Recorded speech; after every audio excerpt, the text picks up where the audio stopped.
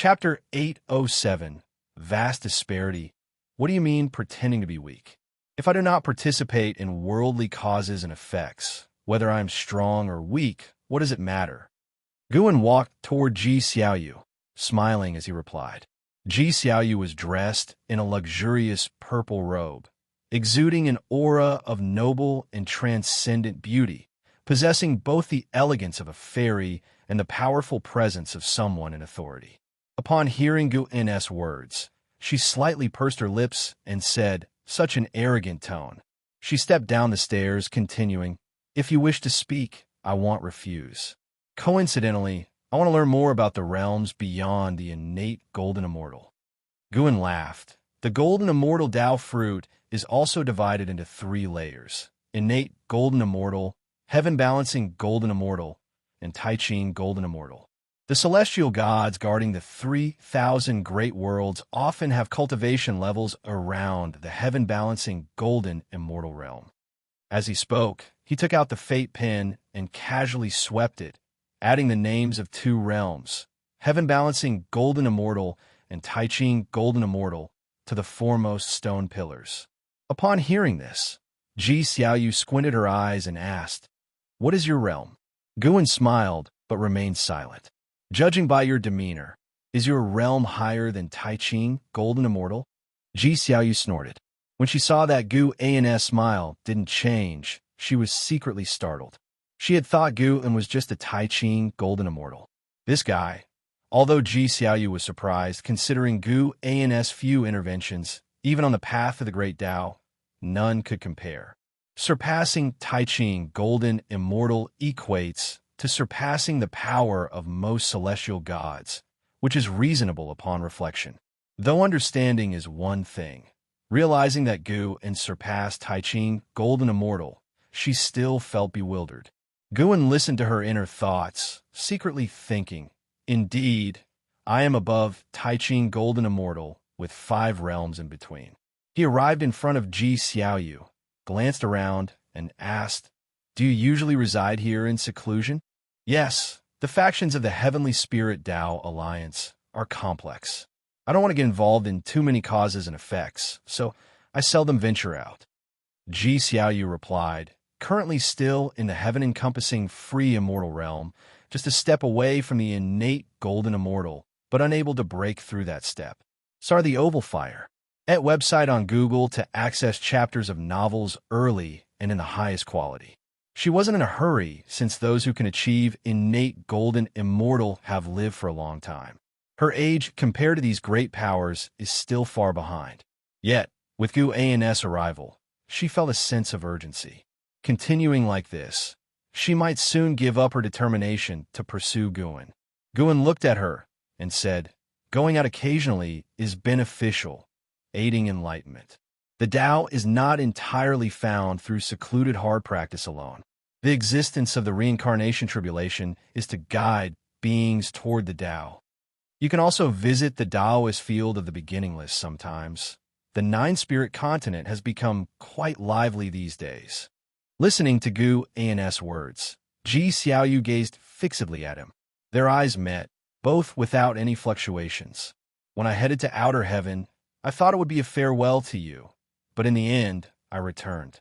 When pursuing the Taoist emperor along the path of the great Tao, I thought for the second time we'd be separated forever. Now, am entirely rooted in the celestial spirit great world, seemingly unable to sever our ties for eternity. Ji Xiaoyu spoke in a calm tone, causing Guan to raise his eyebrows. What? Do you hold a grudge against me? If you really wish for eternal separation, I simply won't come anymore. Guan said helplessly. Upon hearing this, Ji Xiaoyu's eyes showed subtle changes. She replied, I just don't want to burden you, and pursuing the great Tao must rely on oneself. At least that's how I view it. Guan understood her true thoughts, which was why he didn't get angry. He said wryly, according to your view, do you wish to remain forever alone? Ji Xiaoyu paused in silence, then asked, is there anything I can do for you? Why don't you show me around? I find this place quite interesting. Guan said with a gentle smile. Ji Xiaoyu didn't reject the idea. She nodded slightly, then began to lead the way, walking in front of Guan, who followed closely. Walking ahead of Guan, her lips slightly upturned, but quickly returned to normal. Thus, Guan followed Ji Xiaoyu around her dojo. To avoid suspicion, Ji Xiaoyu donned a hat and a veil. In the blink of an eye, 2 days passed. On this day, Ji Xiaoyu escorted Gu into the mountain gate. As the formation at the gate closed, only the two of them remained on the cliff. Guan turned toward Ji Xiaoyu and said, "If you encounter immortal fate in the future, do not accept it." Ji Xiaoyu asked why. She didn't think Gu and simply didn't want her to leave. There must be a special reason, perhaps the reason he came to find her. In her view, Guan couldn't have come merely for leisure. Because it will be a trap. If you wish to ascend to immortality, there will be plenty of opportunities in the future, and he'll tell you when. Guan responded. This made Ji Xiaoyu's gaze toward him filled with deep meaning. She was curious about just how far Guan's eyes could see into the future. Guan continued, "Since you want to become an innate golden immortal, I will assist you in achieving it." As he finished speaking, Guan suddenly waved his sleeve, and a gentle breeze blew toward Ji Xiaoyu, lifting her hat, revealing astonishment on her cool and beautiful face. She stood frozen in place, regaining consciousness only after several breaths. By the time she returned to awareness, Guan's presence was gone, and she widened her eyes in shock, discovering her Dao fruit had transformed, with unfamiliar energy surging within. Soon, she realized she had achieved the innate golden immortal realm. No celestial tribulation, directly transformed into it. She instinctively thought she was dreaming, yet she couldn't find Guan's figure anymore. She immediately entered the stone gate to confirm she was in the real world. Meanwhile, Guan arrived at the Xiao family city to find Xiaolan, roaming the streets and sensing Ji Xiaoyu's changes. This was the strength of the Supreme Emperor of ultimate merging Dao, able to forcibly elevate others' realms without any drawbacks. The reason there's no need to cross the tribulation is that he used his Dao intent. Now Ji Xiaoyu just needs to slowly adapt to the new realm's transformation to completely become an innate golden immortal. Guan couldn't help but think of the celestial court, whose destiny could rapidly strengthen mortal spirits without any side effects. Isn't this the ability of the Supreme Emperor of ultimate merging Dao? Could it be that all heavenly court immortals were promoted by the Celestial Emperor? If so, it makes sense. The Celestial Emperor wouldn't fear the immortals' rebellion, nor fear the Son of Heaven growing powerful, as the immortals' strength derives from him. To create so many heavenly court immortals, the Celestial Emperor's cultivation level is indeed terrifying. However, the Celestial Emperor hasn't exposed this point, instead allowing Sangtian and the heavenly Dao to substitute for his function. Guan wasn't planning to forcefully help disciples break through realms unless they hit a limit. Even when assisting those around him, Guan won't reveal the intricate wonders of it, as they are simply too unbelievable. Moreover, for the Supreme Emperor of ultimate merging Dao, having more subordinates is pointless. No matter how many strong people are under the Supreme Emperor of ultimate merging Dao, combined, they can't rival him. Moreover, he and the Celestial Emperor stand in the perfection realm. On the heavenly Dao scope, there are only 2 Supreme Emperors of ultimate merging Dao, both in the perfection realm, and their gap with all beings is astoundingly vast. Why do I suddenly relate to the Celestial Emperor's arrogance? Guan chuckled, shaking his head. He felt this mindset was unacceptable, just as the Celestial Emperor couldn't foresee him rising unknowingly. Perhaps another Supreme Emperor of ultimate merging Dao might emerge in the future without either him or the Celestial Emperor realizing. No matter what, he must never be conceited. If you find any errors, ads pop up, ads redirect, broken links, non-standard content, etc., please let us know report so we can fix it as soon as possible. Chapter 808.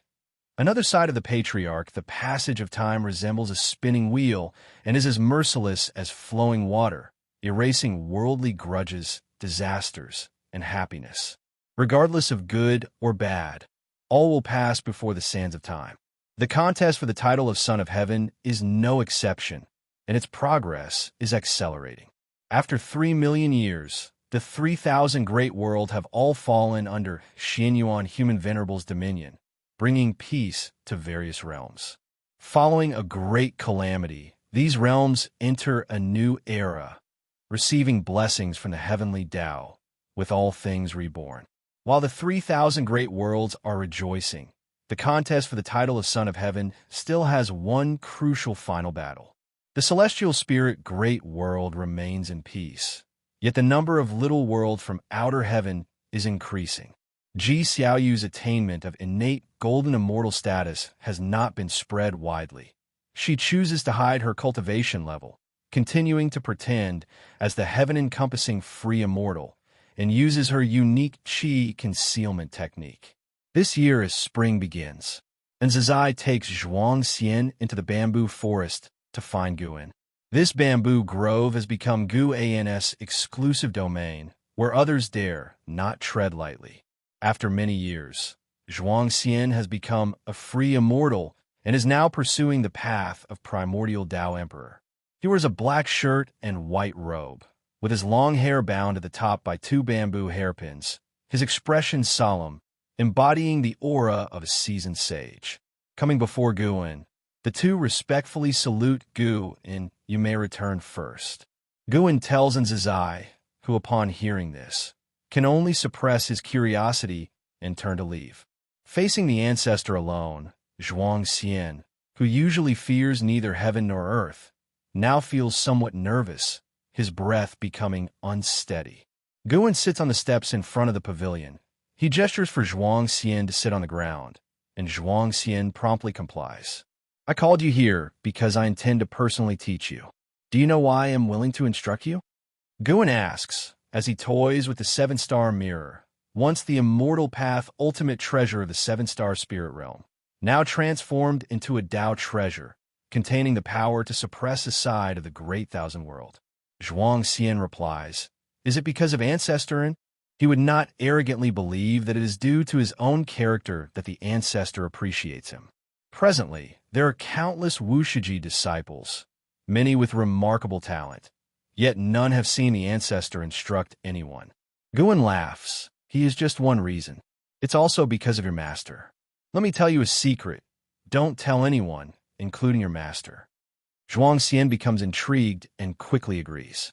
Guan begins to narrate tales from his time at the Supreme Sect, focusing on his interactions with LV Batian, soon captivating Xianxia, immersing him in the story. He seems transported into the tale, witnessing Gu and LV Batian, who is transformed into Elder Tian, walking and chatting in Medicine Garden. Xianxia had heard many stories about the ancestor before, but those were mostly legends of the ancestors saving the world. Hearing a simple story of the ancestor interacting with others was a first. Very simple, yet full of flavor, calming his spirit. Hearing about LV Batian restoring his identity, always wanting to pass his cultivation level to Gu and urging him to become the sect leader, causes Xianxia to smile involuntarily. Once Guan finishes speaking, he himself drifts into reminiscence. Xianxia asks, "Ancestor, is my master a descendant of Senior LV Batian?" The ancestor indeed seems to be someone who cherishes old friendships. Guan glances at him, smiling. No, he is the reincarnation of LV Batian. The cultivation technique I imparted to him was once taught to me by his prior incarnation. Xianxia widens his eyes with an expression of disbelief. To him, the tales of Guan and LV Batian should stem from an unfathomably distant past, so far back that it transcends thousands, tens of thousands of reincarnation cycles. Given such reincarnation, it's seemingly impossible to find a familiar face. Guan continues, "I am indifferent to your cultivation achievements, nor concerned about how many you may aid in the future. As long as you do not commit evil, do not harm fellow disciples. Even if you accomplish nothing, I will not expel you from Wuxia. Presently, I pass the cultivation technique to you in consideration of your master. I hope you can become your master's pride, as his former incarnation always aspired to nurture an exceptional disciple. Xianxia listens attentively, pondering for a moment before solemnly nodding his head. He doesn't feel disappointed by this. Instead, he finds the ancestor magnanimous and sincere, expressing a swaggering boldness that fears no change. He also hopes to become such a person. Guan raises his hand and sends out the seven-star mirror. The mirror floats in mid-air, the surface reflecting a beam of white light, which reveals a scene of the dark void within. Let's watch a battle first. Guan says with a smile, and with a gesture from his right hand, a wine jug from the pavilion flies into his hand. A battle? Curious, Xianxia's gaze turns to the dark void ahead, witnessing two figures approaching each other. Who are they? Xianxia cannot resist asking. Guan responds, Sons of Heaven, the two who plunged the 3,000 great worlds into a millennium-long catastrophe. They are about to have their final showdown. Sons of Heaven. Xianxia's eyes widen, turning to Guan with an expression of disbelief. The current celestial spirit Great World has already formed links with the 3,000 Great Worlds, coupled with the presence of the 10,000 Realms Gate, so Xianxia is aware of the battle for the title of Son of Heaven. Such a narrative feels incredibly distant to him. In his mind, the celestial court even seems to be above the beginningless realm. Within the beginningless, no one can compare to the Son of Heaven. The ancestor can, astonishingly, glimpse the Sons of Heaven's duel from within the dojo, and the two Sons of Heaven are completely unaware. What kind of technique is this? What kind of cultivation level could achieve this? Xianxia is both shocked and thrilled. Disciples have always known the ancestor is powerful, but the true extent of that power remains unseen to all. Today, the ancestor's demonstration, though not earth-shattering, has shattered his perception. Watching the ancestor's serene and tranquil smile, Xianxia's thoughts swirl. At this moment, a booming sound emanates from the strong light of the seven-star mirror, capturing his attention. He sees the two Sons of Heaven already engaged in battle. The scene instantly pulls back. Yet even so, the mana of both Sons of Heaven fills the entire view. Occasionally, he sees the two Sons of Heaven grow in size, battling with Dharma aspect, then shrink, with the scene changing to appear in other universes, the battle moving so rapidly that he daren't blink. Although indistinct, he senses the two Sons of Heaven's terrifying strength. Ping! The sound of the mirror shattering reaches him. Xianxia watches the scene, feeling as if the universe was being smashed apart, with the dark void quickly turning into an intense red. Nine Heavens' true dragon Qi, Father Emperor indeed dotes on you. Xinyuan Human Venerable's voice rings out, icy cold. Ia the novel, F. Ire. At website on Google to access chapters of novels early and in the highest quality. Another voice accompanies it. Humph, that's because my aptitude is sufficient for cultivation. Though we are both Sons of Heaven, the disparity in talent is truly present. Following this, Xianxia sees dragons appearing out of thin air, relentlessly attacking each other, half golden, half black, seemingly two hordes of dragons locked in battle, each enormous, with stars beside them akin to grains of sand. How do you also possess Nine Heavens' true dragon Qi? Great Immortal Divine Yuan's voice sounds again, laden with shock and anger. You're right. There is indeed a talent gap between us.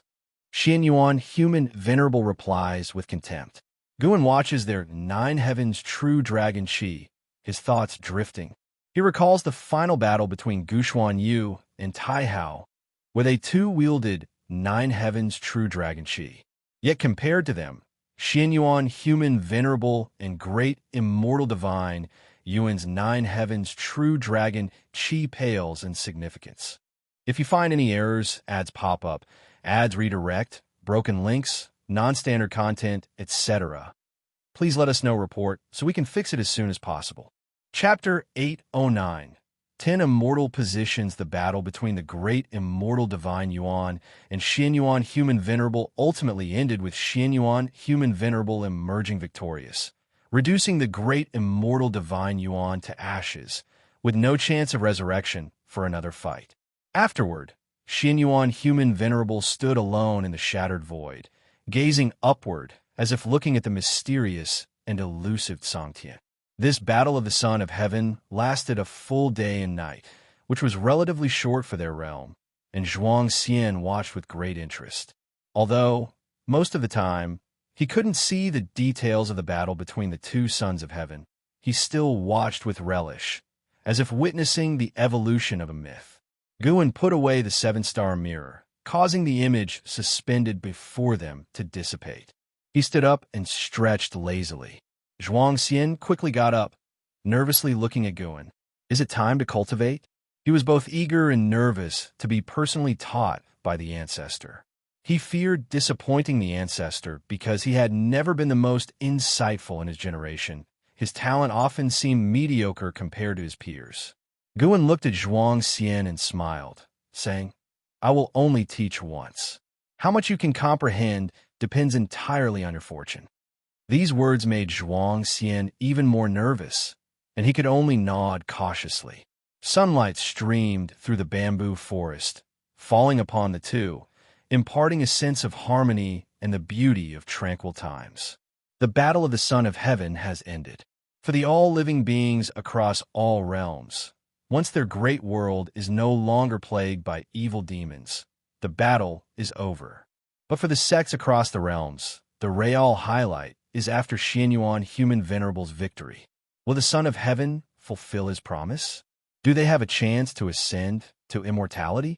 Sar the novel_fire. At website on Google to access chapters of novels early and in the highest quality. Ultimately, Xianyuan human venerable did not disappoint, choosing a group of meritorious great cultivators to go to the celestial court and sending Sichuan old immortal to travel across the 3,000 great worlds to reward deeds according to merit. About 1,000 years have passed since the battle of the Son of Heaven.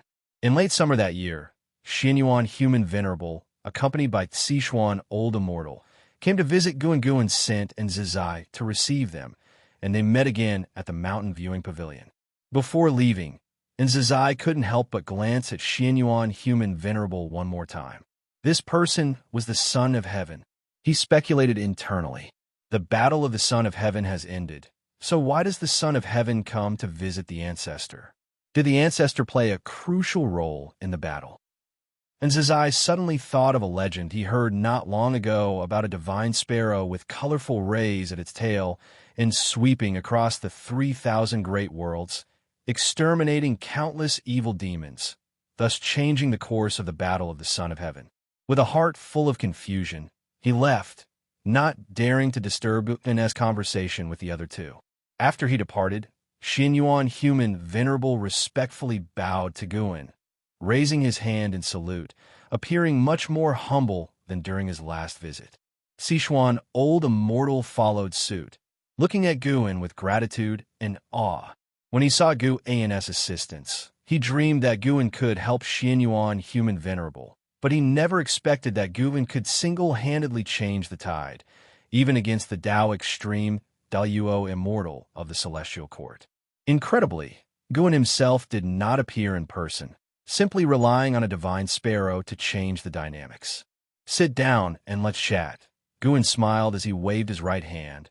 A formless force lifted the hands of the two immortals, prompting them to straighten their posture. Then, they followed Guan to take their seats. Xianyuan human venerable looked at Guan and asked, Could I possibly see that divine sparrow? Sichuan old immortal took the initiative to pick up the teapot on the table to pour tea for Guan, and upon hearing Xianyuan human venerable's request, he too looked at Guan expectantly. Guan smiled, raised his right hand, and immediately a colorful light flew from outside the pavilion, swiftly landing on his arm. As the radiance faded, the figure of the Wuxia divine sparrow emerged. It appeared similar in size to a chicken, although majestic, Xianyuan Human Venerable and Sichuan Old Immortal could not quite reconcile this with the image of a divine sparrow that traversed the 3,000 great worlds. "What is the origin of such a spiritual entity?" asked Sichuan Old Immortal curiously. The Wuxia divine sparrow perched on Gu An's arm, shaking its head as if dazed, but considering it was able to repel the Tao Extreme Daluo Immortal. Despite feeling shocked, Sichuan Old Immortal dared not underestimate it. Guan stroked the head of the Wuxia divine sparrow and smiled. "It has no grand origins. It has just been cultivating by my side." These words made Xianyuan Human Venerable and Sichuan Old Immortal feel a surge of awe. Simply staying by his side can achieve the Tao Extreme Daluo Immortal Realm? What audacious language! Even in the Celestial Court, it's not about having enough time for cultivation to reach the Tao Extreme Daluo Immortal level. To achieve the Tao Extreme Daluo Immortal requires immeasurable merit, and Xianyuan Human Venerable dared not imagine himself achieving the Tao Extreme Daluo Immortal yet. Guan slightly raised his right hand, prompting the Wuxia divine sparrow to fly away. "What are your reasons for coming here?" Guan asked. Guan was very satisfied with Xianyuan Human Venerable's actions after his victory. At least he did not deceive the all-living beings, and with victory, there truly was a chance for immortality. Furthermore, the 3,000 great worlds did not perish and be recreated, which indicated Xianyuan Human Venerable exerted his influence on the Celestial Court. Xianyuan Human Venerable said, "Ancestor, your assistance was immeasurable. I had to come to express my gratitude. I am willing to offer you 10 Immortal Ascension slots. How about that?" 10 Immortal Ascension slots. Guan couldn't help but feel amazed. No wonder Tai Immortal Monarch was so committed to supporting the Son of Heaven. Relationships are truly important. How many years would it take for the 3,000 great worlds to birth an immortal god? Xianyuan Human Venerable effortlessly offered 10 slots, and Guan could sense that these 10 slots were not just ordinary celestial god positions, but star monarch immortal positions. "You have already given me the heavenly Tao Emperor Jade. That's enough." Guan shook his head and smiled. Xianyuan Human Venerable replied sternly, "The heavenly Tao Emperor Jade was to request your assistance, but now I'm talking about the reward after victory, which is what I should give." "Yes, Ancestor. If you can't decide now, you can accept them first and later give the opportunity to whichever disciple wishes to ascend to immortality." Sichuan Old Immortal chimed in. Xianyuan Human Venerable waved his sleeve, and 10 green jade long sticks appeared on the table, each engraved with the words Star Monarch. Guan no longer refused and asked, "Your Highness, how will you treat the 3,000 great worlds in the future?" Xianyuan Human Venerable was secretly astonished. How did the Ancestor know he could rule the 3,000 great worlds? This was a reward he received from Xianxia not long ago, effectively enabling him to oversee 3,000 celestial gods, along with many immortals and gods who prioritize the 3,000 great worlds to serve him, greatly expanding his power. Of course, he was merely astonished and did not ponder too much, considering the Ancestor's cultivation level. Deducing this was not impossible. Xianyuan Human Venerable began to describe his plans, believing the 3,000 great worlds held great potential and intended to develop them well, making them a significant part of the heavenly Tao, heralding unprecedented fortune, and marching towards a grander era. The three chatted for a long time, mostly with Guan listening, while Xianyuan Human Venerable and Sichuan Old Immortal observed his expression, afraid he might be dissatisfied. Xianyuan Human Venerable indeed had faith in the 3,000 great worlds, but most importantly, he wanted to enlist Gu An's support. Having Gu in the 3,000 great worlds was of extraordinary significance. If you find any errors, ads pop up, ads redirect, broken links, non-standard content, etc., please let us know report so we can fix it as soon as possible. Chapter 810 Son of Heaven Jian. If it is truly so, then His Highness will surely become a revered immortal god among all beings and reshaped the image of immortal gods in the hearts of all living beings. Guan looked at Xianyuan Human Venerable, speaking with admiration, which prompted Xianyuan Human Venerable to smile. Sichuan Old Immortal laughed and said, "His Highness has always had the ideal of restoring the celestial court's virtues. After this victory, Kangxin's reward for His Highness far exceeds expectations, indicating that even the heavenly Tao supports His Highness' ideal." When talking about this matter, his tone was somewhat excited. Clearly, the outcome of this Son of Heaven conflict differed from his expectations, further exciting him. Xianyuan Human Venerable showed a smile, feeling joyous. To receive approval from such an extraordinary great power as Ancestor Master Wuxia proves that the path he steadfastly follows is correct. The three continued chatting for a while longer. Then Xianyuan Human Venerable and Sichuan Old Immortal did not linger further. Although they had stayed for an hour, they felt greatly rewarded. At least they had the hope of winning Ancestor Master Wuxi's favor. By the way, what impression do you have of Son of Heaven Jiayan? Guan suddenly asked, causing the two immortals who were about to leave to halt, looking at Guan with surprise.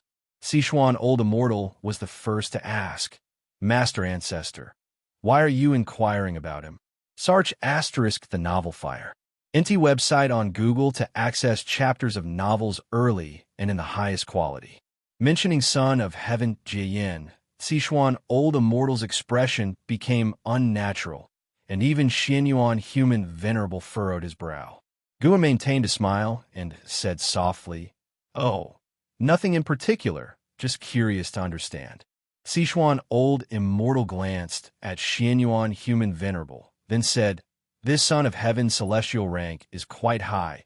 His cultivation level is on par with some celestial Tao venerables. His Son of Heaven number can be ranked in the top 100. He once won the Son of Heaven battle, later lost, and since then has devoted himself to retreat, showing himself rarely. Yet over the long years, the immortal gods under his command continue cultivating new immortal gods. Overall, this Son of Heaven is not one to provoke lightly." His mention of "not to provoke" was a subtle warning to Gu and not to antagonize Son of Heaven Jiayan. Even though Gu and had already displayed strength, not fearing Tao Extreme, Daoyuo Immortal, he still hoped Gu and would not provoke Son of Heaven Jiayan. Xianyuan Human Venerable did not speak, but it was clear he was very apprehensive of Son of Heaven Jiayan. Guan said with a laugh, "Do not worry, I have no feud with him, it's just that I happen to see him about to do some things." "All right, you may go now." Sichuan Old Immortal was puzzled upon hearing this, wishing to ask what matter it was but dared not get entangled in the cause and effect of Son of Heaven Jiayan.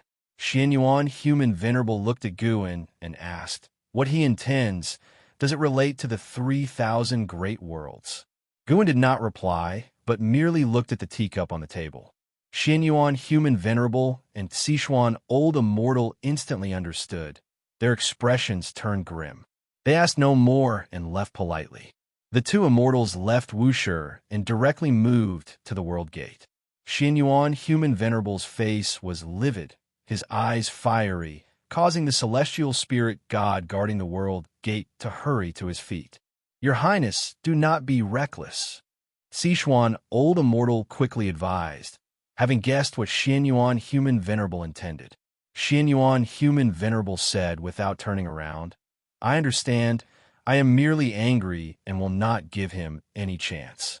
Passing by the celestial spirit god, he paused, turning to look at the celestial spirit god. His expression softened and said, "Serve Ancestor Master Wuxia well in the future. Whatever happens, if you need to find me, just call my name at the world gate, and I will hear it."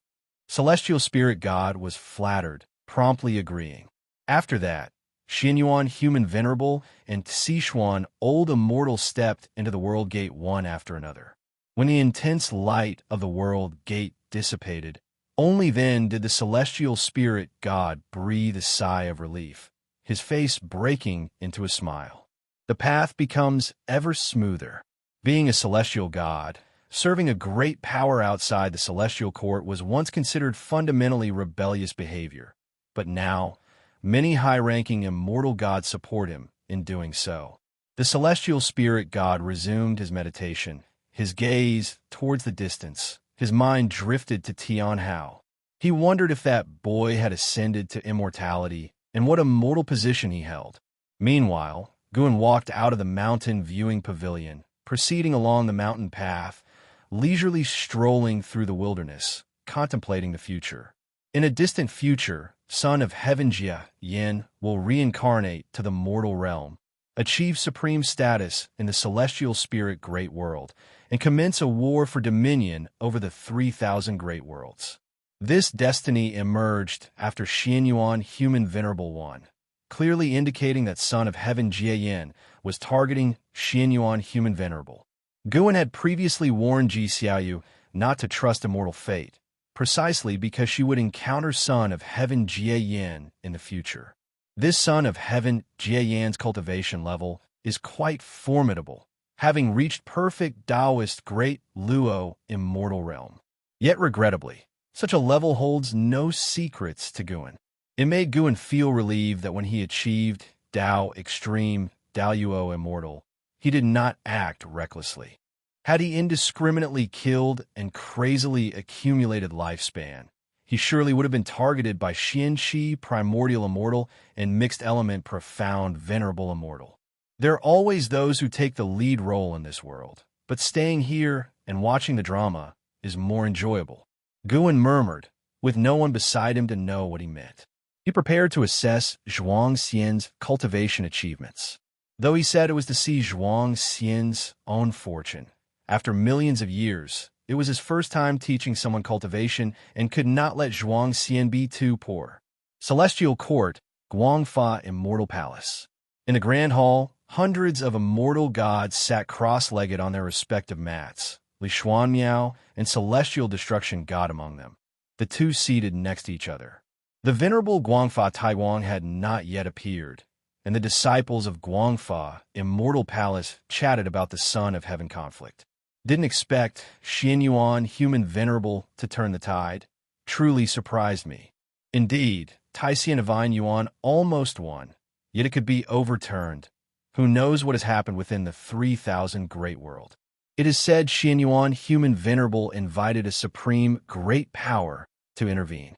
I heard too that Taisian Divine Yuan invited a supreme immortal to act, but was not the rival, which might be why Xianyuan Human Venerable was conferred as Great Thousand World Immortal King. Xianyuan Human Venerable introduced hundreds of immortal gods at once, and Sangtian permitted them, likely leading to more sons of heaven engaging in such conflicts in the future. Listening to the immortal gods' discussions around him, Li Xuanmiao felt that this situation was connected to his master. If there was a major variable in the 3,000 great worlds, it could only be his master. That Taisian Divine Yuan acted unscrupulously, worrying him about the celestial spirit great world, also fearing Gu and would become an enemy of the celestial court to protect the celestial spirit great world.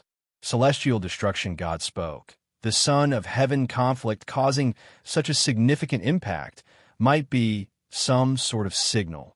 Li Xuanmiao turned to look at him, curiously asking, "What kind of signal?" Celestial Destruction God did not answer, but said, "They say both sons of heaven displayed 9 heavens true dragon chi." What is 9 heavens true dragon chi? It is the Emperor of Heaven's divine skills, with abnormally domineering power to suppress the heavenly Tao. Celestial Destruction God's answer changed Li Xuanmiao's expression significantly. 2 sons of heaven with the Emperor of Heaven's true inheritance competing, and Sangtian offering unprecedented merit rewards. Indeed, extraordinary. If you find any errors, ads pop up, ads redirect, broken links, non-standard content, etc., please let us know report so we can fix it as soon as possible. Chapter 811. Duga Demon Emperor. As Li Xuanmiao pondered Kangxian's will, a golden light appeared on the steps ahead. As the golden light dissipated, Venerable Guangfa Taiguang appeared on the lotus throne and sat down. His imposing figure appeared, and all the immortal gods in the hall stood up and bowed to him. Venerable Guangfa Taiguang nodded slightly, raised his hand and pressed down, indicating for all the immortal gods to sit. Once all the immortal gods were seated and looking at him, he spoke, "Today's lecture will discuss the immortal gods, and we shall talk about what it means to be an immortal, what it means to be a god, and what the order of the heavenly Tao should be. I hope you will find your own path in comprehending the heavenly Tao, and no matter the outcome, do not regret." On hearing this, the immortal gods sat upright, knowing that this lecture was connected to the dispute for the title of Son of Heaven, a matter of great interest to them. Such a significant event rarely occurs in the celestial court over the long eras, as no one within the heavenly Tao can shake its foundation. The white-haired elder in the first row spoke first. This humble Taoist believes that immortal gods should focus on destiny. Relying on it means relying on all beings of heaven and earth. Thus, immortal gods should primarily protect all beings. His status was evidently high, as he was the first to speak, and the other immortal gods listened intently. After he finished speaking, an immortal god quickly rebutted.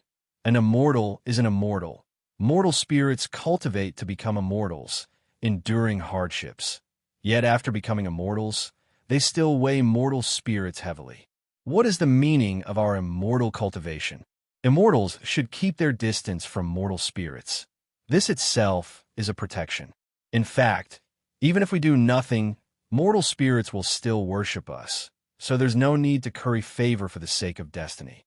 His argument won the approval of many immortal gods, most of whom were from the mortal world, having faced trials themselves. They knew the dangers of human hearts and inherently detested the machinations and disputes of mortal spirits.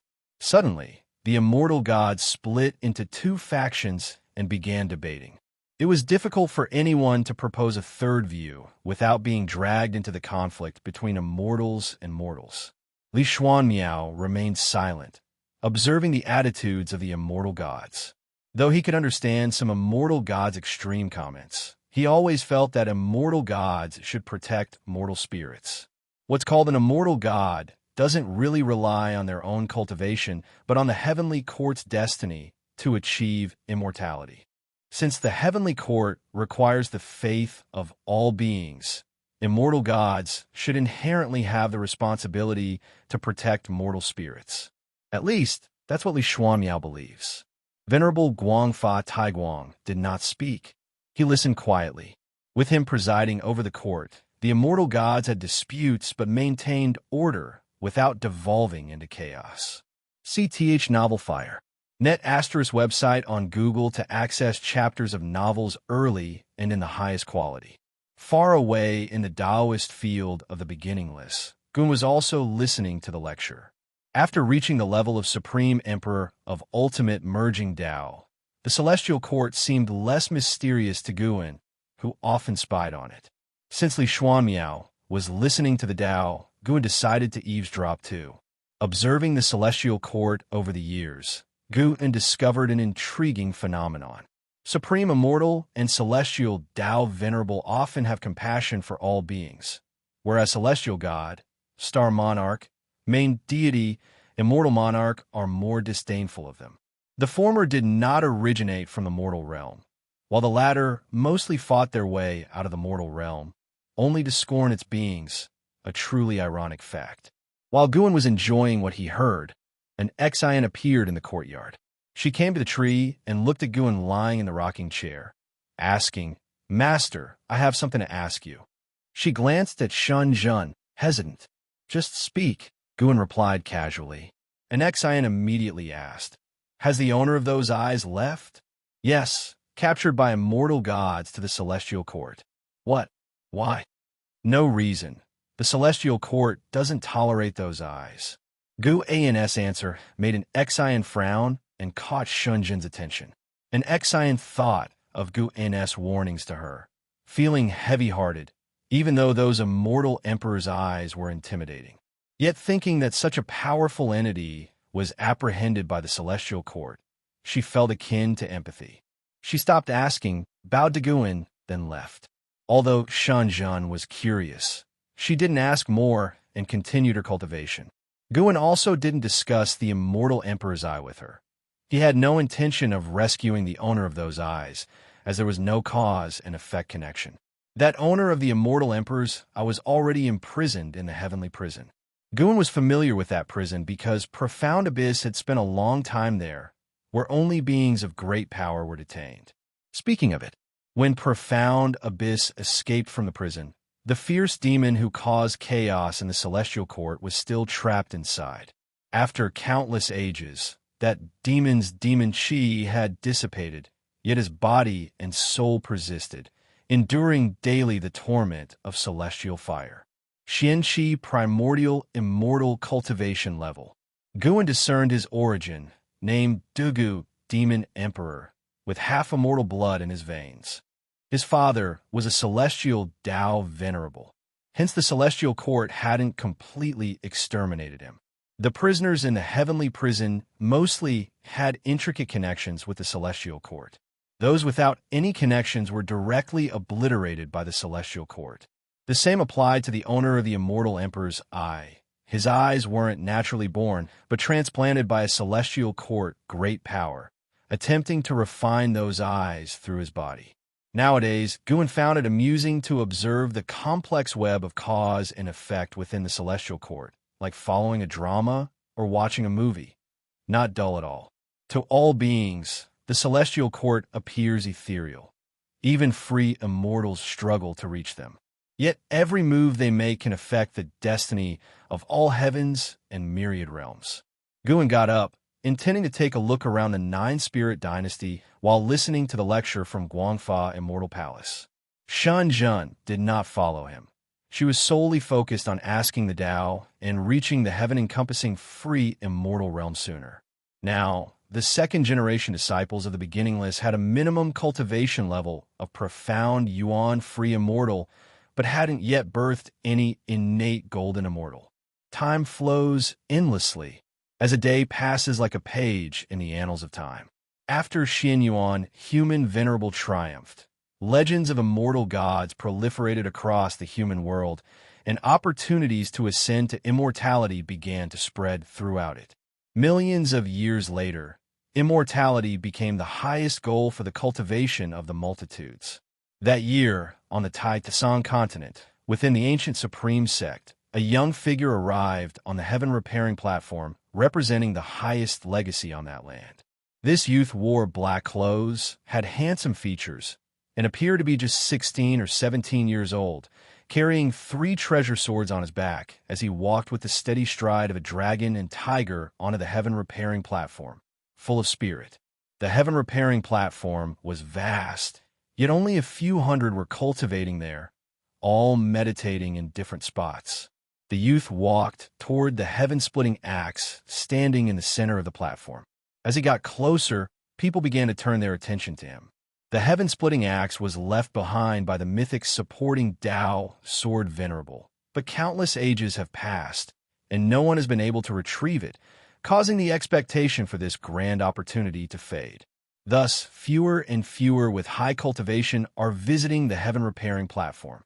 If you find any errors, ads pop up, ads redirect, broken links, non-standard content, etc., please let us know or report so we can fix it as soon as possible. Chapter 8:12. Celestial Mandate. Person. The black-clad youth came before the heaven-splitting axe, looking at the ancient axe that had weathered countless millennia. He smiled with a radiant exuberance. "Hey kid, where are you from? Do you also wish to challenge the ancient inheritance?" An elderly voice echoed. The black-clad youth turned his head upon hearing it and smiled brightly, saying, "My name is Su Ling. I just joined the Supreme Sect, and I believe I am qualified to receive the world's greatest opportunity." Hearing this, the surrounding old cultivators opened their eyes. Their expressions varied. Some were disdainful, others amused, some expectant, and others displeased. After responding to the old cultivator, Su Ling shifted his gaze to the heaven-splitting axe, his eyes full of passion. He reached out directly and grasped the axe handle. Heavy. This was Su Ling's first impression. At 16, he had already reached the core formation realm. Among the new disciples of the Supreme Sect, his talent was considered outstanding. especially since he was not born into a cultivation family. Although the heaven-splitting axe was very heavy, Su Ling felt a mysterious power in the dark assisting him in lifting the axe. The sense of weight was rapidly diminishing. Indeed, the heaven-splitting axe has been inherited for so many years without anyone succeeding. It clearly tests not cultivation level, but Fuyuan. Su Ling always believed he had deep Fuyuan. When he was young, a calamity struck his entire village, yet he survived. He always felt grateful to the heavens, carrying a thankful heart from a young age. He had a fervent spirit, always ready to help those in need, earning a reputation for chivalry while young. It was this chivalry that drew the attention of the Supreme Sex cultivators. After an entry test, he turned out to have extraordinary talent. He felt his good fortune and talent had special significance, with a grand mission awaiting him. Gaining the heaven-splitting axe's inheritance would assist him in completing this great mission. If there is celestial mandate in the mystery, let it help me lift it. Su Ling looked down at the heaven-splitting axe, shouting in his heart. He exerted his strength, moving his left foot sideways, his form full of power. He did not stop, his eyes resolute. The heaven-splitting axe started to shake. Although the movement was slight, it caused the hundreds of cultivators at the heaven-repairing platform to open their eyes, all turning their heads to look at him. The heaven-splitting axe trembled more violently, prompting the cultivators to stand up one after another. How is it possible? Could he truly be the legendary celestial mandate person? CTH Novel Fire, NE*T website on Google to access chapters of novels early and in the highest quality. He's only at the core formation realm. How could he budge the heaven-splitting axe? I've heard from my ancestor that even the legendary divine thought, true immortal, couldn't lift the heaven-splitting axe. Perhaps it's not cultivation level being tested after all. For someone so young to reach core formation is already first-rate talent. If his cultivation years are only a few, it is unfathomable. Maybe that's why the heaven-splitting axe chooses him. The cultivators began to excitedly discuss.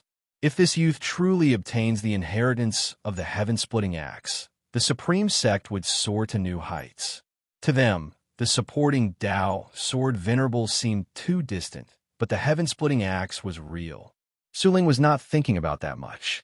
He concentrated all his attention on the heaven-splitting axe, putting in all his effort, but he still couldn't lift it completely. Just a little bit more. Su Ling thought through gritted teeth. In merely a few dozen breaths, he had exhausted all his chi power, but he didn't want to give up. The ensuing time felt endlessly long and agonizing for Su Ling, but he refused to quit. Finally, the heaven-splitting axe began to rise, causing the hundreds of cultivators watching to hold their breath, not daring to exhale. Su Ling hadn't noticed this scene. He only wanted to persevere. As the heaven-splitting axe continued to ascend, strands of spiritual energy rose from the earth's crevices, increasingly forming surging winds, blowing Su Ling's black clothes. Boom! Su Ling only felt a white light erupt from beneath the heaven-splitting axe, rushing fiercely toward him, turning his vision completely white, his consciousness following into a daze. It felt as if he had a brief dream, quickly awakening.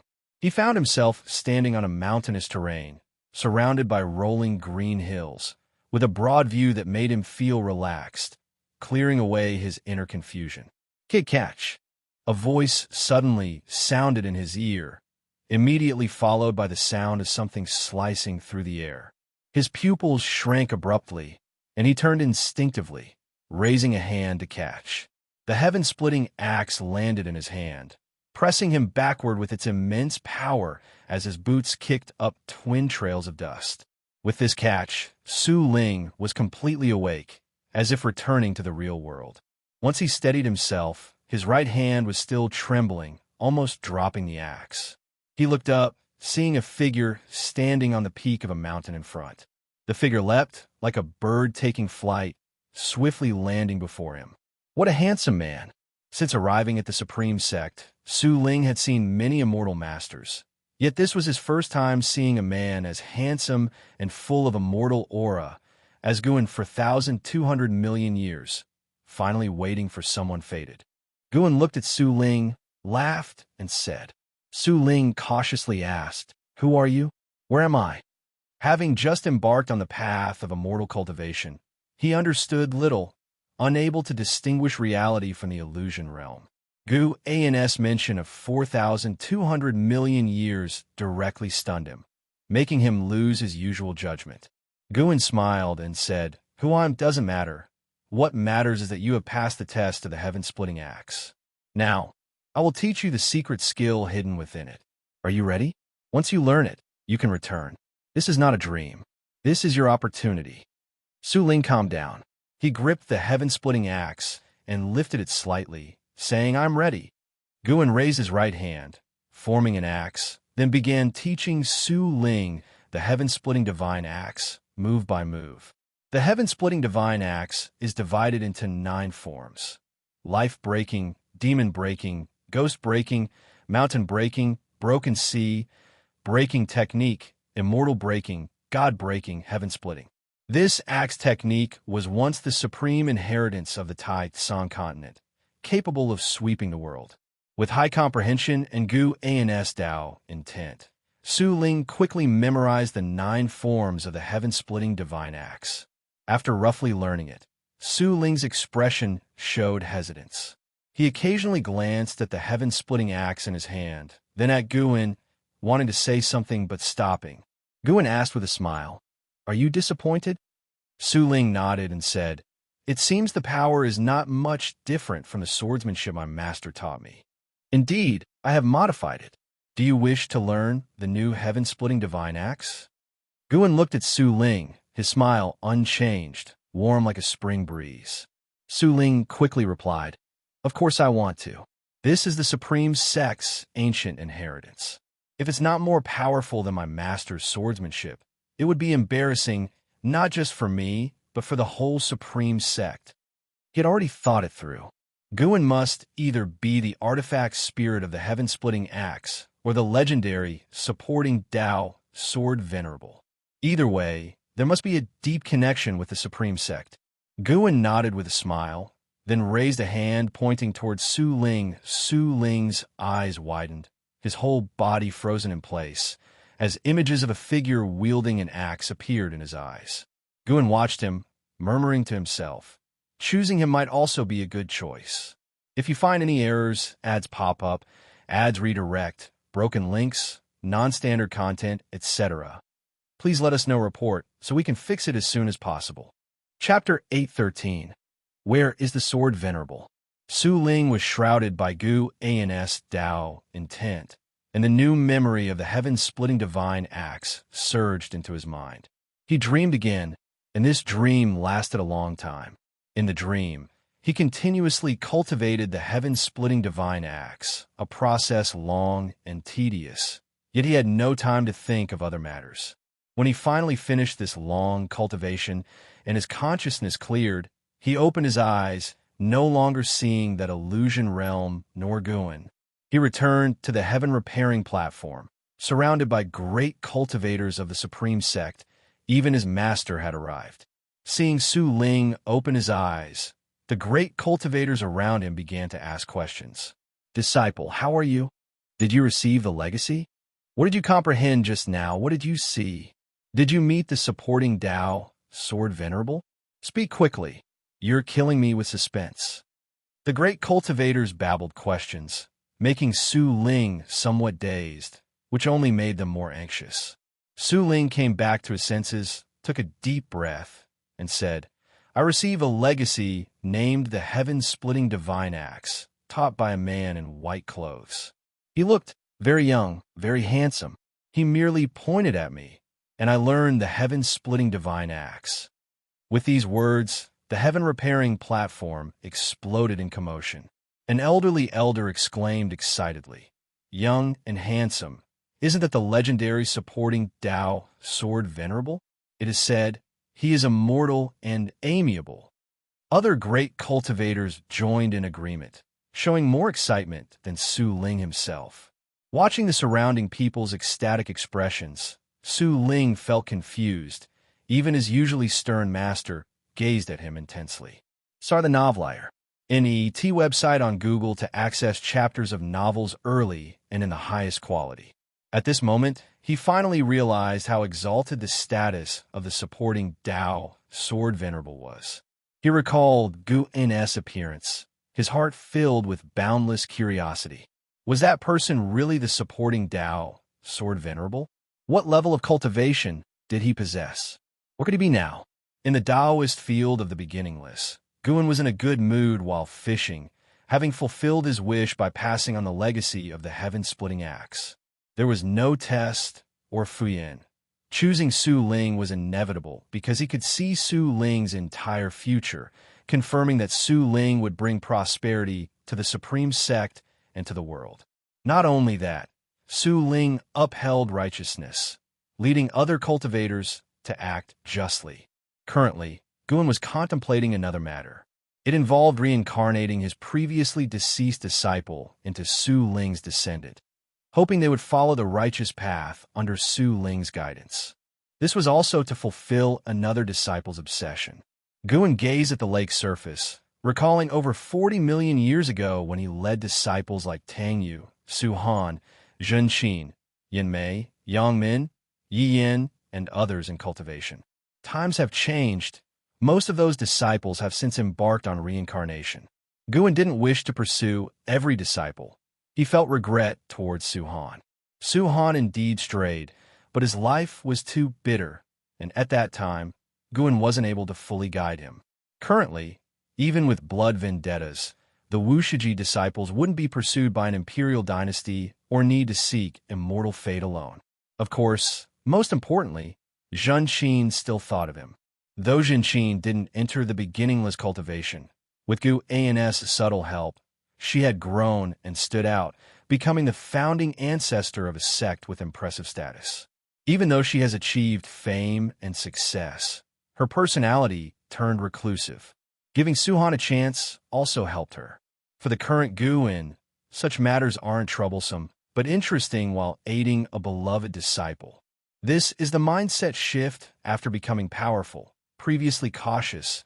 Now nothing in the celestial spirit great world affects him. Not just the celestial spirit great world.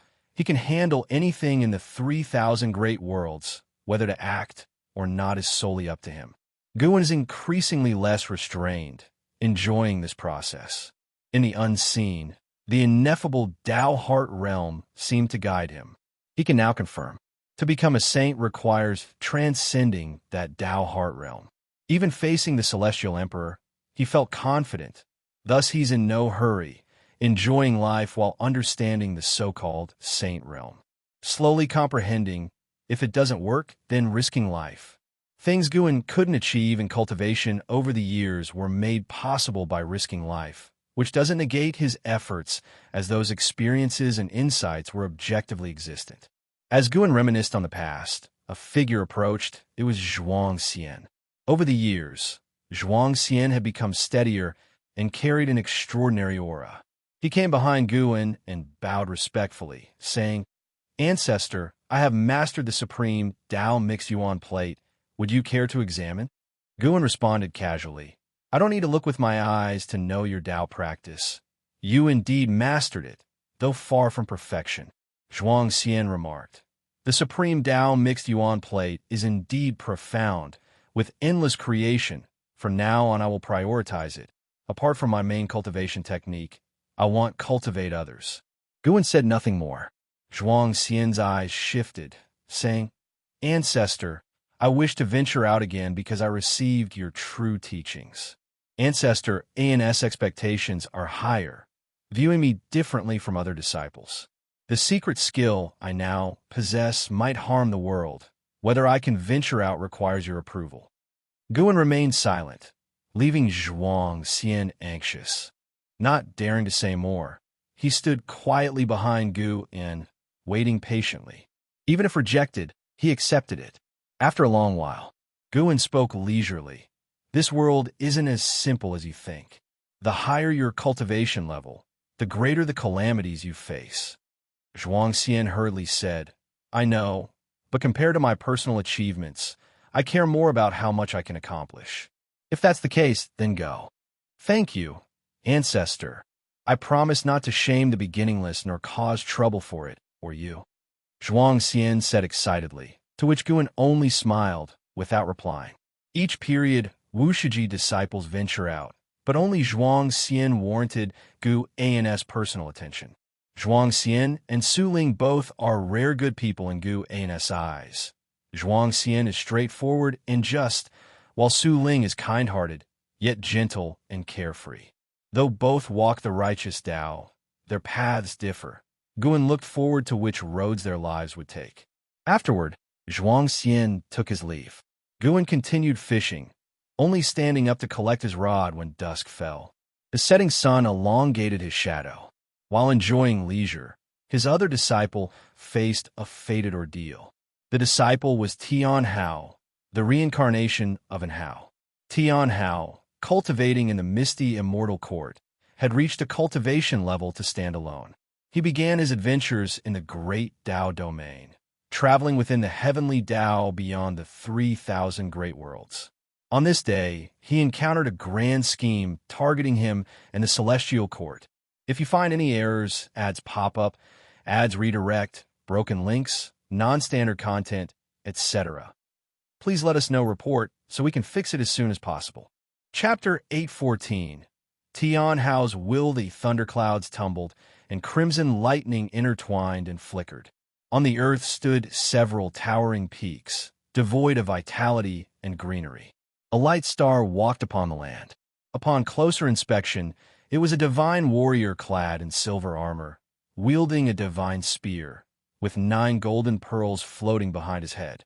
Flames swirled around the pearls, resembling true dragons, constantly surging, emitting dazzling light, like a war god advancing, dispelling darkness with each step.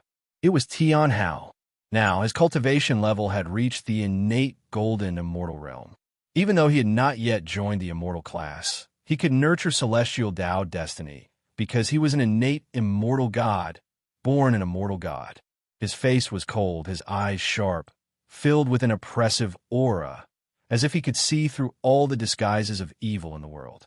Following his gaze, 1,000,000 miles ahead, a stone staircase lay across a giant mountain, like a long stairway to heaven. Looking upward at the top of the staircase, halfway up the mountain, stood a mysterious figure in a black robe. This mysterious person wore a bamboo hat, and black mist surged on his face, making it impossible to see his true appearance. For a long time, Tian Hao stopped at the foot of the giant mountain, looked up, and asked the black-robed person above, "I'm here. Now, you should tell me who you are and on what grounds you claim to have the confidence to overthrow the celestial court." Tian Hao not only recovered in Hao's memories, but was also gradually restoring Emperor Xuanqing's memories. His divinity was growing stronger. The black-robed person gazed down at him and said, "I am the Emperor Bone, profound venerable, from the dark heavenly court. I shall be the vanguard in attacking the celestial court. Once I commence the war, the dark heavenly court will invade en masse." Are you satisfied with this answer? Tian Hao was not surprised. Instead, he sneered dismissively and asked, "What? You think I might betray the heavenly Tao for revenge against the celestial court, for revenge against my father? The dark heavenly court originally came from the heavenly Tao. We were only defeated and expelled. When we return, we will still serve the heavenly Tao." Emperor Bone, profound venerable's tone was utterly calm, devoid of any emotion. Tian Hao remained unfazed and said, "You cannot win. As long as he exists, nothing in the celestial court can be shaken. He is indeed strong, even invincible. With the strength of the dark heavenly court alone, it would indeed be impossible to overthrow the celestial court. But the dark heavenly court is never lacking in patience or determination. If you join us, we will grant you the legacy of the celestial emperor, a legacy your father once received. Only by acquiring this legacy will you have hope of rivaling him." Emperor Bone, profound venerable's words finally made Tian Hao's expression change. Tian Hao fell into silence, and Emperor Bone, profound venerable, did not pursue him further, waiting quietly.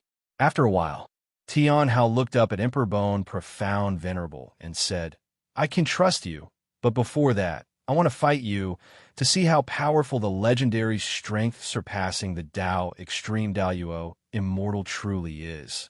Emperor Bone, profound venerable, gazed down at him, saying nothing, but suddenly released a terrifying aura. Boom! In an instant, billions of towering mountains crumbled into ashes. Xianxia's robe wildly billowed. The silver armor quirked, producing a clanging sound, and his eyes turned icy, filled with a fighting spirit. He knew he couldn't possibly be a match for his opponent, yet he still wanted to try. He wanted to know how terrifying the dark heavenly court truly was, so he could understand the kind of foes his father faced. Xianxia leaped towards Emperor Bone, profound venerable.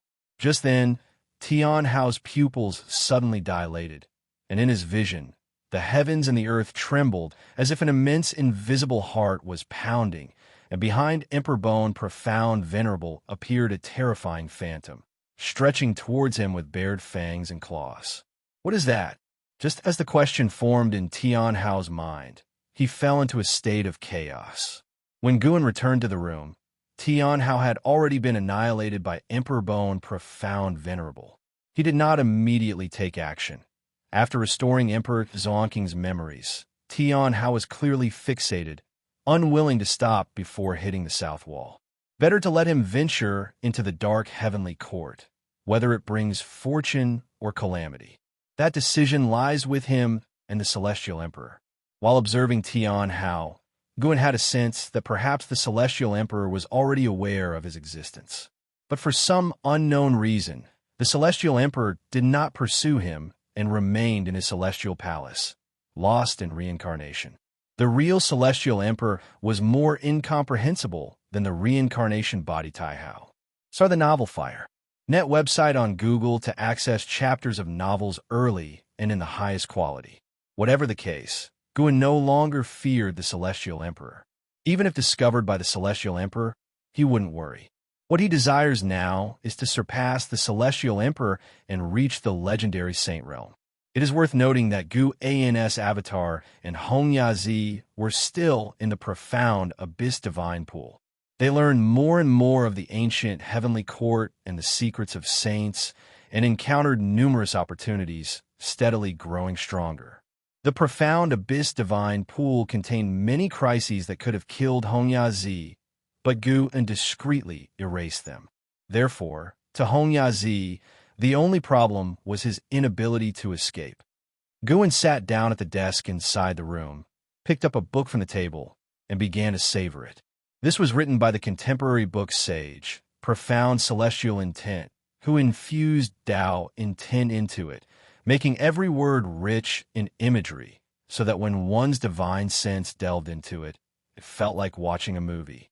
With such creations, profound celestial intent had become deified, holding a lofty position in the celestial spirit great world. Of course, his status was largely due to his extraordinary friendship with ancestor Master Wuxia. The moon sets, the sun rises. Guan pushed open the door and stepped into the courtyard. Already, it was 1,000,000 years later. Basking in the bright sun, he stretched lazily. What's new in the world recently? Guan saw Shangguan Xian'er sitting beside Shenzhen and inquired. Shangguan Xian'er turned to him and said, "There are quite a few things, but one matter concerns us. A disciple named Zhuangxian of the 8th generation killed the child of an alliance hierarch of the Heavenly Spirit Tao Alliance, and now it's causing an uproar. The eldest senior brother has already sent someone to handle it." And what else? Guan wasn't concerned about Zhuangxian's affair, because he had witnessed the incident where the Alliance hierarch's child used the blood of cultivators of a city as a sacrificial offering for a magical treasure, committing an atrocity worthy of death. However, this person had extraordinary background connections, involving too many people. Shangguan Xian'er tilted her head, thought for a moment, and said, "There's another thing you might be interested in. An ascender has come to this part of the human world, allegedly a son of heaven reincarnated, destined to undergo 120,000 cycles of reincarnation trials before returning to the celestial court. In each life, he must become the master of the human world, which means he is to become the master of the great world of celestial spirit. Guan became intrigued and said, "Go on." Xianxia immediately stood up, eager to share. It is said that this son of heaven reincarnate has already entered Chun Chuan sword sect, and his comprehension of the sword Tao has already connected to the river of sword Tao. If you find any errors, ads pop up, ads redirect, broken links, non-standard content, etc., please let us know report so we can fix it as soon as possible. Chapter 815, Celestial Mandate. Farewell, son of heaven Jie has finally arrived. CTH novel_fire. At website on Google to access chapters of novels early and in the highest quality. Guan listened to Xianxia recount the deeds of that ascender, while his eyes were also probing the future of son of heaven Jie. After son of heaven Jie ascended, he displayed a vast celestial Tao destiny, making many instantly believe he was the reincarnation of the Son of Heaven. For the sake of immortal fate, many supported him, allowing him to quickly gather a major force. To become the master of the great world, he would inevitably oppose the Heavenly Spirit Tao Alliance. The Heavenly Spirit Tao Alliance does not have an absolute ruler. There are many alliance hierarchs, and any major event must be discussed. They would never let Son of Heaven Jie tread upon them. Various sects were watching to see how the Heavenly Spirit Tao Alliance would handle Son of Heaven Jie. Xianxia again mentioned the great battle between Son of Heaven Jie and a prodigy from the Heavenly Spirit Tao Alliance. That battle attracted worldwide attention. The Heavenly Spirit Tao Alliance had rankings for disciples of every great realm, and Son of Heaven Jie challenged the top prodigy of the same realm from the Heavenly Spirit. With an absolutely powerful stance, he won, making people even more convinced he's the reincarnation of the Son of Heaven. Since ancient times, there have always been ascenders, but no matter how strong those from the lower realm are, their Taoist techniques always fall short compared to cultivators of the celestial spirit great world. Ascenders can stir up waves, but can never surpass the prodigies of the Heavenly Spirit Tao Alliance. The Heavenly Spirit Tao Alliance possesses the best resources of the celestial spirit great world, especially those who make a name as a prodigy, whose resources are far beyond those an ascender can compare to. Ancestor, can't you foresee the future? Do you think that Son of Heaven can shake the rule of the Heavenly Spirit Tao Alliance? Xianxia asked excitedly. She bore no animosity toward the Heavenly Spirit Tao Alliance. She was simply eagerly anticipating a drastic change in the world structure.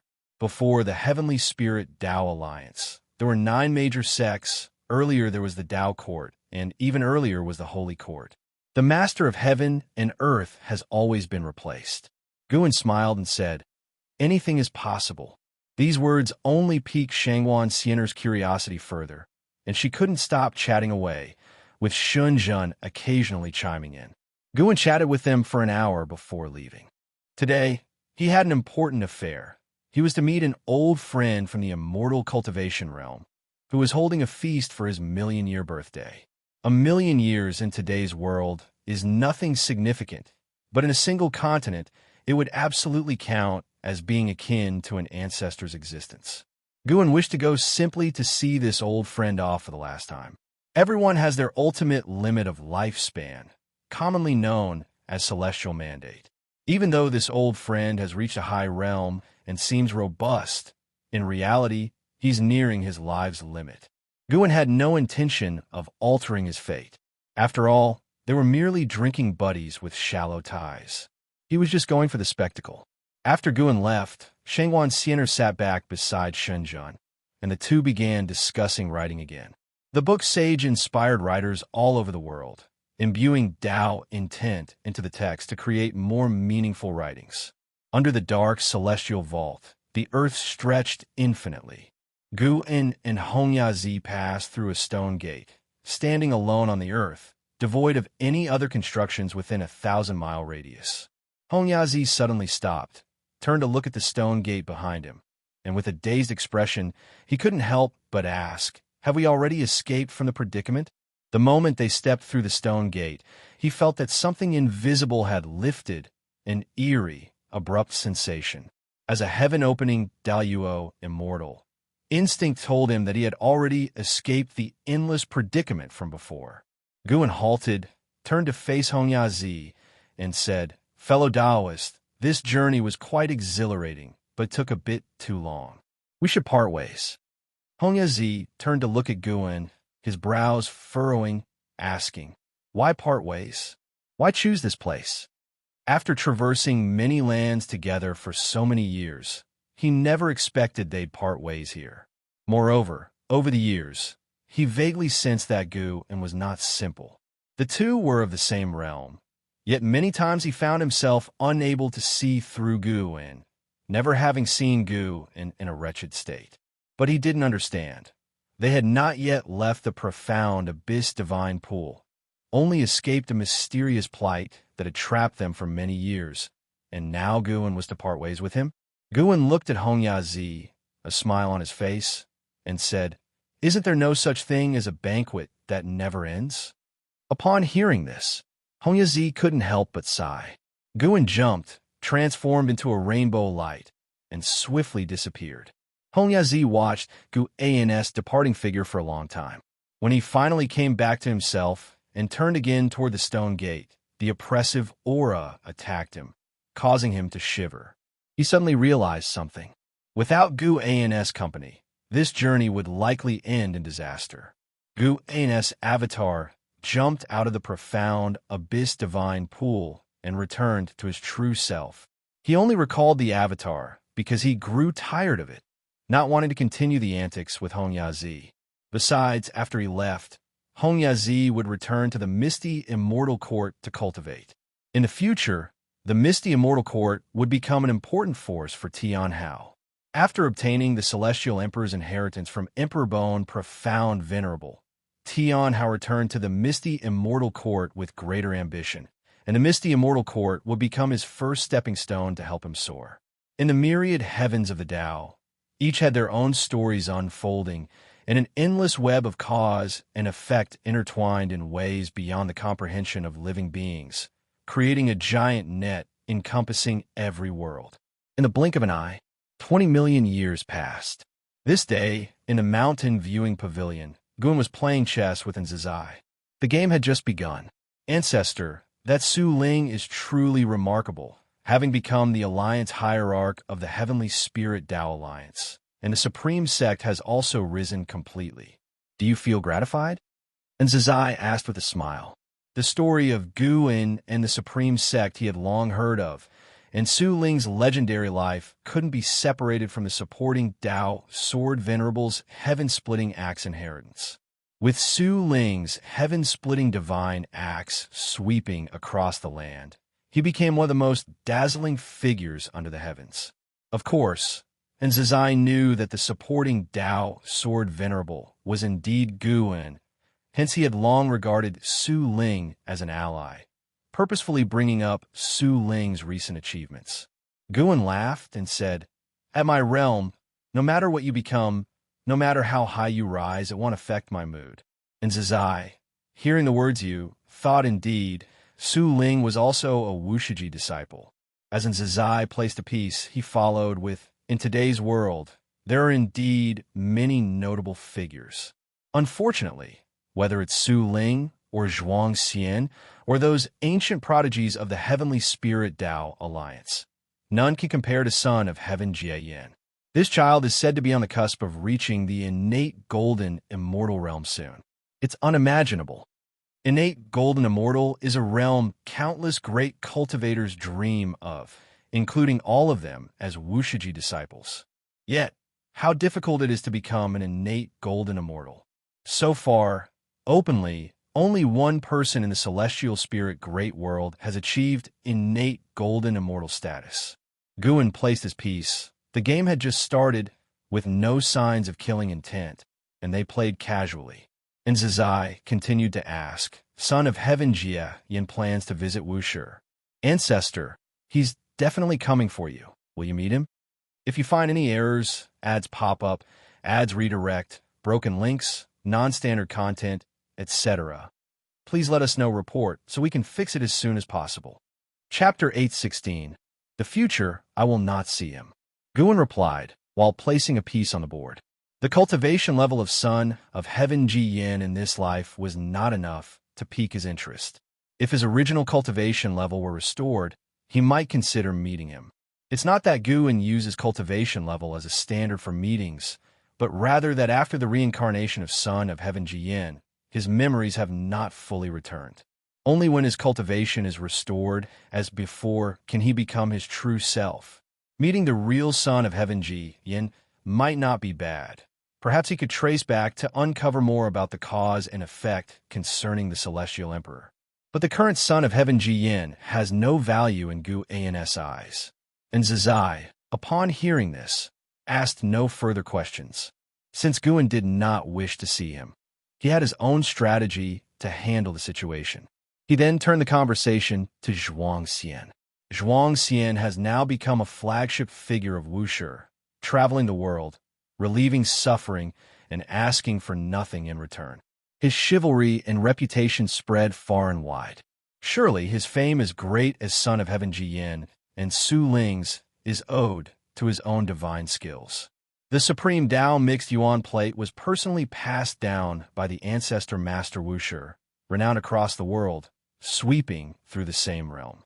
This has led many Wuxia disciples to inquire about this divine skill within the beginningless, wanting to cultivate it, but alas, few within the beginningless know it.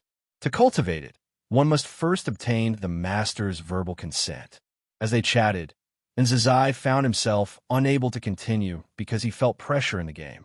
Though he knew he couldn't surpass his ancestor in skill, he still harbored expectations each time, hoping to amaze the ancestor. Thus, the mountain viewing pavilion fell into silence. A stick of incense later, and Zizai left, lost in thought. Guan stood up and turned to look at the great waterfall beside him. Within his pupils reflected a silhouette. Sarch * the novel fire. Net website on Google to access chapters of novels early and in the highest quality. It was a young boy. Indeed, Su Han's reincarnation.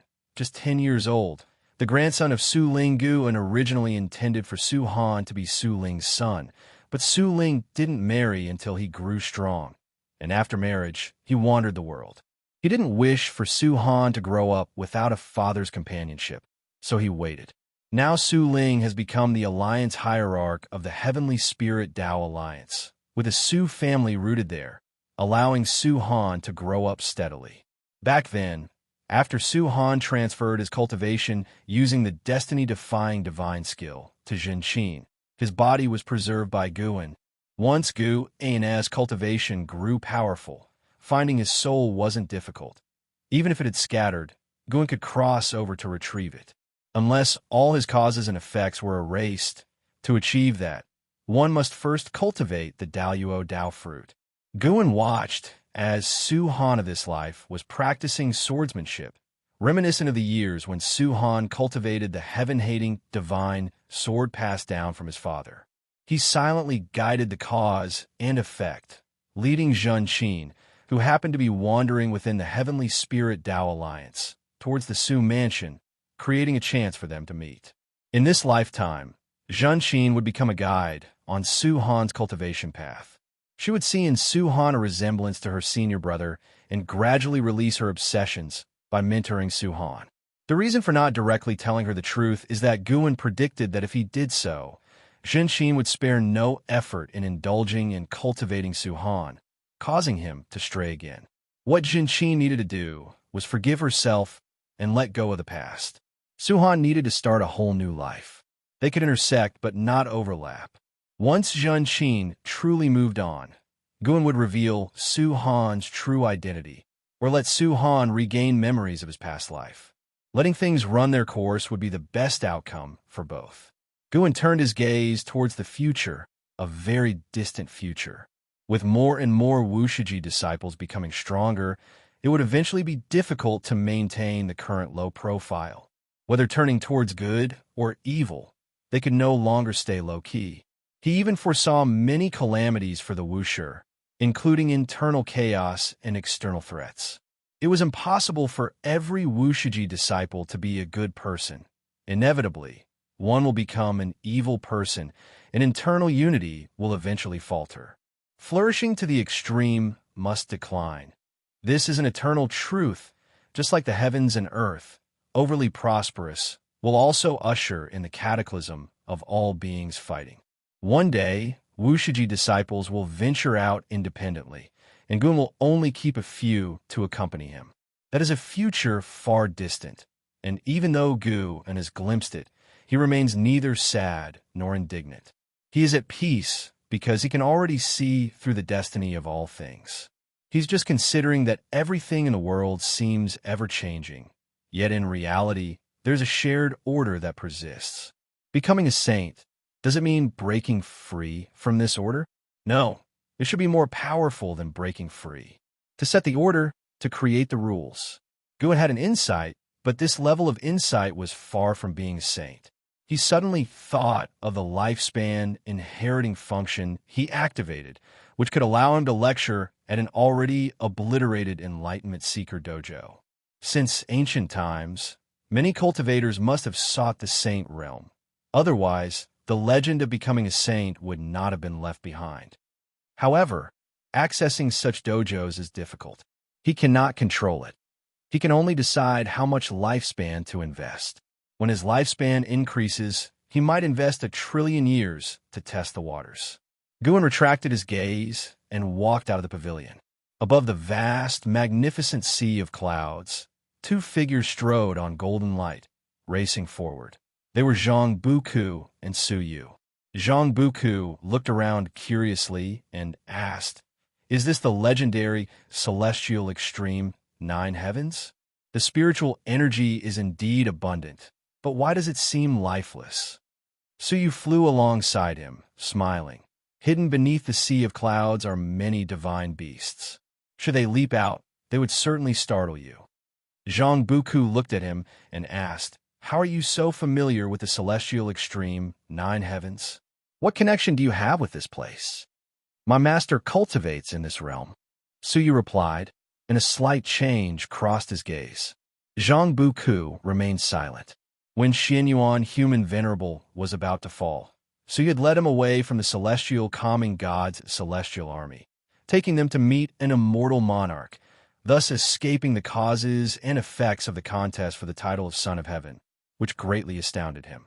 Although Xianxia, human venerable, ultimately turned the tide, he too, through that immortal monarch, found a more promising path to ascend to immortality. After cultivating in the immortal monarch's palace for a long time, Su Yu brought Zhang Buku to the celestial extreme 9 heavens. "You've always been curious about my background. Now I can tell you." Su Yu looked ahead, speaking calmly, causing Zhang Buku to gaze towards him.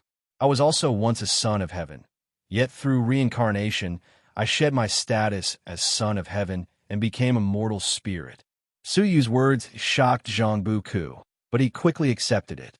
Su Yu knew so much about the celestial court, there must be a connection, and his status was higher than a celestial god. As the son of heaven, it made sense. Unlike the great immortal divine Yuan and Xianxia, human venerable, I never received my father's favor. Perhaps he never even remembered me. Even when I violated the celestial rules, he did not personally question me. Although it seemed I had left the celestial court and gained freedom, in truth, the celestial court simply didn't care about me. Su Yu spoke with a self-mocking tone, his eyes full of desolation. Zhang Buku remained silent. He could not empathize with such feelings because his father loved him dearly. Albeit he left him early on, yet in his heart, paternal love was the greatest. If you find any errors, ads pop up, ads redirect, broken links, non-standard content, etc., please let us know report so we can fix it as soon as possible. Chapter 817, Great Calamity. Since you have already shed the identity of the Son of Heaven, why are you coming back now? Zhang Buku remained silent for a moment before speaking, looking at Su Yu. The two had fought side by side for tens of millions of years and were like brothers. so he would not change their relationship because of Su Yu's different identity. In fact, over the years, he often speculated about Su Yu's identity and was already mentally prepared. Su Yu, in an annoying tone, said, "Isn't it because I met you? I originally wanted to lead a carefree life, but since knowing you, it's been nothing but trouble." Zhang Buku smiled upon hearing this and said, "Then you can leave now. I won't stop you. Forget it. With your disposition, you'd have died 8 million times without me. Have I never saved you?" Just to mention one thing, before joining the Celestial Army, when you tried to seize the heaven and earth ultimate treasure, you were ready to perish with your opponent, and it was only with my secret technique that we broke through the siege. This is a separate matter. The two began to bicker, with Su Yu's mood lifting, returning to his usual carefree state. The two bickered all the way as they moved forward. Ahead, a radiant aurora appeared, and at the end of the aurora was a colossal palace. On the palace eaves crouched a majestic great blue bird, its majestic beauty causing space to seem distorted with its fluttering feathers. Zhang Buku's gaze fell on the plaque of that palace. CTH Novelfire, NE*T website on Google to access chapters of novels early and in the highest quality. 9 Heavens Immortal Palace. Upon hearing Zhang Buku's whisper, Su Yu explained, "Residing in the 9 Heavens Immortal Palace is a heaven-opening Daluo immortal known as the 9 Heavens Immortal Emperor. She is considered my junior sister, and we have a good relationship. Let's go to her palace to cultivate for some time to enhance your physical body." 9 Heavens Immortal Emperor. Zhang Buku recalled hearing within the Celestial Army that anyone who could claim the title of Immortal Emperor in the Celestial Court held a high status, at least not comparable to a celestial god. He began to look forward to the upcoming years of cultivation. After experiencing the battle for the title of Son of Heaven, Zhang Buku's ambitions grew. He wanted to become an immortal god more powerful than the Son of Heaven. He wanted to become a player rather than a pawn. The two hastened their pace, flying towards the 9 Heavens Immortal Palace. The passage of time was swift. 100 years passed in the blink of an eye. For mortals, 100 years is long, but for cultivators after nirvana, a century is not much different from a month. On this day, Guan was instructing Nzizai on the cultivation of the 4th strike of the Myriad Supreme Palm. The two were standing on a cliff, amidst beautiful scenery, yet every strike Nzizai delivered could not damage the surroundings, because they were within a barrier created by Guan, allowing Nzizai to freely practice the Myriad Supreme Palm. Despite Nzizai being busy managing Wuxia, his cultivation had not lagged. He was now at the cultivation level of a heaven-encompassing free immortal, and with the Myriad Supreme Palm, even some second-generation disciples were no match for him. Guan, seeing Nzizai gradually enter the perfect state, turned his head to look at the horizon. "It has begun," Guan thought silently, referring to a war unseen by mortal spirits. The dark heavenly court was about to attack the celestial court, with Emperor Bone profound venerable as the vanguard. They had already opened a space-time passage, and the heaven-suppressing endless tower would appear before the celestial gate. This war would last many years, with Emperor Bone profound venerable merely testing the current strength of the celestial court. Unfortunately, by the end of the battle, he could not force out the celestial emperor, but did make a heavenly Tao venerable, who had been in seclusion for countless years, renowned in the celestial court. Even within the celestial court, the title of heavenly Tao venerable was rarely mentioned, partly due to taboo, and partly due to the distance from most immortal gods. For Guan, this was a mere amusement, something to watch at leisure. Nzizai continuously practiced, each palm strike straight forward, the technique relying on harnessing energy. While cultivating, he asked, "Ancestor, many disciples want to ascend to immortality lately. Didn't you once help Uncle Yang Jian to ascend? Do you still have any immortal fate on hand? Do you support the disciples in ascending?" Guan never had many requirements for his disciples. Outside of cultivation, disciples would contemplate their future, even if they left Wuxia. Guan wouldn't stop them. Not everyone would stay at Wuxia forever. They might leave through the 10,000 Realms Gate or go to the human world to establish their own sections. You are responsible for observing and selecting a disciple who wants to ascend to immortality and is eligible. Guan casually replied, yet his words excited Nzazai. Indeed, Xianyuan Human Venerable had granted Ancestor a quota for ascension. He didn't want to ascend, but the fact that Wuxia had an opportunity for ascension was a glory. In his early years, he had also ventured out, witnessed Ancestor in action, and long decided to follow Ancestor in cultivation to the end. Moreover, he was not deprived of freedom. If bored, he could visit the human world for leisure. He had found Ancestor's approach to life rewarding and genuinely enjoyable. To have a powerful cultivation without deliberately flaunting it, to sit back and watch the tides rise and fall, was another form of enjoyment. Listening to Nzazai's thoughts, Guan's lips slightly curled upward. Nzazai, like an Xian, had thoroughly become a true cultivator like him, which was great. Though Wuxia had many disciples, those who genuinely walked alongside Guan were few. The two chatted sporadically, and Nzazai thoroughly enjoying his current state, as Guan was whom he admired most. Whether cultivating or conversing with Ancestor, he liked both, and having them together was a rare occasion in thousands of years. Nzazai brought up the future of Wuxia, with disciples increasing yearly. Despite limiting the number of students, with each generation passing training to the next, it would inevitably become a colossal entity, and he feared managing Wuxia poorly in the future. Have you heard the story between me and the Supreme Sect? Guan suddenly asked, and Nzazai immediately grasped the deeper meaning. He could abandon the Supreme Sect or Wuxia. Nzazai immediately grew anxious and quickly said, Ancestor, wherever you go, you must take me and my master. We have no desires or ambitions, only wishing to seek the Tao with you. Don't worry, I will take you. I merely want to reduce your pressure. You've done excellently, even surpassing your master back then. Guan glanced at him, smiling, relieving Nzazai's burden. Looking at his expression, Guan suddenly thought of Hao. Nzazai was quite like Hao, who did not wish to soar away. He glimpsed into Nzazai's future, very long, so much so that there was no end in sight. This meant Nzazai's heart wouldn't change, and he would truly follow Guan forever. As long as he remained by Guan's side, Guan could naturally ensure he would always live on, and his Tao practice wouldn't meet limits. Guan looked at Nzazai with an increasingly gentle gaze.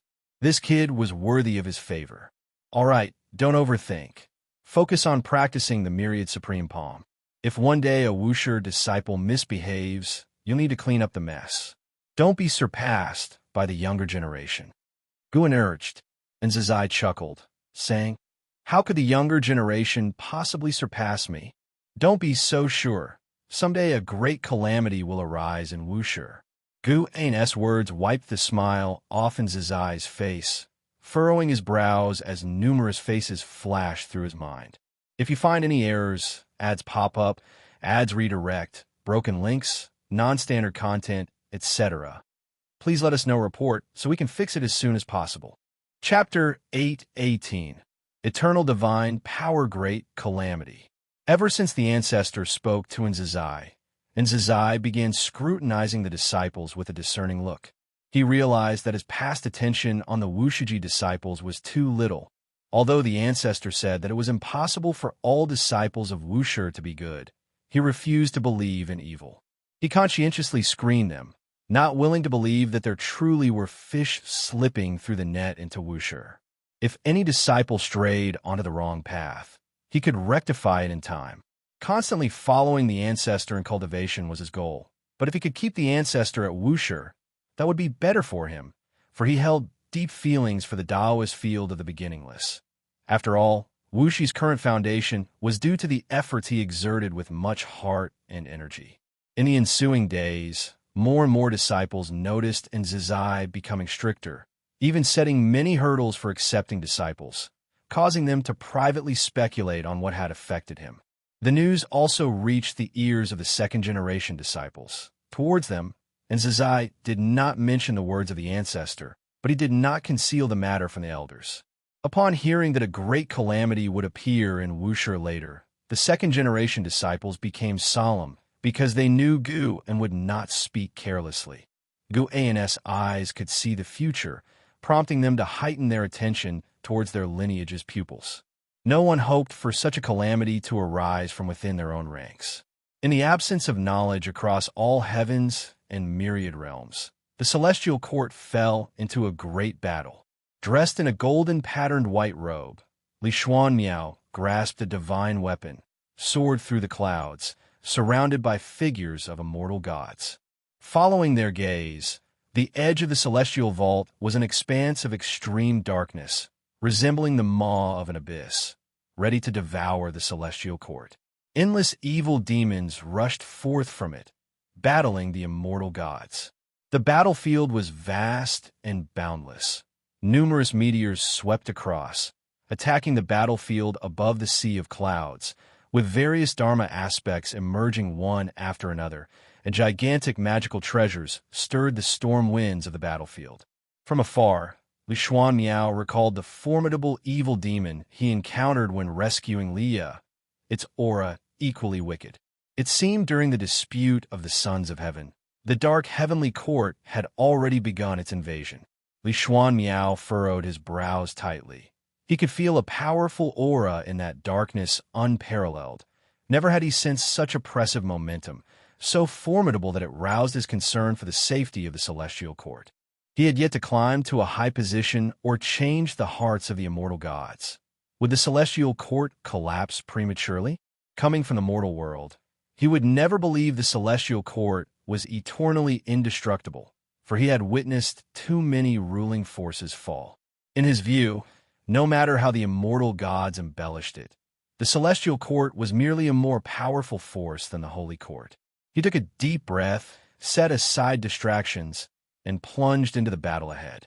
During his flight, he distinctly felt himself passing through an invisible barrier. The battlefield ahead suddenly expanded, deafening rumblings echoed from all directions. Boom!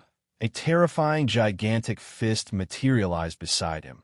His pupils contracted, instinctively raising his divine weapon to block, yet he was still struck flying.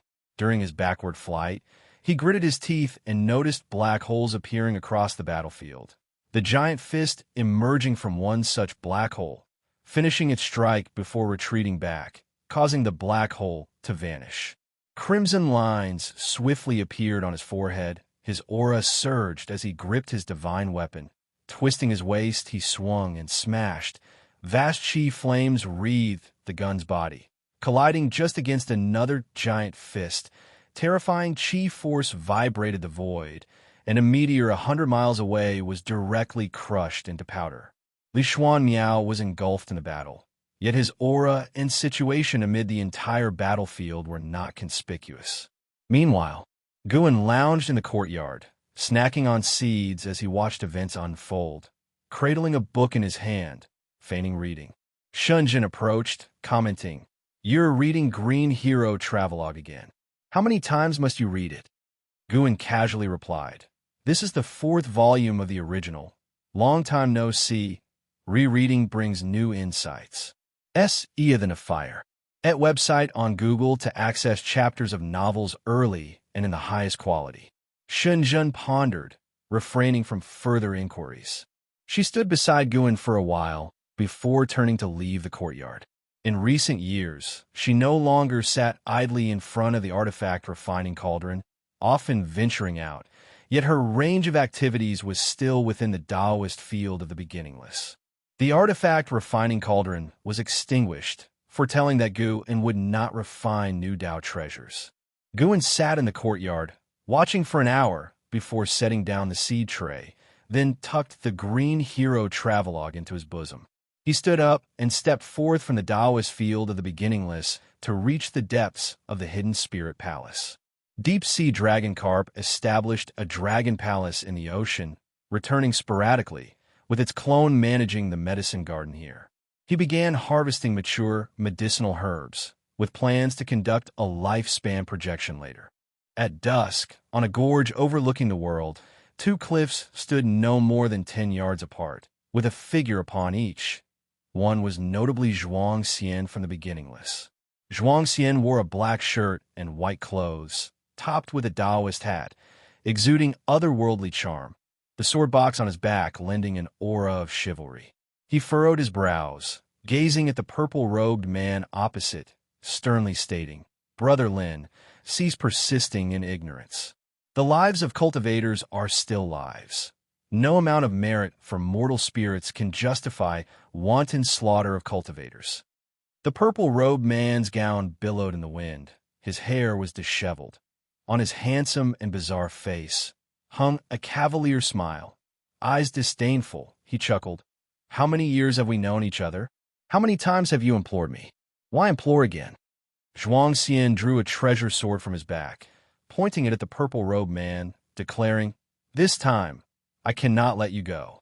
The purple-robed man shook his head with a smirk. "I've heard that sentence countless times. You can't do anything to me. Why persist?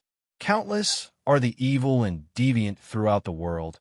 Why stubbornly entangle with me? This time is different from the past. I am soon leaving the celestial spirit great world." "Leaving? Where to?" Xianxia asked sternly.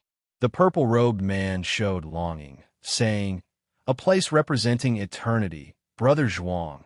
In truth, I wish to take you too. Alas, our ideals diverge. You are destined not to fulfill such conditions." "Eternity?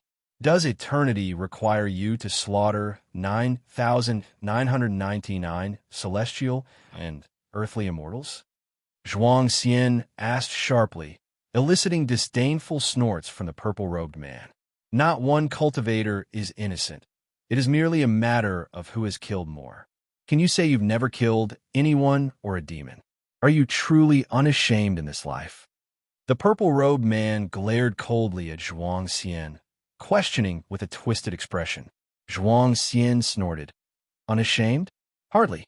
But my shame comes from not having killed such evil sooner." With those words, the treasure sword in Xianxia's hand burst forth a sword light, illuminating the world, slashing towards the purple-robed man instantly. Boom!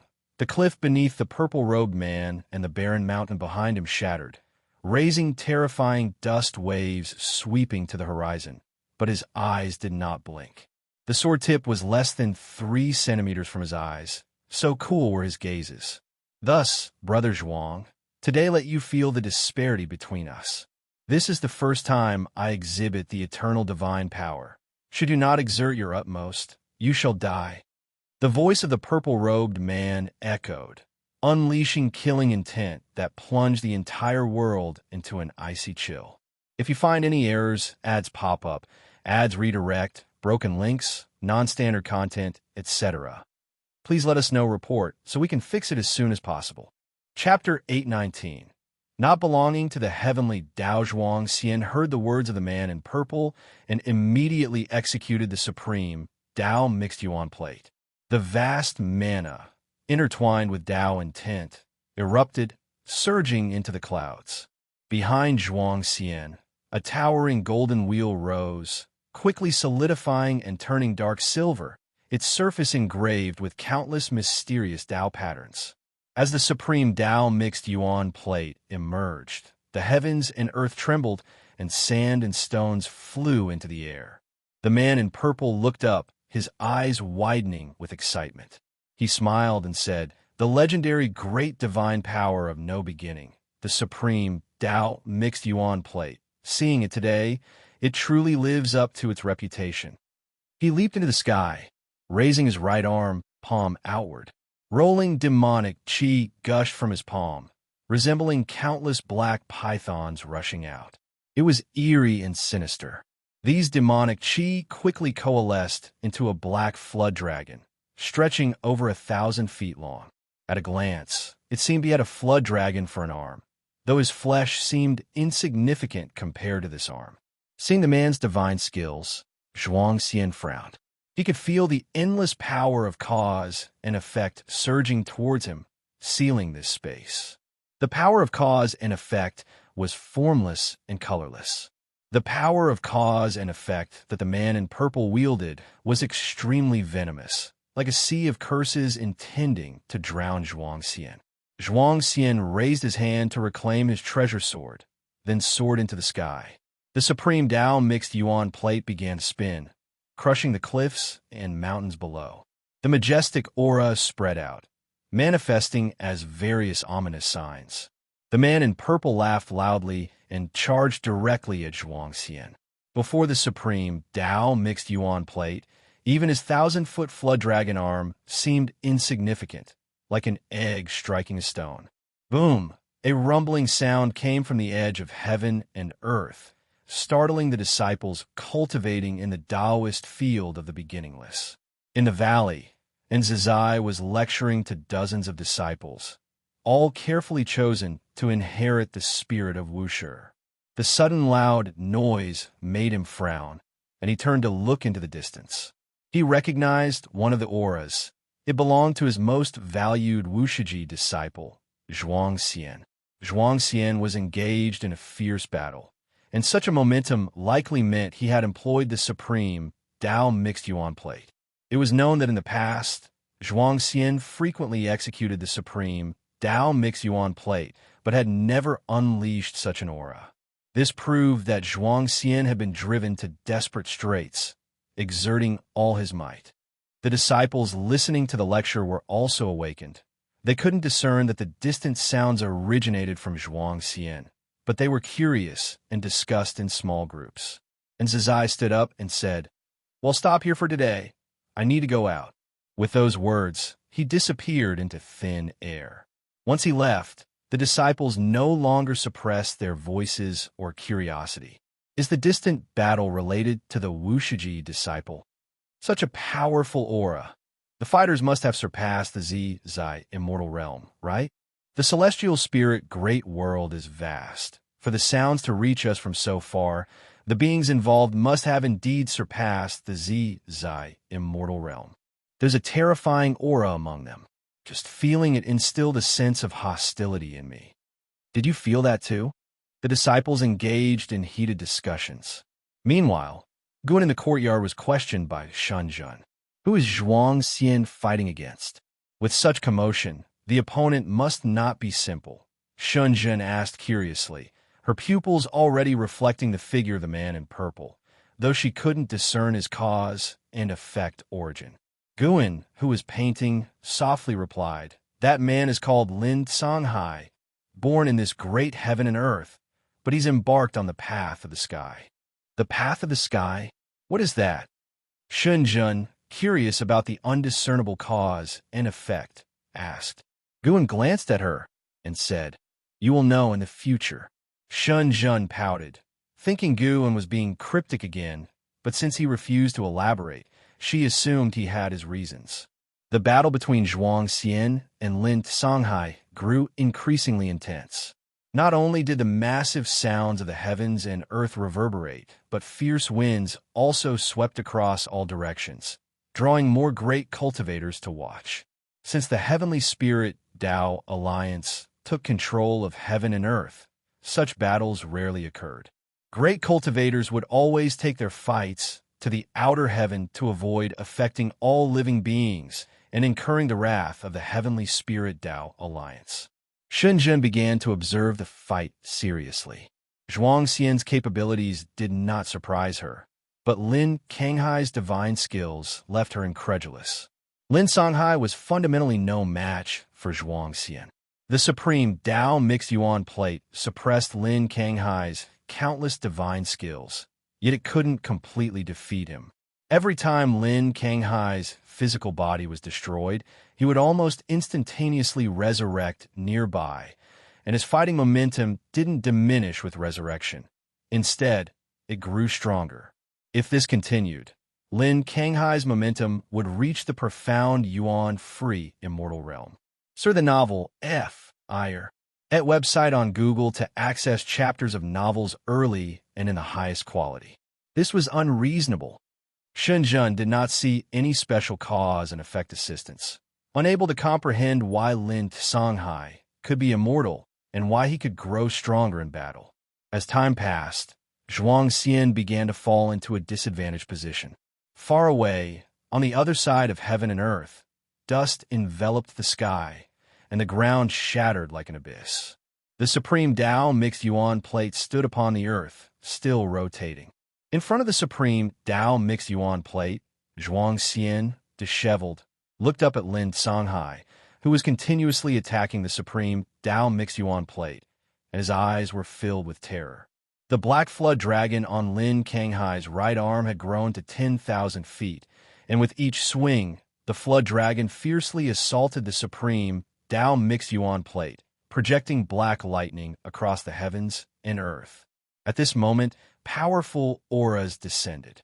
You too, this is the celestial spirit great world, not a place for you to act recklessly. A commanding voice boomed through the heavens and earth. Lin Songhai paused, looking up to see figures of great cultivators from the heavenly spirit Tao Alliance appearing in the sky, each exuding an overbearing aura. It was the great cultivators from the heavenly spirit Tao Alliance. And Zizai appeared beside Xianxia and frowned, saying, "How did it escalate to this extent?" His tone carried reproach. He was very dissatisfied with Xianxia's current performance. Xianxia turned to look at him and explained, "He wants to leave the celestial spirit great world, and it's not as simple as going to outer heaven. I sensed a presence that doesn't belong to the heavenly Tao. If he leaves, the souls he has sealed will be beyond redemption. A presence not belonging to the heavenly Tao." And Zizai shifted his gaze to Lin Songhai in the sky. Faced with numerous powerful divine senses locking onto him, Lin Songhai remained unfazed, smirking without explanation. He grabbed his right shoulder with his left hand and directly detached his right arm, blood spraying across the sky. This scene made the great cultivators of the heavenly spirit Tao Alliance frown. At that moment, Lin Songhai's body convulsed, his head trembled incessantly, and his face contorted, with wisps of black aura wafting around him like fiery flames. A great cultivator of the heavenly spirit Tao Alliance narrowed his eyes, immediately taking action. A jade bottle flew out from his sleeve, its mouth facing downward, shooting out a white light that enveloped Lin Songhai. The next second, the great cultivator's face changed dramatically. His supreme treasure was unable to capture Lin Songhai, a situation he had never encountered before. If you find any errors, ads pop up, ads redirect, broken links, non-standard content, etc., please let us know report so we can fix it as soon as possible. Chapter 820, Eternal God-bathed in white light. Lin Songhai continued to tremble all over, looking as if in pain, yet the ferocious smile on his face seemed excited. He seemed to be anticipating something. The other great cultivators of the heavenly spirit Tao Alliance also sensed something was amiss and took action one after another. One by one, streams of mana were cast onto Lin Songhai, but were dissipated by the black aura surrounding him.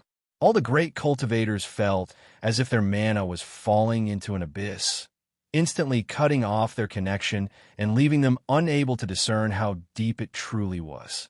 This made them feel as if facing a formidable enemy, prompting them to scatter and encircle Lin Songhai. And Zizai also sensed something was off with Lin Songhai and stepped forward, saying, "Withdraw your divine skills. Let us handle the aftermath from here." Xianxia did not arrogantly hold back either, immediately dispelling the supreme Tao mixed Yuan plate, only to see the black aura around Lin Songhai quickly converge into a black door as tall as 100 zhang, and as it opened from the right, waves of silver light poured out from within. An overwhelming might enveloped the entire celestial spirit great world, startling countless cultivators. In the boundless chain of mountains, a strong man meditating under a waterfall opened his eyes, his shirtless body adorned with 2 red dragon patterns that writhed. He lifted his gaze, frowning, with a sharp glint flashing in his eyes. He was none other than Son of Heaven Jiayan. This aura, Son of Heaven Jiayan murmured to himself, seemingly recalling something, his gaze becoming increasingly piercing. He was not alone. More and more beings of immense power were startled. Even in many dojos in the outer heaven could sense this vast aura. Before the world gate, the celestial spirit, God, opened his eyes, his gaze piercing through, looking towards the celestial spirit great world. What is that? Fire. At website on Google to access chapters of novels early and in the highest quality. It was the first time he had felt such an aura. His instincts told him it was very dangerous, and he was certainly not its match. He did not rise to act, not because he was afraid, but because there were stronger immortal gods within the celestial spirit great world. Tai, immortal monarch, and the 72 immortals of Golden Cave moved swiftly, appearing before the black door even before it fully opened. Bang! Tai, immortal monarch's right palm pressed against the black door, forcefully holding it shut. The appearance of Tai, immortal monarch, and the 72 immortals startled the great cultivators of the Heavenly Spirit Tao Alliance, and someone soon recognized their identities, exclaiming, "Immortal gods!" As these words were spoken, instead of feeling relieved, the other great cultivators grew even more tense, wondering what sort of cause and effect had provoked the immortal gods to intervene. The 72 immortals of Golden Cave each possessed an extraordinary aura, far surpassing the great cultivators of the Heavenly Spirit Tao Alliance. But compared to Tai, immortal monarch, their aura was significantly weaker. The world fell silent. Everyone held their breaths and fixed their gaze on Tai, immortal monarch.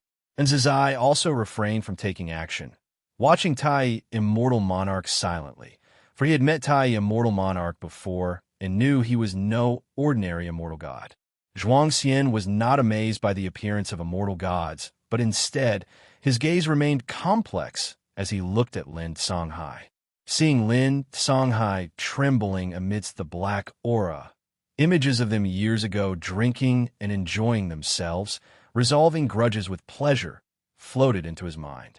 Those joyous images were shattered by scenes of their numerous battles, returning to reality where they had completely turned against each other. Brother Zhuang, there are so many suffering people in this world. How can you save them all? Why not find the source of the suffering and uproot it? Even if it can't bring absolute peace, it can at least spare more mortal spirits from suffering. Lin Kanghai's words from the past echoed in his ear, filling Xian's heart with sorrow. Even with the immortal gods intervening, no matter the outcome, he and Lin Songhai had ultimately parted ways. In his heart, Lin Songhai was his best friend.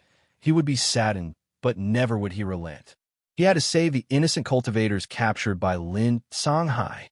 At this moment, Tai, immortal monarch's face changed slightly as he held his hand against the black door. His arm trembled slightly, and the door began to open once more, a sight that made the 72 immortals of Golden Cave and all onlookers tense. More and more great cultivators arrived. Witnessing Tai, immortal monarch, suppressing the black door, they dared not act rashly. Boom!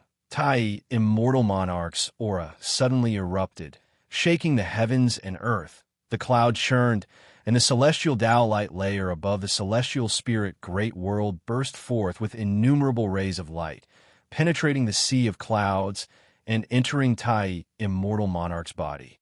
Tai, immortal monarch's aura rose steadily, but his arm continued to tremble, unable to completely resist the black door. Oomph! A cold snort came from the black door, causing Tai, immortal monarch, to leap back, putting distance between him and the door. Not just him, but the 72 immortals also backed away. The black door opened with a roar. Inside shone a silver light, revealing a majestic figure within. No one could clearly see his true appearance. He seemed to be wearing a wide robe, with 3 heads and wild long hair, resembling a Rakshasa, horrifying and terrifying. When everyone saw this figure, they only felt an endless cold force hitting them, making them feel as if they were in a freezing cellar. Their greatest fear was losing control over their own bodies. No divine sense, no mana, no strength. It was as if their souls were detaching from their bodies, and even their souls could not move freely. And Zazai and Xianxia felt this too. Their eyes widened, cold sweat streaming down their faces.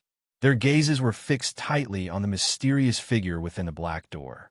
In broad daylight, the mysterious figure standing in the silver light appeared so terrifying, bringing an extreme sense of horror and oppression to everyone. The great cultivators who had come to support were also petrified upon seeing him. For a moment, the heavens and earth fell into a bizarre scene, as people continued to fly in and then stopped, staring blankly at the black door like all the others. Lin Songhai seemed to have been drained of all energy. His arms hung down, his entire body swaying precariously, yet the black aura held him aloft, preventing him from falling. He only felt his eyelids were so heavy, trying hard to keep them open. His gaze landed on Xianxia down on the ground afar. Looking at Xianxia, images from the past similarly flashed through his mind. Brother Lin, seeking the root of disaster is a form of escapism. Do what you can do. That is enough. Xianxia's words echoed in his ears. A self-mocking smile tugged at his mouth. Indeed, it was a form of escapism. Lin Songhai knew he was never a good person. Helping mortal spirits was merely to fill the inner terror and unease, thinking that by doing so, he could balance merit and sin in line with the heavenly Tao. But now he no longer believed in the heavenly Tao. He wanted to believe in the eternal path. He prayed in his heart to the eternal deity, asking to kill everyone present, but not to kill Xianxia. He never believed in the existence of true good people until he met Xianxia. Originally from Wuxia, Xianxia could have enjoyed everything. Yet he insisted on journeying the world, enduring so many hardships, doing good deeds that offered no reward. Xianxia, standing behind in Zizai, saw Lin Songhai's gaze and understood his eyes. But now he was powerless to resist, and compared to Lin Songhai, he was more worried about the calamity the mysterious figure inside the black door might bring. If you find any errors, ads pop up, ads redirect, broken links, non-standard content, etc., please let us know. Report so we can fix it as soon as possible. Chapter 821. Stepping into the heavenly Tao silence. Oppression. Dust swirled in the sky. All the great cultivators were frozen in place, fearfully watching the mysterious figure in the darkness, feeling a danger more terrifying than death approaching. Xianxia struggled to control his body, but unfortunately, he couldn't do it at all. Looking at the mysterious figure inside the black gate, his fear had been suppressed, replaced by anger. Wisps of aura leaked from his body, transforming into golden energy, gradually forming the shape of the supreme Tao mixed yuan plate behind him, not as massive as during his battle with Lin Songhai, but still exuding an unshakable momentum. With the appearance of the supreme Tao mixed yuan plate, Xianxia was delighted to find he had regained some strength and could control his body. Instinctively, he wanted to step forward, but a hand suddenly pressed on his shoulder, pulling him back. The sudden yank made his heart jump wildly, and he instinctively turned his head to look, his eyes widening, filled with surprise. "Ancestor," Xianxia instinctively uttered. Hearing this, and Zizai, standing at the front, felt a surge of spirit. And Zizai, unable to look back, felt all pressure in his heart vanish upon knowing the ancestor had arrived, looking once more towards the mysterious figure within the black gate, filled with anticipation.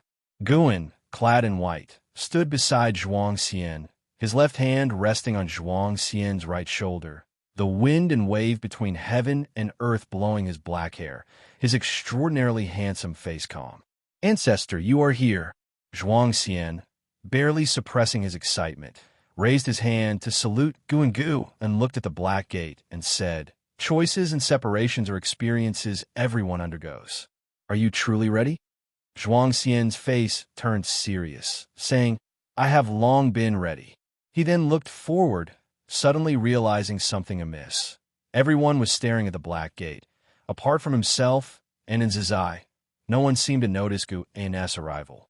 Plenty of people saw Lin Songhai, yet after only glancing at Guan twice, he closed his eyes, his breaths weak, teetering on the edge of slumber. Xianxia scanned around, his heart stirring with a storm. only now realizing that though the ancestor stood by his side, if not gazing upon the ancestor, one couldn't sense his presence at all. The immortal gods and great cultivators' attention was entirely on the Black Gate, oblivious to the ancestor's advent. Xianxia couldn't help but feel a sense of anticipation. Within the beginningless, every disciple knew the ancestor was the mightiest, surpassing even the immortal gods, yet none could definitively describe his strength. Cultivating the supreme Tao Mixuan plate had allowed Xianxia to perceive the ancestor's unfathomable depths. Now he was suddenly curious about the strength of the ancestor's supreme Tao Mixuan plate. At this moment, the mysterious figure within the Black Gate lifted its right leg, ready to step out. Infinite Divine Spirit, Miaozhen Duo, Immortal Realm Perfection 0/0/0. Guten performed lifespan detection on the mysterious figure. Noticing it had no lifespan, his interest waned significantly. The Infinite Divine Spirit, from Eternal Tao Extreme, represented a great Tao force. Previously, Emperor Join from Eternal Tao Extreme sought to capture Lu Qiuxian, causing Gu and to begin focusing on this force. Though Eternal Tao Extreme hailed from chaos, they could infiltrate all heavens and myriad realms through the Great Tao River. Over the long years, Lin Songhai was not alone in being beguiled. Many others were like him, some captured by the Celestial Court, others stepping into the Eternal Light Gate, detaching from the Heavenly Tao. The reason this infinite divine spirit dared to manifest in the Celestial Spirit Great World was due to the Celestial Court being occupied with combating the Dark Heavenly Court. Moreover, his target wasn't Lin Kanghai's rescue. He aimed at Tai, Immortal Monarch, and the 72 Immortals of Jindong. Eternal Tao Extreme not only enjoyed recruiting gifted beings bound by destiny of Heavenly Tao, but also loved capturing the Celestial Court Immortals. The Infinite Divine Spirit, although a being of Miaozhen Duo, Immortal Realm Perfection, bore a power not inherent to him, temporarily granting him strength comparable to Tao Extreme Duo Immortal. He hadn't truly entered the Heavenly Tao yet. Only by stepping through the Black Gate would he be considered fully inside. Even without fully entering, his oppressive force already immobilized the immortal gods and great cultivators.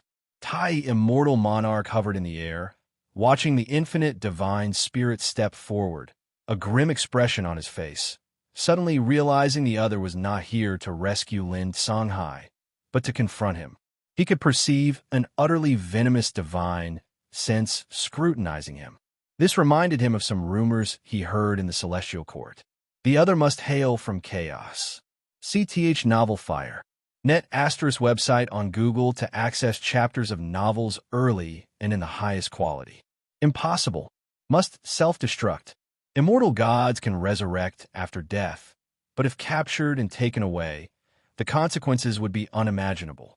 Tai, Immortal Monarch, wanted to self-destruct, but he couldn't, unable to mobilize celestial Tao destiny, unable to wield his own mana. Watching the infinite divine spirit step 1 foot out of the Black Gate, he grew increasingly anxious. Not just him, but the 72 immortals of Jindong also felt the malevolent divine sense probing, which heightened their tension. Meanwhile, more great cultivators hurried over, without exception. Once approaching the 100-mile radius around the Black Gate, all lost control over their bodies. Moreover, they were descending. With the infinite divine spirit stepping into the heavenly Tao, everyone felt as if their souls were being tread upon. Xianxia and Nzizai's attention was also drawn to the movements of the infinite divine spirit. After his right foot stepped out of the Black Gate, the infinite divine spirit lifted his left foot.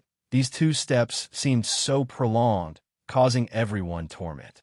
When the infinite divine spirit stepped out of the Black Gate, his true body still hadn't been revealed, remaining so pitch black, merely flames igniting around him, distorting the surrounding space. As the flames dissipated, the oppression on everyone constantly heightened. Suddenly, the infinite divine spirit looked down, glancing towards the direction facing him, precisely where Gu En and Xianxia were. Those with their backs to Guan couldn't turn. Yet those ahead of him among the great cultivators followed the infinite divine spirit's gesture and spotted Guan. They couldn't see Guan's true visage, only seeing a white-clad man, his face blurred. The infinite divine spirit murmured in doubt, clearly surprised by Guan's existence. Before crossing the Black Gate, he couldn't perceive Guan's presence. The reason for his slow movements was to sweep through the celestial spirit great world, determining it was free of danger before stepping in. Upon entry, he sensed a new presence in this great thousand world, and all the world's cause and effect altered, with obscure regions everywhere, making it unseeable. Unable to discern Guan's cultivation level, he dared not advance further. And Xianxia watched the infinite divine spirit focus on their direction, breath held tight, exceedingly nervous. Seeing the infinite divine spirit stand in the air induced terror. Difficult to imagine the dreadful power contained within this figure. Who are you? You lack celestial court destiny. The infinite divine spirit's voice sounded again, cold in tone, hoarse and chilling. Upon hearing this, the previously tense immortal monarch and 72 immortals seemed to realize something. All felt relieved and revealed mocking smiles, watching the infinite divine spirit like vermin. If you find any errors, ads pop up, ads redirect, broken links, non-standard content, etc., please let us know report so we can fix it as soon as possible. Chapter 822. Myth appears. The question from the infinite divine spirit made the eyes of the great cultivators, who were immobilized, sparkle. Although many among them could not turn their heads to look at Guan, judging from the words of the infinite divine spirit, it seemed that a mysterious, powerful figure had arrived. In any case, the presence of the infinite divine spirit made them feel extremely dangerous. If such an existence met its match, they would have a slim chance of survival. Xianxia's heart raced, nervously waiting for the ensuing battle. After a brief moment of unease, and Zizai's mindset returned to calm. He was initially nervous because of the instinctive reaction to the power of the infinite divine spirit. After calming down, he believed the infinite divine spirit was doomed. No one is a match for the ancestor. His gaze, although not as aggressive as that of immortal monarch and other immortal gods, still made the infinite divine spirit uncomfortable. Did these ants think he would die? The infinite divine spirit thought displeased. Seeing Guan not responding, he immediately took a step back. However, an invisible barrier at the Black Gate blocked his steps, preventing him from entering. He was separated by just one door, yet he couldn't cross it, completely trapped within the heavenly Tao. The infinite divine spirit was greatly alarmed. Without a word, he leaped up, unleashing terrifying mana that plunged the entire celestial spirit great world into darkness. Everyone was startled by the sudden change, and at that moment, Guan raised his hand and grabbed across the void, making the dark celestial vault suddenly brighten. Lin Songhai, who was floating in the air, fell to the ground, and the Black Gate turned into black mist, vanishing without a trace. The terrible pressure enveloping the world disappeared, and everyone felt as if they had landed, regaining control of their physical bodies.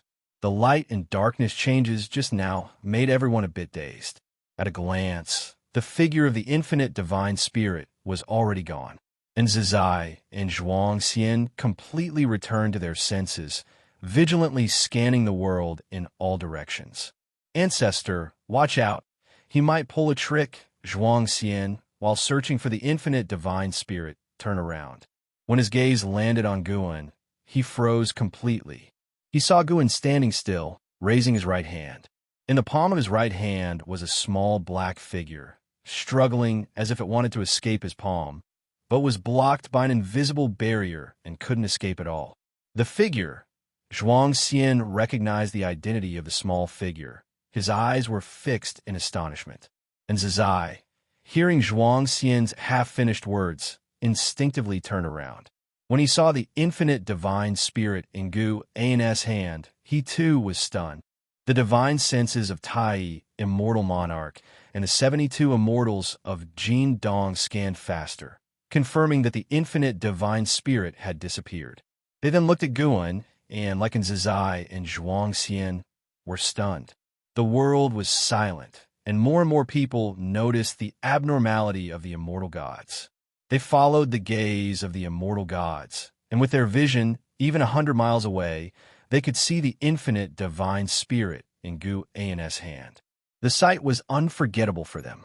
The great cultivators from various sects stared at the infinite divine spirit captured by Gu An, all wide-eyed, even gasping in disbelief. Lin Songhai, who had fallen into the ruins, struggled to get up. From his position, he had a clear view of Xianxia. His gaze was equally drawn to Guan. Even though he had lost his chi power and his senses were blurred, he could still barely see Gu An's hand clearly. His eyes widened suddenly, his whole body trembling, unable to believe what he saw. How could this be? Lin Songhai trembled all over. The aura of the infinite divine spirit was so powerful before, even the immortal gods were suppressed.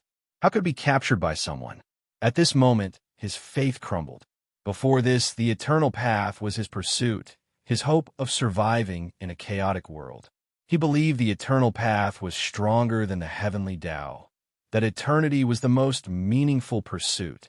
He never imagined the deity of the eternal path would fall, and without any resistance. Kneeling in the ruins, his whole being seemed to have been drained of his soul. Guan stood in place, letting all the great cultivators witness this scene. He wanted the world to know that the eternal Tao extreme was nothing more than this. The reason for doing this was because the eternal Tao extreme would not give up and would later delude people. CTH Novel Fire, NE*T website on Google to access chapters of novels early and in the highest quality. Seeing the previously invincible infinite divine spirit struggling in the hands of that mysterious white-robed man, everyone felt absurd and unbelievable. After the intense visual impact, unlimited curiosity surged in their hearts. Who is this person? Some great cultivators who knew of Nzazai became excited, thinking of a mythical figure. Guan stood in place for a while, then retracted his right hand and disappeared from there. As soon as he left, everyone's emotions were completely released. Is it over just like that? If it weren't for the earlier suppression, I would have thought it was an illusion. So strong.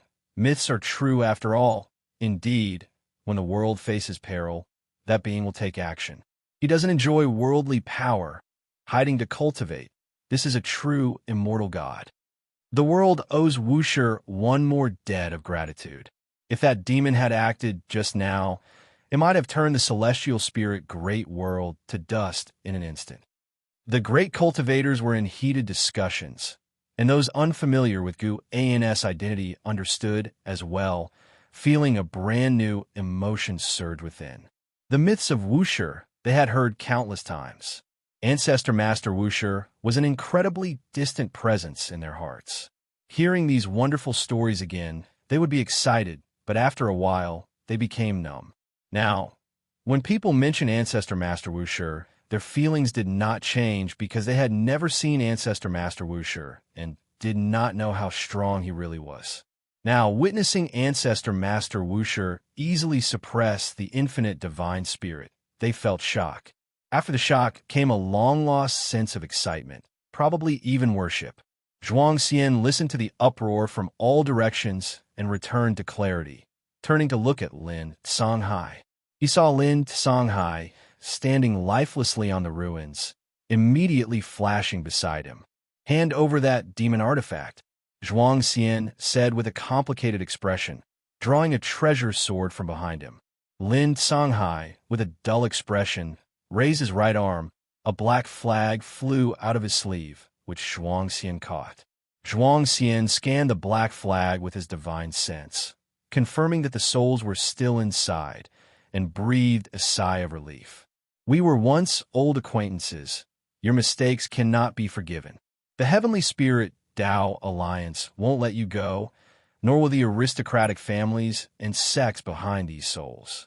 It'll end it personally for you to suffer less. I hope you won't walk this path again in your next life. Xianxia spoke, raising the sword in hand, ready to slay Lin Songhai. Lin Songhai didn't raise his head or avoid it, his face full of desolation. Suddenly, a hand grabbed Xianxia's wrist, making it impossible for him to bring the sword down. He turned to see it was Zizai who intervened. "Ancestor, what are you doing?" Xianxia asked with a frown, and Zizai looked at him and said, "I want to take him back to Wuxia." Xianxia said in a deep voice, "If you take him back to Wuxia, how will the world view our Wuxia?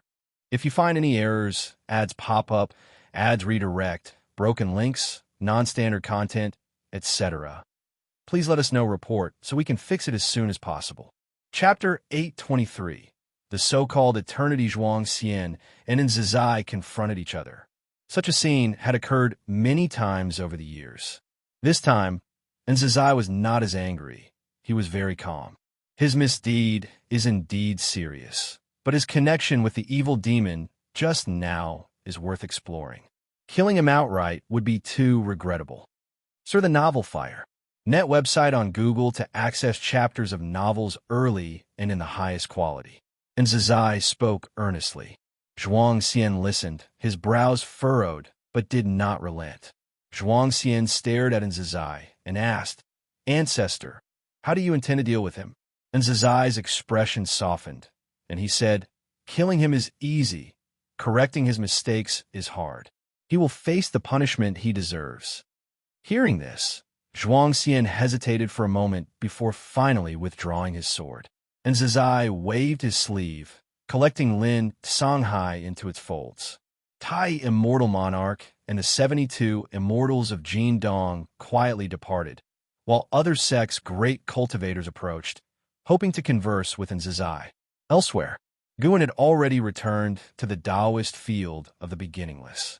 He went to his usual secluded bamboo grove, sat on the steps in front of the pavilion, and turned his right hand upward, revealing the infinite divine spirit to the sunlight. At this moment, the infinite divine spirit was no longer struggling. It curled up as if in slumber. Guan began a soul search, using the infinite divine spirit to understand the eternal Tao extreme. When confronting Emperor Join before, Guan also tried a soul search, but as soon as he attempted, the eternal Tao extreme used destiny to annihilate Emperor Ji in soul. This time, Guan had broken through the Great Realm and reached the Perfection Realm as the Supreme Emperor of Ultimate Merging Tao. His strength had transformed profoundly. Before the soul search, he used his power of cause and effect to isolate himself. It wasn't just his power of cause and effect. The strength of the dojo was also present. Without any mishap, he forcibly penetrated the infinite divine spirit's soul, madly searching its memories, and many memories about the eternal Tao extreme flooded into his mind. After a few breaths, Guan had already captured all the memories of the infinite divine spirit. He clenched his right hand, scattering the infinite divine spirit's soul. However, this was not the real body of the infinite divine spirit. To be precise, the eternal Tao extreme's destiny could revive it. Through the infinite divine spirit's memory, Guan's impression of the eternal Tao extreme deteriorated significantly. Unlike the dark heavenly court, which was expelled, the eternal Tao extreme inherently did not belong to the heavenly Tao. They greedily sought to devour everything of the heavenly Tao. Most beings who joined the eternal Tao extreme ended up worse than death, with only a scant few capable of becoming eternal divine spirits. The gods of the eternal Tao extreme would refine the souls of heavenly Tao beings, merging them into their destiny, thus enhancing the resistance of the eternal Tao extreme destiny against the celestial Tao destiny. The eternal Tao extreme itself possessed countless gods, which were fundamental to their foundation. Long ago, the eternal Tao extreme invaded the heavenly Tao, where the celestial emperor's great might slayed most of them. Since then, they dared not attack the celestial court again, yet the celestial emperor's strength filled them with longing for the heavenly Tao. These eternal divine spirits seduced the beings of the heavenly Tao through the great Tao River. Their methods for Lin Songhai were relatively gentle, yet many were forcibly abducted like Lu Xiaoxian. The infinite divine spirit slaughtered countless beings of the heavenly Tao, consuming their cultivation levels, seizing their destiny, and even refining their souls into eternal treasures. Lin Kanghai's capture of many celestial and earthly immortal souls was at its behest. Guan then took out the fate pen and infinite sword book. Holding the book in one hand and the pen in the other, he wrote the 4 characters of infinite divine spirit on the infinite sword book and then erased them with a stroke. 2 breaths later, you successfully seized the infinite divine spirit. Miaozhen Daluo Immortal Realm Perfection. 82,387,201,666. Gu An's lips curled upward, humming lightly. So-called eternity seems to be just a bluff. As long as there is lifespan, it is not eternal.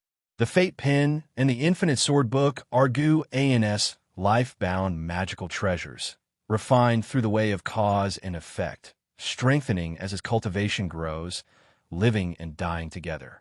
They represent the strongest power of the Supreme Emperor of ultimate merging Tao, so much so that even the destiny of the eternal Tao extreme cannot completely isolate them, crossing countless light years and planes to slay enemies outside the great Tao. After completing all this, Guan put the 2 life-bound magical treasures into his body, then lay on the steps to start a nap.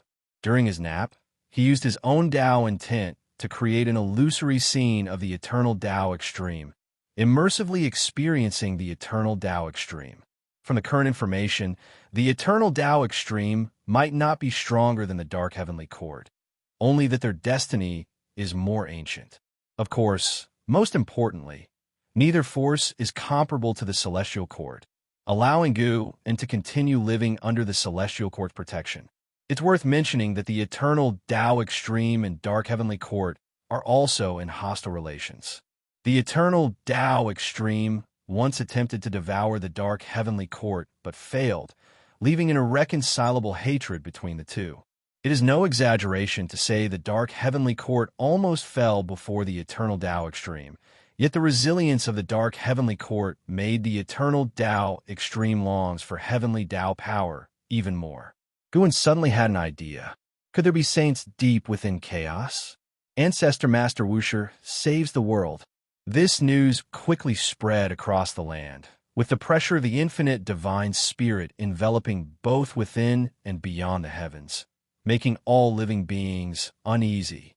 Although the infinite divine spirit was never seen in person, the fear was real. Upon hearing that Ancestor Master Wuxia had eradicated the evil demon, all beings in the world sighed in relief. For most beings, the world had been peaceful for too long, and the occurrence of any catastrophe was understandable. This event also unearthed many myths about Wuxia, with more and more cultivators wanting to join the Wuxia sect. Heavenly Spirit Tao Alliance, Su Mansion. In a courtyard, young Su Han wielded his sword, condensing sword intent, while glancing at Xianxia meditating atop the courtyard wall. Xianxia wore a hooded purple robe, appearing mysterious. The half of her face exposed was fair and her lips like flowers, evoking fantasies. "Master, have you heard of Wuxia?" "No, have you been there?" Su Han asked, his face full of curiosity. From early morning, the mansion was filled with rumors about Wuxia. After inquiring, he felt his blood boil. It was the first time he learned that such immortals existed in the world, and such a holy land secretly protected all living beings. This is truly the people of immortal cultivation. Xianxia calmly replied, "Heard of it, never been." "Master, how do you view Ancestor Master Wuxia? Do you think those rumors are true?" Su Han pursued. He held great respect for Xianxia, and his grandfather also respected her, making him ever curious about Xianxia's origins. Unfortunately, Xianxia did not say, nor did his grandfather want to reveal. Because she is so mysterious, he always felt Xianxia was a renowned great cultivator incognito. Many storybooks contain such characters, suggesting he is the protagonist, attracting such a great cultivator to support him, or so he thought. Ancestor Master Wuxia saved the world more than once. He is the only being worthy of the title immortal in the world. Even true immortal gods cannot compare. Those rumors hardly depict his greatness and strength. Xianxia's response made Su Han's eyes widen, rendering him more excited. If you find any errors, ads pop up, ads redirect, broken links, non-standard content, etc., please let us know report so we can fix it as soon as possible. Chapter 824, Reincarnation Battle. Master, do you hold the Ancestor Master Wuxia in high regard? Su Han inquired further, his concentrated sword intent slightly unstable, with threads of sword chi dissipating outwards. But he didn't mind. His attention was already on his master. Xianxia responded, everyone in this world dares to respect him, and any words of praise are not enough. It was the first time Su Han had heard his master speak so effusively about someone, which made him imagine more about the Ancestor Master Wuxia. Master, can you tell me the myths about Wuxia that you've heard?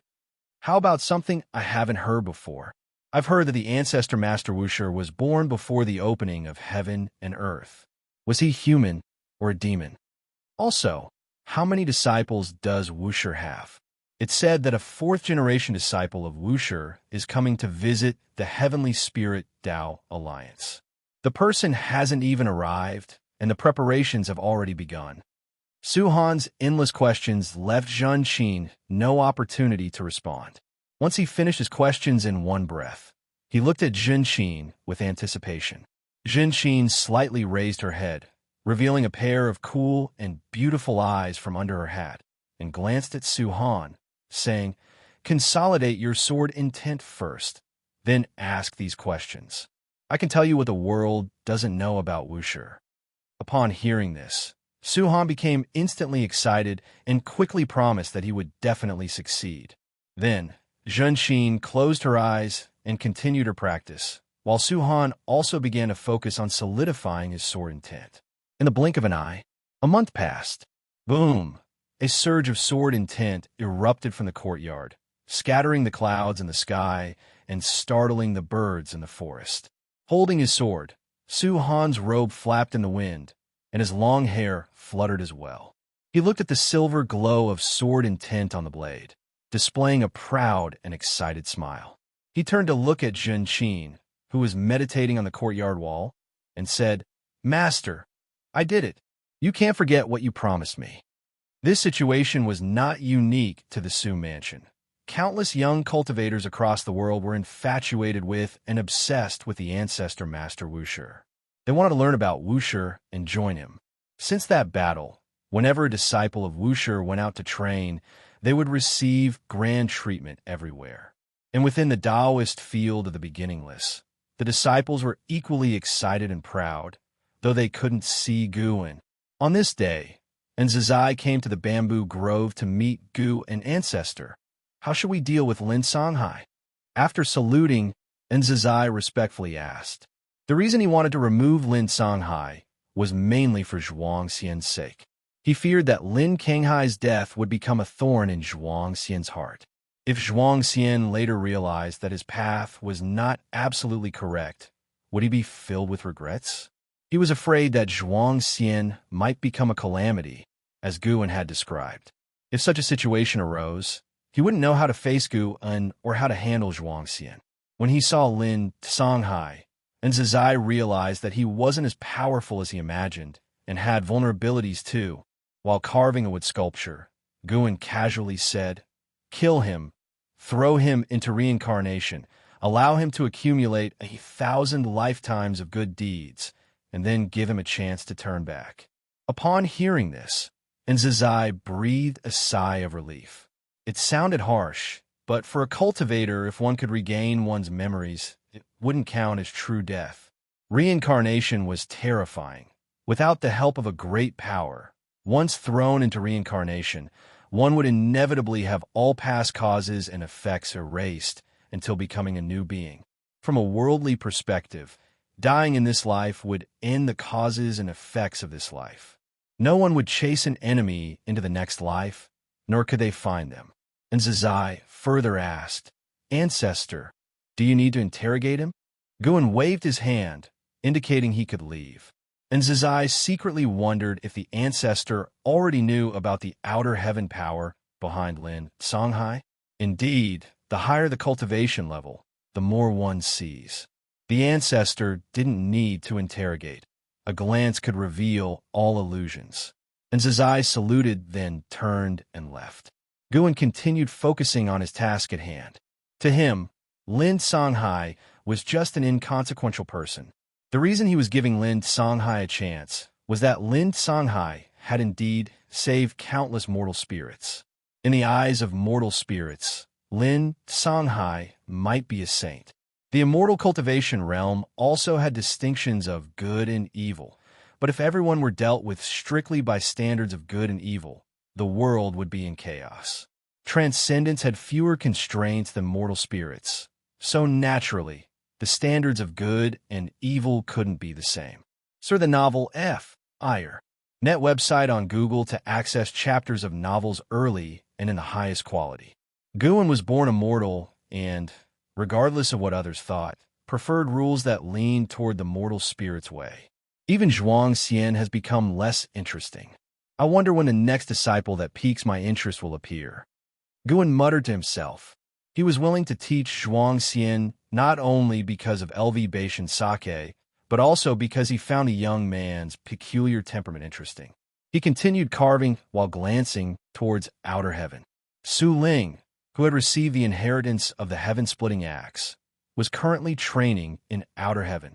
He delved into the depths of the universe, an area once called the Silent Extinction Domain, where danger and opportunity coexisted. Within the Heavenly Spirit Tao Alliance, Su Ling was already a prestigious figure. But in outer heaven, no one would pamper him. If an opportunity arose, anyone would compete for it. At the moment, Su Ling was besieged by a group of cultivators of the same realm.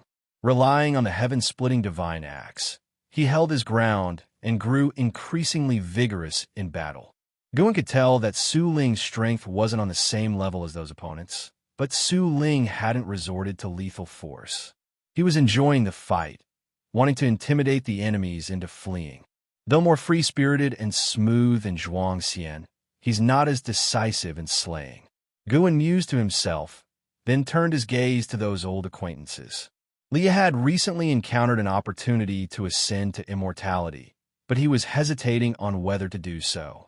Tianhao had obtained the Celestial Emperor's inheritance and had been in seclusion in the misty immortal court, advancing rapidly in cultivation.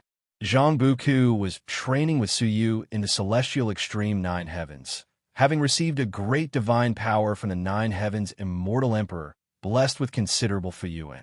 Zhu was still in the Taiwei Great World, yet she wasn't burdened by power, devoting most of her energy to her own cultivation. Guan also looked towards the celestial court. Both Yang Jian and Li Xuanyao were doing quite well. They continually earned merits in battles against the dark heavenly court, enhancing their celestial Tao destiny. And then there was the progeny of his reincarnation body, the celestial destruction god. Regarding the celestial destruction god, Guan had no intention of acknowledging him. Still, since the origins of the Long family's cause and effect were linked to him, he wouldn't hesitate to lend a hand occasionally. He often claimed to be unconcerned, yet couldn't help but get involved. Guan was aware of this quirk of his, but he didn't consider it a fault. On the contrary, he found it interesting. Of course, he was also delighted because he had the capability to undertake these tasks. It's been a long time since I've conducted a lifespan reincarnation. Today seems fit for one. With my current cultivation level, could the reincarnation body be so powerful that it would only fall to a mixed element profound venerable immortal? If that's the case, who could stop him? Thinking this, Guan suddenly found it amusing that if he carried out a lifespan reincarnation, he might again encounter the Celestial Emperor. In the past, he would have dreaded such trouble. But now, he even felt a sense of anticipation. Dueling with the Celestial Emperor in reincarnation? Interesting. If you find any errors, ads pop up, ads redirect, broken links, non-standard content, etc., Please let us know report so we can fix it as soon as possible. Chapter 825, Walking the Invincible Path again after Guan carve a wooden figure. He set it down. Immediately, the wooden figure stood on the ground and started twitching. Its wooden body seemed to come to life, moving its limbs more and more agilely. Finally, the wooden figure transformed into a wood spirit. It looked the same as before, but it was clearly more vigorous and lively compared to before. The wood spirit waved at Guan and then burrowed into the soil, disappearing from sight. Guan smiled. He stood up, stretched lazily, and walked along the path. He was planning to find a new place to settle down and begin a round of lifespan reincarnation. Walking through the bamboo forest, he pondered about what attitude he should adopt for his upcoming reincarnation choices. If it's the same as before, it would be quite dull. Currently, lifespan reincarnation is no longer as significant for Gu An's assistance. He doesn't need more secret skill, Taoist technique. For him, this function is more of an immersive experience, more real than lifespan projection, akin to truly experiencing reincarnation. Let him personally enter reincarnation and disappear for many years. He wouldn't feel at ease concerning reality. But lifespan reincarnation is different. He can experience a lengthy life within just 1 or 2 hours. After leaving the bamboo forest, Guan walked ahead as he always did, appreciating his dojo. The disciples he encountered kept their distance and respectfully saluted, not daring to approach or disturb. Within the Taoist field of the beginningless, the ancestors' dominance remained high. Even though Guan wore a smile, the disciples still felt immense pressure since their master and ancestor had instructed them not to show any disrespect before the ancestor. While observing the scenery along the way, Guan once again peered into the future of the beginningless. The future of anything contains numerous possibilities. The stronger the forces involved, the more extensive the cause and effect, leading to countless potential futures. With numerous disciples mastering vast powers, the future of the beginningless naturally becomes multifaceted, possibly different each day. For cultivators like Guan, no matter how varied the changes are, he viewed them without fear that the beginningless future might alter, but merely to see in which direction it might change. The destiny changes in the beginningless allowed Gu and to see in Zizai's efforts. And Zizai was worried that the beginningless might encounter troubles, becoming stricter with the disciples. Guan was neither opposed to nor supportive of Zizai's efforts. He simply watched quietly. And Zizai's efforts influenced the fate of the beginningless, which served as a microcosm. All beings in the world continuously exert influence upon each existence. This calm progression took an hour until Guan reached a lakeside, where he sat in his usual spot on an old wooden chair used for fishing, silently performing lifespan reincarnation. You expend 1 billion years of lifespan to initiate a reincarnation evolution. Choose between reincarnating to the past, present, or future. This time, Guan decided not to choose the past, as that would entail significant cause and effect. He believed his reincarnation body might live as primordial profound venerable, an existence that would undoubtedly stir the heavenly Tao. Future. Would you reuse the reincarnation body from past lifespan reincarnation? Yes. Guan had already made up his mind on the way. The me with the highest comprehension should walk through the invincible path once again. You choose to reincarnate as extreme. Begin connecting to Tao rules. Start searching for the reincarnation heaven and earth. You have the following heaven and earth choices. Select 1. Taiwei Earth Core 2. Endless Jade Pool 3. Immortal Cave Heaven. These places have been mentioned before. Guan had not visited them, yet he could already see their locations and conditions. Guan did not hesitate and quickly made his choice. You choose to reincarnate into Taiwei Earth Core. This reincarnation maintains the ability to seize lifespan and lifespan evolution throughout. Reincarnation evolution begins. Taiwei Earth Core possesses great destiny. In endless ages, nature's spiritual energy turns into spirit water, descending along the Earth's core. Countless stones on the ground are repeatedly flushed by spirit water. Only one stone persists, eventually developing spiritual intelligence. In the first year, you become a spirit stone of the Taiwei Earth Core. With your spiritual intelligence activated, you're filled with curiosity about the world, but you temporarily lack the ability to act. You can only instinctively absorb the spirit water drops falling upon you. Spirit Stone? Guan thought of Sun Wukong from Journey to the West. However, Sun Wukong was the stone that mended the sky, of much greater origin. The following prompts were calming, offering no choices. At age 507, a female immortal flew from the horizon, landed beside you, and examined you curiously. You involuntarily felt nervous, but heard her speak aloud. She discovered you possessed spiritual intelligence, deemed you a peculiar being undeserving of obscurity. She did not disturb you, but instead left. At age 508, the female immortal returned with a group of human race cultivators, instructing them to guard your growth. You also learned her name, Xianxia. Very likely, it was Zhu Shi, as Taiwei Earth Core was hidden deep within the Taiwei Great World, part of a deeper plane. The current Taiwei Great World had yet to perceive Taiwei Earth Core's existence, holding even grander spiritual energy and opportunities. Guan was not surprised. He chose Taiwei Earth Core initially to see if Extreme and Zhu Shi could interact. At age 9,999, you felt your power on the verge of exploding, entering a profound mystery state to perceive Extreme Dao combat technique, condensing Extreme Dao fruit, eventually shattering the Spirit Stone and transforming into a human form, astonishing the Holy Court cultivators guarding around you. You chose a name for yourself, Extreme. In the same year, Xianxia visited, and you grew fond of her. You did not refuse her invitation to explore Taiwei Earth Core with her. During this period, Xianxia wished to take you as a disciple. A decision you must make no. Agreeing would contradict the natural path, wouldn't it? Guan immediately decided. Sir the Novelier, NET website on Google to access chapters of novels early and in the highest quality. You rejected Xianxia's offer of discipleship. Although Xianxia felt regret, she was not upset. She insisted on imparting you the cultivation method, but was astonished by your display of extreme Dao combat technique. In the following cues, Xianxia guided Extreme through Taiwei Earth Core, visiting numerous ancient dojos and ruins, during which Extreme continuously showcased cultivation talent and comprehension, astonishing Xianxia multiple times. Moreover, Extreme acquired battle armor and divine weapon, as if these treasures naturally awaited his arrival. Years later, Extreme followed Xianxia to the Taiwei Great World, entering seclusion for cultivation within the Holy Court. In just 1,000 years, he reached Zai Immortal Realm, shocking the entire Holy Court.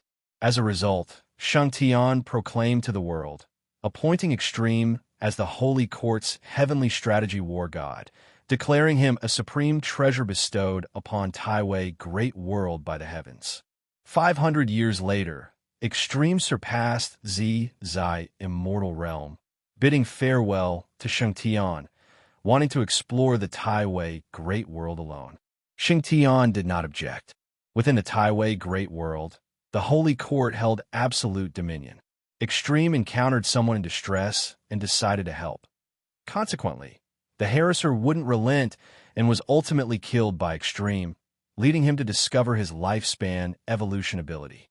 If you find any errors, ads pop up, ads redirect, broken links, non-standard content, etc., please let us know. Report so we can fix it as soon as possible. Chapter 826.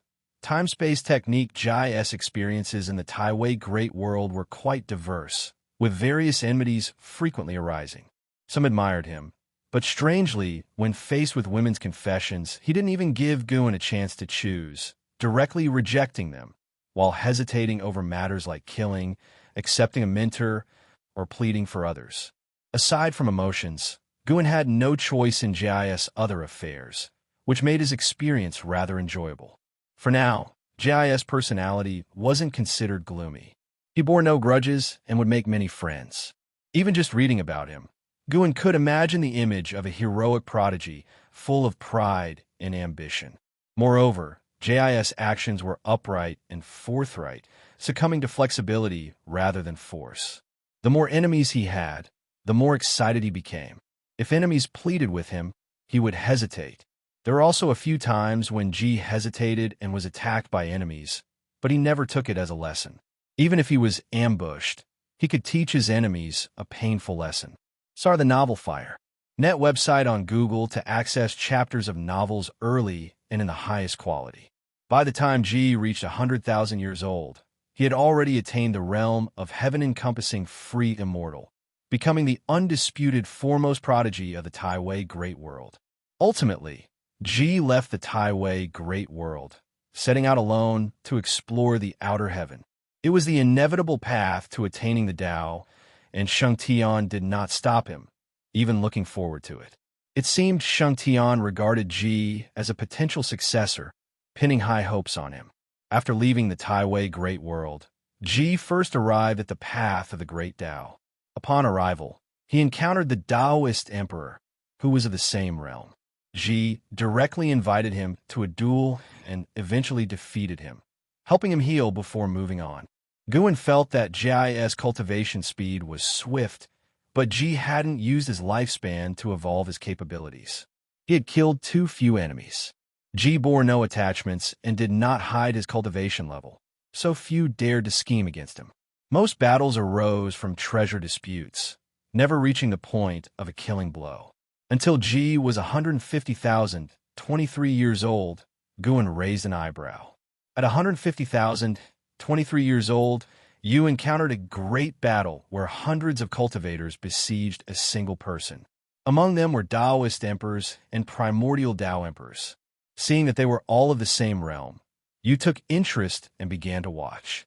Ultimately, you witnessed that person repel hundreds of enemies, recognizing them as the strongest person you've ever met of the same realm.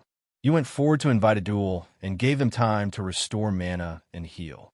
Could this person be the reincarnation of the Celestial Emperor? Guxuan, you could fight the Celestial Emperor to a standstill. Of course, before the final battle, the Celestial Emperor likely held something back, so in Guan's eyes, Guxuan Yu's combat talent was not as strong as Jis. Among all Guan's reincarnation bodies, Jis' combat talent was the strongest. Not only could he sweep through those of the same realm, but he could also fight those of higher realms. At 150,000, 43 years old, that person had recovered, stood up, and called out to you, willing to fight you. You engaged in a grand battle that lasted 7 days and nights, with you ultimately winning. You did not kill them. You put away your divine weapon, praised that they were the most powerful opponent you've encountered, but the other was in a daze and did not respond. Seeing this, you did not console them, but provoked them, hoping they would exhibit even stronger abilities next time. This rekindled their fighting spirit. Through some exchanges, you learned their name, Tai Hao. It was indeed Tai Hao. Although Guan had speculated, he didn't expect Ji's talent to be so remarkable that he could defeat the reincarnation of the Celestial Emperor. However, the specifics would only be clear after inheriting memories. What if this Tai Hao hadn't inherited the Celestial Emperor's techniques, making their strength inferior to the Tai Hao that Guxuan Yu encountered? After this battle, they agreed to meet again in 1,000,000 years. Ji continued to travel alone. Through countless battles, Jis' reputation continued to rise. Although he lacked special destiny, he could suppress both the Taoist Emperor and primordial Tao Emperor. His talent was so impressive that major powers began to court him, but Guan rejected them all. The more rejections there were, the more trouble arose. Ji faced an assault from an emperor clan of the primordial emperor domain, with an innate golden immortal leading them. Even so, he managed to escape unscathed. The good times didn't last. The heaven-balancing golden immortal from that emperor clan made a move. Ji fought with all his might. On the brink of death, he unleashed the extreme Tao combat technique, severely injuring the heaven-balancing golden immortal. Taking advantage of their shock, he escaped into the great Tao River, narrowly avoiding disaster. Daring. Quite the ferocity. In Guan's view, it was impossible for a heaven-encompassing free immortal to defeat an innate golden immortal, let alone injure a heaven-balancing golden immortal. It was simply illogical. But the injuries from this battle were severe as well. Ji recuperated in the Great Tao River for 10,000 years before barely managing to eliminate the leftover mana of the heaven-balancing Golden Immortal, enhancing his physique. Though he recovered, Ji was lost. He couldn't find a way out within the Great Tao River. At 18,372 years old, you encountered someone in the River of Destiny. Observing their extraordinary bearing, you challenged them to a duel. However, due to a large difference in Tao practice, you ended up defeated. The other party admired you and decided to teach you a divine skill. You learned the time-space technique. When you asked for their name, wanting to thank them, they left only their name before departing. You committed Lu Xianxia's name to memory. Might this youngster have noticed something? Guin and his reincarnation bodies shared similarities in appearance and physique. The last time he met Lu Xiaoxian, he felt the youngster guessed his identity but didn't reveal it. Not only did they forgive Jai's offense, but also imparted skills to him, Guin felt even more favorably towards Lu Xiaoxian, thinking he could possibly guide him more in the future. In the years that followed, Ji began to rigorously practice the time-space technique. As Lu Xiaoxian had said, this divine skill was his only chance to escape. A century later, Ji mastered the time-space technique. When he first wielded it, he shifted to a mysterious dimension. Upon investigation, he discovered he had arrived in the primordial Emperor domain. Greatly pleased, he decided to cultivate there and then seek revenge on that Emperor clan. He first entered a city, inquiring about that Emperor clan, but found no information. No one in the city was aware of that clan's existence. Unconvinced, he visited other cultivation cities, but again, no one knew of this Emperor clan. Eventually, he heard of a great power who became an emperor, renowned across the world. He had heard this name before along the path of the Great Tao.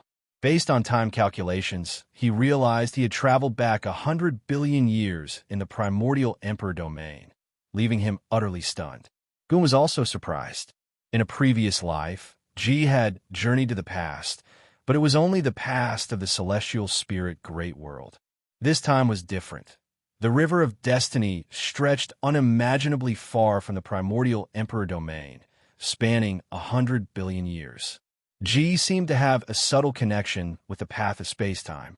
Ji began to travel the world, and through years of understanding, he finally confirmed that he had traversed time and space. When he attempted the time-space technique again, it was unsuccessful.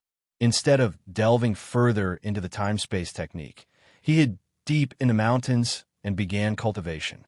He decided to first attain the level of Golden Immortal before venturing the primordial Emperor domain. He heard that the emperors of the primordial Emperor domain were historically significant figures, which intrigued him and fueled his fighting spirit. If you find any errors, ads pop up, ads redirect, broken links, non-standard content, etc., please let us know report so we can fix it as soon as possible. Chapter 827. After confirming his target, Ji began his long years of closed-door training. In just 100,000 years, he had reached the innate golden immortal realm. The crossing the tribulation was earth-shattering, attracting many great powers to come and watch. With great enthusiasm, Ji directly challenged them, defeating all contenders and making a name for himself in the primordial Emperor domain. Ji then began traversing the world, continuously encountering people and events, which presented Gu and with many choices. As before, Guin could not involve himself in matters of affection, directly refusing them, but he always managed to meddle in other matters. No matter how much his cultivation level increased, Ji remained true to his original intentions, ignoring emotions and focusing solely on becoming stronger. The primordial Emperor domain was far more vast than the Taiwei Great World. As Ji waged battles along the way, this path seemed endless, with numerous great emperors, emperor clans, imperial dynasties, and sects constantly appearing in the prompts, keeping Guin thoroughly entertained. At the age of 321,642, you were at the World Sword Mansion gaining sword enlightenment when an ancient sword soul emerged, appearing before you, wishing to become your master. Would you choose to agree? No. Ji had no need for external aids. If this sword soul caused any trouble in the future, he would have to clean up the mess, which was too bothersome. Guan hoped Ji could maintain his unattached state so that he could focus solely on becoming stronger. After rejecting the ancient sword soul, Ji still encountered troubles as the World Sword Mansion tried to forcibly retain him, resulting in unpleasantness and a fierce battle where he relied on his formidable strength to break through the encirclement. After leaving the World Sword Mansion, Ji did not linger. He found a way to become stronger through battles, and even without frequently killing enemies, his cultivation level was rapidly growing. 1,000,000 years later, Ji stepped into the heaven-balancing golden immortal realm, becoming an unparalleled powerhouse whose fame was unmatched. Later, Ji encountered a person who was the founder of the Emperor clan he sought revenge against, but he was still too young. Seeing him kneeling before him, begging for mercy, Ji hesitated whether to let him go. Guan made the decision for him, letting him go. The invincible should not fear the birth of new enemies, and besides, changing the past related to oneself risks karma retribution. Ji spared the primordial ancestor of the Emperor clan, and he had no further regrets about the primordial Emperor domain. After staying in this realm for millions of years, sweeping through the strong, undefeated, he was content, and he used the time-space technique to leave. Upon returning to the River of Destiny, Ji was still unable to escape its bounds. There was a powerful force in the dark that restricted him, but he was not discouraged, as it was this force that helped him evade the death calamity. What he needed to do was forge a path to life himself. He used the time-space technique again, arriving in another great world, which was unfamiliar to him. He was uncertain if he had returned to his timeline, but he did not care and resumed his path of battle, seeking strong adversaries, challenging them, achieving victory, repeating the cycle. Just like before, initially, he caused much trouble, but as he defeated more opponents and never killed those without grievances, the beings of this great world began to admire him. Guan continuously faced choices, the process being very relaxed. Since achieving the golden immortal realm, Ji had never been embarrassed, defeating whoever he fought against. No matter how many enemies came, he could repel them. Indeed, it was defeating, not retreating.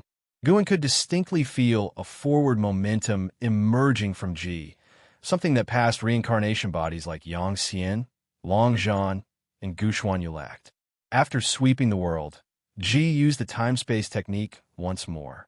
Unable to leave the River of Destiny, he continued to use the time-space technique. Wherever he went, he would conquer and only leave when he had no battles left to fight. After sweeping through the 5 directions plane and great worlds, Ji achieved the Tai-Ching Golden Immortal Realm. After 30 applications of the time-space technique, Ji attained the heaven-opening Daluo Immortal Realm.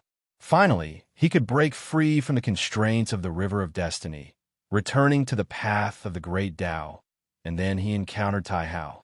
At the age of 2,379,662, you met Tai Hao, an old opponent. Tai Hao challenged you, and you sensed a strong temporal cause and effect in Tai Hao, realizing he might have experiences similar to yours. Tai Hao was also in the heaven-opening Daluo Immortal Realm, and you gladly accepted the challenge, commencing a prolonged battle. At the age of 2,379,694, your battle with Tai Hao led to the collapse of the Great Tao. At the age of 2,379,695, you finally defeated Tai Hao. Tai Hao was disheartened but genuinely admired your strength, conceding wholeheartedly. He invited you to journey along the path of the Great Tao together. Do you choose to agree? No. Having been sworn brothers for a lifetime is enough. Being Tai Hao's brother is a deadly affair. Guan decisively made the choice, secretly pleased. As expected of Ji, Tai Hao had been defeated by Ji a second time, even though it was clearly more challenging this time, but a win is a win. Far better than Guxuan Yu, whose greatest achievement was mutual destruction. You refused Tai Hao's request, and Tai Hao felt regret, agreeing to meet again for another battle. You gladly accepted, praising him as still your greatest opponent, which pleased Tai Hao, and you both parted ways. After parting with Tai Hao, Ji left the path of the Great Tao, planning to return to the Taiwei Great World.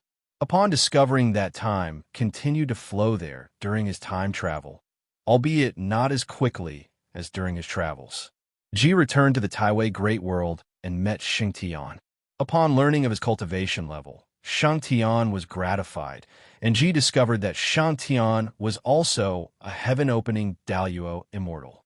Xianxia invited Ji to participate in a holy court meeting. During the meeting in the Grand Hall, upon hearing that someone from the holy court was captured by the Nine Divine Mansion, Ji volunteered, willing to make a trip to the underworld, and after a moment's hesitation, Xianxia agreed to send him to the underworld. Seeing the words Nine Divine Mansion, Guan couldn't help but think of Gu Xuanyu's life. Encountering this force again, it's truly been around for a long time. Speaking of which, Gu Xuanyu harbored a deep-seated enmity with the Nine Divine Mansion, persisting even to death. This time, let's see if Ji can avenge him. Before the Nine Divine Mansion, Ji declared his origins, but was expelled by their keepers. He chose to force his way in. Having stood for countless years, the Nine Divine Mansion was not easy to shake, as they also possessed Daluo immortals. Relying on the time-space technique, even if unable to defeat the mansion's strong warriors, Guan believed Ji could escape alive. But Ji was tougher than expected. Even forcing out Miao Zhan Daluo immortal, he insisted on fighting, and that Miao Zhan Daluo immortal couldn't defeat him. Eventually, the pavilion master of the Nine Divine Mansion was alarmed, personally coming out to stop the fight, agreeing to return the holy court disciple, thus resolving the conflict. Afterward, the pavilion master invited Ji as a guest. Guan declined on Ji's behalf, but the pavilion master was too enthusiastic, holding on to Ji's hand, leaving him no choice but to agree. Xianxia the Novel Fire. Net ** website on Google to access chapters of novels early and in the highest quality. The pavilion master hosted a grand banquet, gathering many great powers of the Nine Divine Mansion to introduce Ji, praising him as possessing the potential to transcend and offering his daughter in marriage to Ji. Without waiting for Guan's choice, Ji directly refused. If you find any errors, ads pop up, ads redirect, broken links, non-standard content, etc., please let us know report so we can fix it as soon as possible. Chapter 828. Breaking through the celestial court, the gentle breeze blew from the lake, causing Guan's black hair to sway. He watched as Ji emerged from the Nine Divine Mansion, a smile naturally appearing on his face. The pavilion master truly harbored ill intentions. After being rejected by Ji, he immediately ordered an assault on him. The so-called Grand Feast was actually a hidden trap. Unfortunately, despite all his scheming, the pavilion master couldn't keep Ji there. Ji not only escaped unharmed, but also rescued the disciple of the Holy Court. Upon returning to Xianxia, Ji's performance greatly satisfied Xianxia, who directly appointed him as the Holy Court's undefeated war god, allowing him to enjoy the Holy Court's destiny perpetually.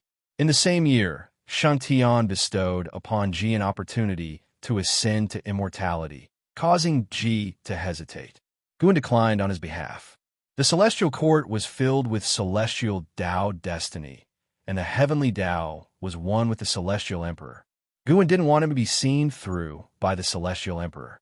Xianxia felt regret over Ji's rejection, but didn't force the matter.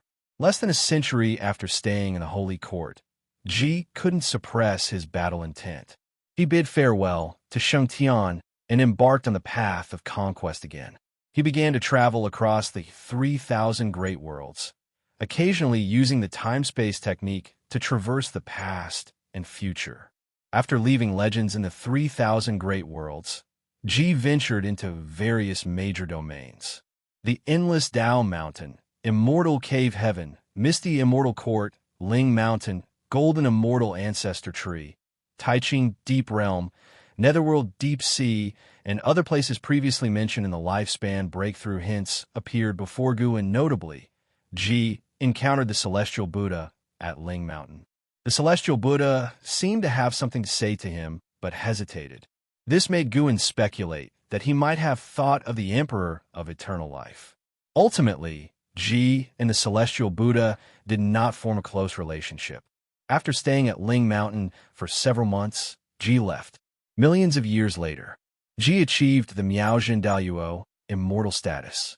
100 million years later, under the siege of many Daoyuo immortals, Ji broke through to become a Dao Extreme Daoyuo immortal during battle, attracting the arrival of the Celestial Dao Venerable. The Celestial Dao Venerable wanted to take Ji as a disciple, but Guin declined on Ji's behalf. Even if Ji were to be killed by the Celestial Court now, he had lived enough.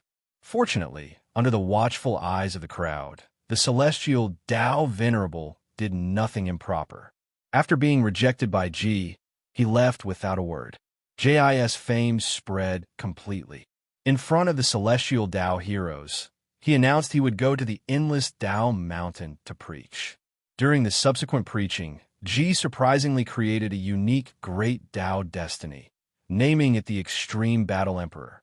It was recognized by the 3,000 Great Dao, its destiny imprinted on the path of the Great Dao, and Ji took the opportunity to describe the method of proving the Extreme Battle Emperor. Guin couldn't help but raise an eyebrow at this point. Ji actually created a Great Dao destiny as well. If so, doesn't that mean he pioneered two kinds of Great Dao destiny on his own? Is that even possible? Guin pondered, and at the same time, Jis' life continued. After establishing the Extreme Battle Emperor, Jis' opponents became fewer and fewer. Wherever he went, immortal family great powers invited him as a guest, which allowed Gu to witness scenes of harmonious conversations. Unfortunately, no one will always have smooth sailing. At the age of 2,532,167, one immortal god blocked your path. This immortal god called himself Son of Heaven Jueni, wanting to experience the power of the Extreme Battle Emperor. You chose to fight and easily defeated Son of Heaven Jueni. You did not kill Son of Heaven Jueni, but his departing gaze made you somewhat uncomfortable. Upon seeing this hint, Guin knew that Js' destined calamity had arrived. No seeker could avoid the Celestial Court after becoming powerful. Gu's reincarnation body could not live forever. He would eventually die, and within the heavenly Tao, death could only occur at the hands of the Celestial Court. Xianxia, the Novel Fire, net website on Google to access chapters of novels early and in the highest quality. Son of Heaven Jenny, Gu and glanced over, seeing Son of Heaven Jenny cultivating within the Celestial Court, who is now also at the Dao Extreme Daoyuo Immortal Cultivation level. Among many Sons of Heaven, Son of Heaven Jueni's authority wasn't large, but his talent was outstanding. Guin only took a glance and didn't resolve to deal with Son of Heaven Jueni ahead of time, despite the experiences from lifespan reincarnation. After defeating Son of Heaven Jueni, Ji continued his travels. The Dao Extreme Daoyuo Immortal Cultivation level allowed him to overlook all living beings. Without considering the Celestial Court, not many great powers could rival him. Being invincible is lonely, so Ji chose to retreat in a domain, contemplating a higher realm. Until millions of years later, the world he was in was illuminated and numerous immortal gods descended. An immortal monarch stood atop the clouds, proclaiming Js' sins, announcing that Js' reckless time-space travels had disrupted the order of cause and effect, waging wars everywhere, disrupting the balance across realms, and not fulfilling the obligations of a Dao Extreme Daoyuo Immortal. The Celestial Court wanted to capture Ji and take him to the 9 heavens for interrogation. Guin naturally disagreed, choosing to refuse. Ji engaged the Celestial Army in a great battle for the first time. Even with the Supreme Immortal led by a Dao Extreme Daoyuo Immortal realm, Ji easily repelled them. Soon after this battle ended, the Celestial Dao Venerable took action. The opponent was an existence beyond the Dao Extreme Daluo immortal level. Despite struggling with all his might, Ji could not win and ultimately escaped, using the time-space technique, albeit heavily injured. He arrived at a mysterious plane, found a realm, and began recuperating. By a twist of fate, during his recovery, someone passed through this realm and discovered him. This person was precisely Tai Hao. After a long absence, Tai Hao was also at the Dao Extreme Daluo Immortal Cultivation level. He was delighted, but upon learning of Jia's experiences, he too began cursing the Celestial Court and declared he would fight alongside Ji, deeply moving Ji. Guan sighed, thinking to himself, "Silly child, they are the leaders of the Celestial Court, deliberately coming to mess with you." Regardless of whether Tai Hao recovered his original memory, Guan already saw the ending. Ji and Tai Hao would die together. The Celestial Court didn't dare to deal with Tai Hao, but would definitely create an opportunity for a one-on-one match between them. Guan continued to watch. After Ji recovered from his injuries, Tai Hao once again challenged Ji. As before, Ji laughed last, but this time, Tai Hao wasn't as disappointed. The two continued healing, agreeing to cause havoc in the Celestial Court once fully healed. In this lifetime, Tai Hao's sect was destroyed by immortal gods, which is why he hated the Celestial Court to the core. This is also why he was willing to help Ji. Due to this reason, Ji did not refuse his assistance, and both were full of heroism, believing they could penetrate the Celestial Court. They were entities that dominated within their realm, and now having reached the end of the immortal Dao, even against the Celestial Dao Venerable, their combined strength might prevail. 1,000,000 years later, the two stood before the celestial gate of the Celestial Court. Tai Hao expressed he was prepared to face death, but Ji was not seeking a death battle.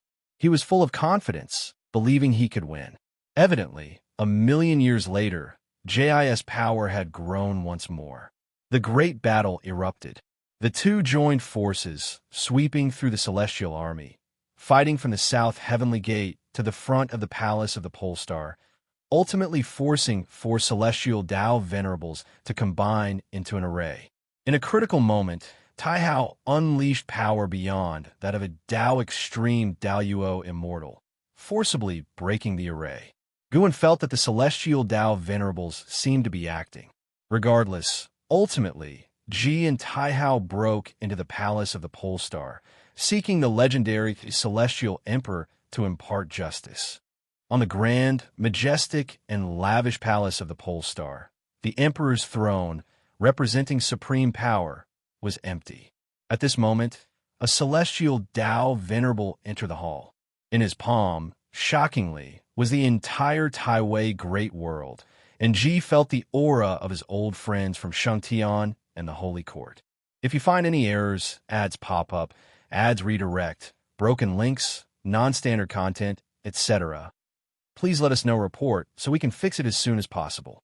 Chapter 829. Gu An's pursuit. Seeing the Holy Court captured, Guan saw the outcome. But ending life with this result isn't too bad. At least this lifetime has been exciting enough. The celestial Dao Venerable demanded Ji surrender, or he would annihilate the beings of the Taiwei Great World. The unyielding Ji hesitated, and Guan made the decision for him. Agree to compromise. When prompted, Ji laid down his divine weapon, enraging Tai Hao greatly. No matter how much Tai Hao tried to persuade, Ji refused to take up the divine weapon. Tai Hao declared their brotherhood severed, then went out to fight alone, leaving Ji surrounded by immortal gods. The Celestial Emperor truly knows how to play. Guan felt Ji must be extremely upset. Ji never thought Tai Hao was the Celestial Emperor all along. Ultimately, Ji was suppressed by the Celestial Dao Venerable. Due to his Vajra, undying body, the Celestial Court cast him into the heavenly prison to endure endless torment. Seeing Ji not killed, Guan speculated it had something to do with Tai Hao. Unexpectedly, this lifetime hadn't yet reached its end. Guan continued to watch. Perhaps like Xuanyu, Ji would escape the heavenly prison and cause havoc in the Celestial Court once more. During those years of suppression, Ji began comprehending the extreme Dao combat technique. His technique grew stronger, and Guan guessed the lifespan he stole from enemies in the past was in use until now, possibly relating to the destiny of the extreme battle emperor. Regardless of the reason, after enduring suppression for 100 billion years, Ji forcibly broke through the Great Realm, reaching the Xianxia primordial immortal stage. A terrifying celestial tribulation shattered the prison restrictions, allowing him to escape. Pinned up for 100 billion years, his combat intense soared, astonishing the heavens and gods alike, causing cosmic phenomena across the 3,000 great worlds, Great Dao Domain, and the underworld. Ji then displayed his expertise, battling while crossing the tribulation, using heavenly thunder to fight. Under normal circumstances, one should not be disturbed during the tribulation. If mana and qi blood go chaotic, it might lead to demonic possession, followed by being obliterated by heavenly thunder. But Ji seemed unafraid of this, even showing the same in previous lifespans. With the cultivation level of Xianxia primordial immortal, even the celestial Dao venerable wasn't his match. Guan saw in one prompt he punched a celestial Dao venerable to pieces, scaring all the immortal gods to retreat. Unfortunately, the foundation of the celestial court far exceeded Ji's imagination. A colossal hand traversing ages attacked. Ji was unprepared. The first strike made him lose his cultivation level. The second disintegrated his soul, body, and spirit. Reincarnation ends here. Guan closed his eyes, beginning to inherit Ji's memories. The surrounding spiritual energy surged towards him, but the dojo's plentiful spiritual energy merely stirred waves, not alarming the other disciples. The Taoist field of the beginningless had long expanded, with a special area for crossing the tribulation. The disciples were used to any disturbances. Experiencing Ji's life truly, Guan sensed a freedom other reincarnation bodies had never had, even describing it as carefree. Ji traversed the all heavens and myriad realms, ventured to the past, battled the future, reaching utmost pleasure. Most of his battles were crushing victories, with rare injuries in his life. This was the longest reincarnation Guan had experienced, unlike other reincarnation bodies who loved to cultivate in seclusion. Ji's life, always on the move, was far richer than others. The Taihao encountered in this life wasn't much weaker than the one Guxuan you met. While causing havoc in the celestial court, this Taihao displayed extremely fearsome power, even alarming Xianxia. Xianxia, the will of the heavenly Dao, Guan had heard of before, but felt its power for the first time. That power belonged to the Supreme Emperor of Ultimate Merging Dao. Guan could confirm Xianxia was the Tongxian venerable spirit of the Celestial Emperor. Yet Xianxia appeared and vanished quickly, not affecting the battle, leaving a deep impression on Ji. Once the memory inheritance was complete, Guan opened his eyes, his gaze not so complex. After experiencing Ji's life, he had no regrets. Even dying in battle felt exhilarating. This life had enough battles and joy. CTH novel, F. Ire. At website on Google to access chapters of novels early and in the highest quality. Ji had hardly ever felt wronged. Even facing death, he bore it with pride. Although he never saw Xianxia in the end, Guan was not worried, for Xianxia was indeed Zhu Shi. If it were Zhu Shi, with Guan present, she couldn't possibly die. Extreme Battle Emperor, Emperor Ji, why do they seem stronger than my primordial Dao Emperor? Guan murmured to himself, unable to hold back a smile. The Extreme Battle Emperor was the pinnacle of the combat path, whereas the Primordial Dao Emperor was not just about combat, but also comprehending the mysteries of reincarnation. The Extreme Battle Emperor was more suited for battle, while the Primordial Dao Emperor for cultivation, each having their strengths. What truly intrigued Guan were the worlds Ji had visited. Some places seemed not to belong to the heavenly Dao. Could they be chaos? These unheard-of worlds fueled Guan's anticipation for the Great Dao. Reaching the edge of the Great Dao and one's limits too early would be dull, wouldn't it? than simple human desires. Guan anticipated and pursued grander things. He wished to become an invincible one like the Celestial Emperor, but would not be content with just that. Remembering Tai Hao, Guan strangely hoped the Celestial Emperor would grow stronger to make eternal years more enjoyable for him. More than that, Guan was interested in an opponent Ji defeated. That person's growth rate was absurd. Meeting Ji twice. The first time, when Ji was merely a Taoist Xianxia immortal, and the second, when Ji had become a Tao Extreme Daoyuo immortal.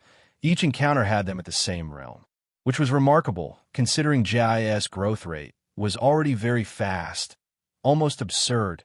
Only the Celestial Emperor and reincarnation could keep up.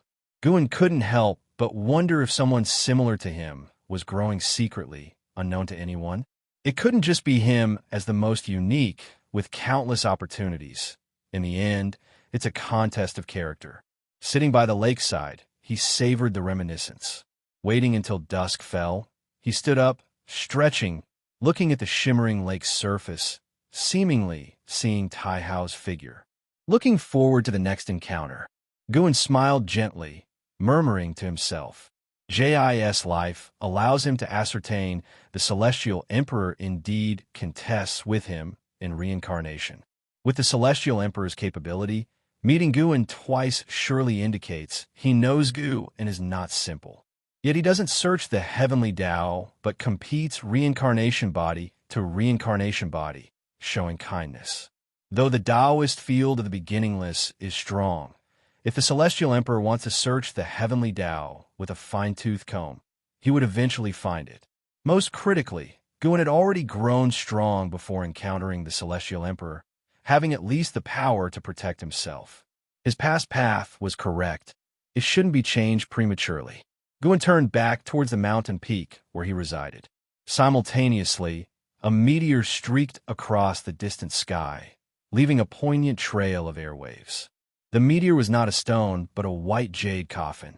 As the coffin streaked across the sky and past a cliff, a hand stopped it, causing a violent storm to spread in all directions, devouring the mountain, uprooting forest, impacting a 1,000-mile radius. If you find any errors, ads pop up, ads redirect, broken links, non-standard content, etc., please let us know. Report so we can fix it as soon as possible. Chapter 830. The white jade coffin hung precariously above the cliff, held back by a man in white robes. His long white hair danced in the breeze, his face handsome, and an arrogance between his brows that could not be concealed. It was none other than son of Heaven Ji Yen. Compared to many years ago, there was an added touch of world weariness about him. His eyes observed the white jade coffin, a nostalgic expression in his gaze, and he muttered to himself, "It's been a long time since we fought side by side." His identity as the Son of Heaven was never hidden. Ever since his ascension, he roamed the celestial spirit great world with this identity. Some pledged allegiance to him, while others scoffed. Things did not develop as smoothly as he had imagined. The leading heavenly spirit Tao alliance showed him indifference, making it hard for him to find a foothold. He had no choice but to employ his life-bound divine weapon. He turned his head towards the distance, his gaze gradually becoming cold and sharp. If he couldn't uproot the heavenly spirit Tao alliance, it would be difficult for him to become the master of this realm. Becoming the world supreme was his trial in reincarnation, and he couldn't fall here. The existence of Ancestor Master Wuxia once caused him concern, but after his investigations, he dismissed those worries. As long as he did not harm the masses, Ancestor Master Wuxia would not intervene. Furthermore, he had visited the immortal gods who remained in this realm. He had a vague guess, but did not reveal it. He only needed to focus on his tribulation. With that thought, he vanished with the white jade coffin from the precipice. Time continued to flow, never pausing for anyone. Millions of years passed in a blink. The dark heavenly court was eventually repelled by the celestial court, and the celestial Tao destiny of the 3,000 great worlds began to rise. More opportunities to ascend to immortality appeared in the human world. The celestial spirit great world was no exception, and one individual gained an opportunity for immortality, ascending in broad daylight, renown throughout the lands. The desire to become immortal planted a seed deep in the hearts of all beings, making it even harder for Son of Heaven Jian to act, as the awe people held for the Son of Heaven was waning. Rather than serve the immortal gods, why not strive to become one? Sir the Novelier. An ET website on Google to access chapters of novels early and in the highest quality. The Heavenly Spirit Tao Alliance was stronger than Son of Heaven Jian had imagined, but with his own talent and divine weapon, the power he established over millions of years reached a level that could contend with the Heavenly Spirit Tao Alliance. The current world power lay in the struggle between the Heavenly Spirit Tao Alliance and the Son of Heaven for dominion over heaven and earth. In spring, the Taoist field of the beginningless was brimming with life, with majestic landscapes as far as the eye could see. Guan was sitting in the mountain viewing pavilion, painting. Outside the pavilion, in contrast to millions of years ago, colorful small fish leapt in the cascading waterfall, adding more hues to the landscape. Two figures flew in from afar, landing swiftly in front of the mountain viewing pavilion, and Zizai and Zhenqin. Zhenqin lifted the hood of her robe and respectfully saluted Guan. After greeting, Zizai spoke, "Ancestor, senior uncle Zhen has arrived." Guan turned to look at Zhenqin, who, under his gaze, became suddenly emotional. She kneeled on the ground and said, "Master, your disciple has a request." Her expression was tense, her eyes full of anxiety. Guan did not ask Zizai to leave. Looking at Zhenqin, he chided, "Why are you kneeling? I still prefer the old you. You rarely kneeled before me and liked to joke with me." The reason he grew close to Xianxia was not due to studying books. The real reason was that Xianxia gave him a feeling reminiscent of past interactions with Zhenqin. To him now, engaging with others was tedious if they were too rigid. After all, he could see through people's hearts and would only care about the atmosphere of interaction, not anyone's motives. Hearing this, Zhenqin felt ashamed. Although her master treated her as before, she was no longer the disciple of the supreme sect she once was, making it hard for her to interact with him as she used to. "Master, my disciple was captured by a great power under the Son of Heaven's command. The Heavenly Spirit Tao Alliance and the Son of Heaven are like water and fire. I have no way to save him. Could you intervene?" Zhenqin asked, gritting her teeth. Guan shook his head and said, "How can I stick my neck out for such matters? Your junior uncle will help you. Why not stay for a few days first?" "No, Master. I fear something will happen to him. Please save him first, and I will bring him to visit you. Will that do?" Zhenqin said anxiously. Seeing her urgency, Guan glimpsed a shadow of her past self. "Very well, Zizai. Accompany her on the journey," Guan said helplessly, indulging Zhenqin, a disciple with whom he shared 730 million years of master-disciple bond. Son of Heaven Jian was the current heaven and earth hero. Wuxia disciple would not intervene in his conflict with the Heavenly Spirit Tao Alliance, and even if Zizai had a mind to help, he still needed to consult Guan. And Zizai immediately took his orders, and Zhenqin thanked Guan before the two left quickly. Guan turned back to continue painting. Such matters were trivial to him. Over the long years, there would always be old friends or disciples seeking his aid, and as long as he allowed Zizai to bring them before him, it usually meant he would agree to help them. "Son of Heaven, I wonder if it is your scheme," Guan muttered, referring not to the present Son of Heaven causing unrest, Jian, but to another Son of Heaven who was now rising to the power stage in the celestial court. This Son of Heaven had led the celestial court in repelling the dark heavenly court, greatly enhancing his prestige and subsequently his celestial Tao destiny. He had even entered the palace of the pole star to meet the celestial emperor. Guan did not know what they talked about, but ever since then, the celestial emperor disappeared, and this Son of Heaven began to take charge of the celestial court's authority. This Son of Heaven was ambitious, gathering various immortal gods while continuously releasing immortal fate to the human world, clearly aiming to cultivate his own following. Gu An's eyes could see the future of this son of heaven. He was benevolent to all beings, but ruthless to other sons of heaven, promising to eliminate them one by one, with Xianxia, human venerable, perishing at his hands. This kind of destiny was unprecedented, emerging only after the dark heavenly court was driven back. When the tribulation of Son of Heaven Jiyan ended, and he returned to the celestial court, tremendous changes would occur. That was certain, but Jiyan could not know the celestial court's current situation. However, these matters did not concern Guan, so long as Yang Jian, Li Xuan Miao, and the celestial destruction god were safe from harm. The next morning, Guan was tidying up his paintings in the mountain viewing pavilion when Zizai returned with Xianxia and Su Han. Son of Heaven Ji Yin showed a lot of face to Zizai, and with Zizai's cultivation level, they quickly returned. Su Han was already in clean clothes, looking nothing like a prisoner and without a scratch on him. He followed behind Xianxia, glancing around with great excitement, his face full of expectation. The three of them came to the mountain viewing pavilion to salute Guan, and Xianxia even had Su Han kneel to thank Guan for his life-saving grace. It was not I who saved him. No need for such formalities, Zizai. Show Su Han around and settle him in. Guan said, and upon hearing this, and Zizai agreed, and Su Han rose to his feet. He dared not look directly at Guan and only regained his composure after leaving within Zizai. Why am I so timid? Su Han was secretly annoyed. Meeting Ancestor Master Wuxia was something he looked forward to the most.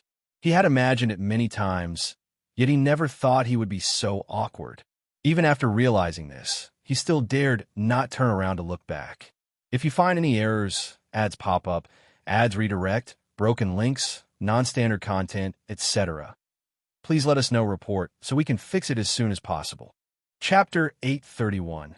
The aspiration to ascend to immortality. Xianxia looked at Gu and standing in the pavilion, her emotions stirring, with countless words stuck in her throat, unable to express them. Guan walked out of the mountain viewing pavilion, following the mountain path, and Xianxia hurriedly caught up. Your disciple has already been saved. You should also relax.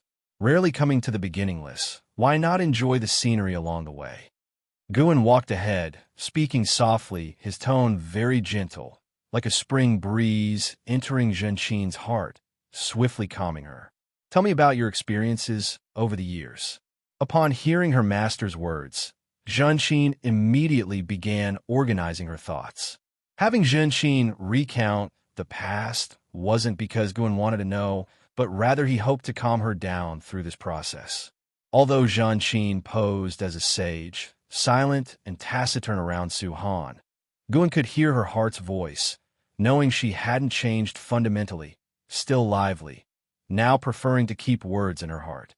Master and disciple walked through the woods. The sunlight pierced through the leaves' gaps, shining on them, as if returning to over 70 million years ago when they walked through the forest together, though back then Guan did not have such an ethereal quality, and Xianxia appeared more lively, like a spirited young girl. The Taoist field of the beginningless is vast. This was Xianxia's impression. Nowadays, she had the cultivation of Taoist Zhang Zizai, immortal, but few places felt large to her, yet the beginningless did. Her past was bland, especially after meeting Su Han, mostly staying beside him for cultivation. Master, do you remember seeing your Uncle Wuxia? After sharing her own story, Xianxia suddenly asked. Guan didn't halt his steps, moving forward while responding, Of course, I remember. How's he now? Still alive? Yes, he's still alive. He's doing well. He founded the Buddhist sect. I saw him 30 million years ago. He seemed completely different, as if transcending worldly concerns, without joy or sorrow, speaking only profound truths. Xianxia reminisced about her meeting with Wuxia, filled with emotion. Guan also recalled the younger junior brother of old. If not for Wuxia teaching him the Taoist expansion skill, he wouldn't have created the innate reincarnation skill, which was a divine skill allowing people to survive in the early days. In fact, Wuxia living to today was secretly supported by Gu and all along. Anyone surviving over 70 million years was either one of Gu An's old acquaintances or the most talented cultivators in the world back then. Millions of years ago, many cultivators would return to dust as everyone had their fate. With Guan occasionally joining in, Xianxia gradually opened up, expressing more emotion in her tone. Meanwhile, Su Han followed in Zizai, exploring the Taoist field of the beginningless, visiting places mostly where Wuxia disciples gathered. As this journey opened his eyes, many medicinal herbs in the medicine gardens were of exceptionally high tier, and the spiritual energy they emitted felt like immortal herbs. And moreover, the disciples' cultivation seemed profound and unfathomable. It's often said the beginningless is full of hidden talents. Today proved its name wasn't false. Su Han's gaze fell upon Nzazai's back, filled with admiration.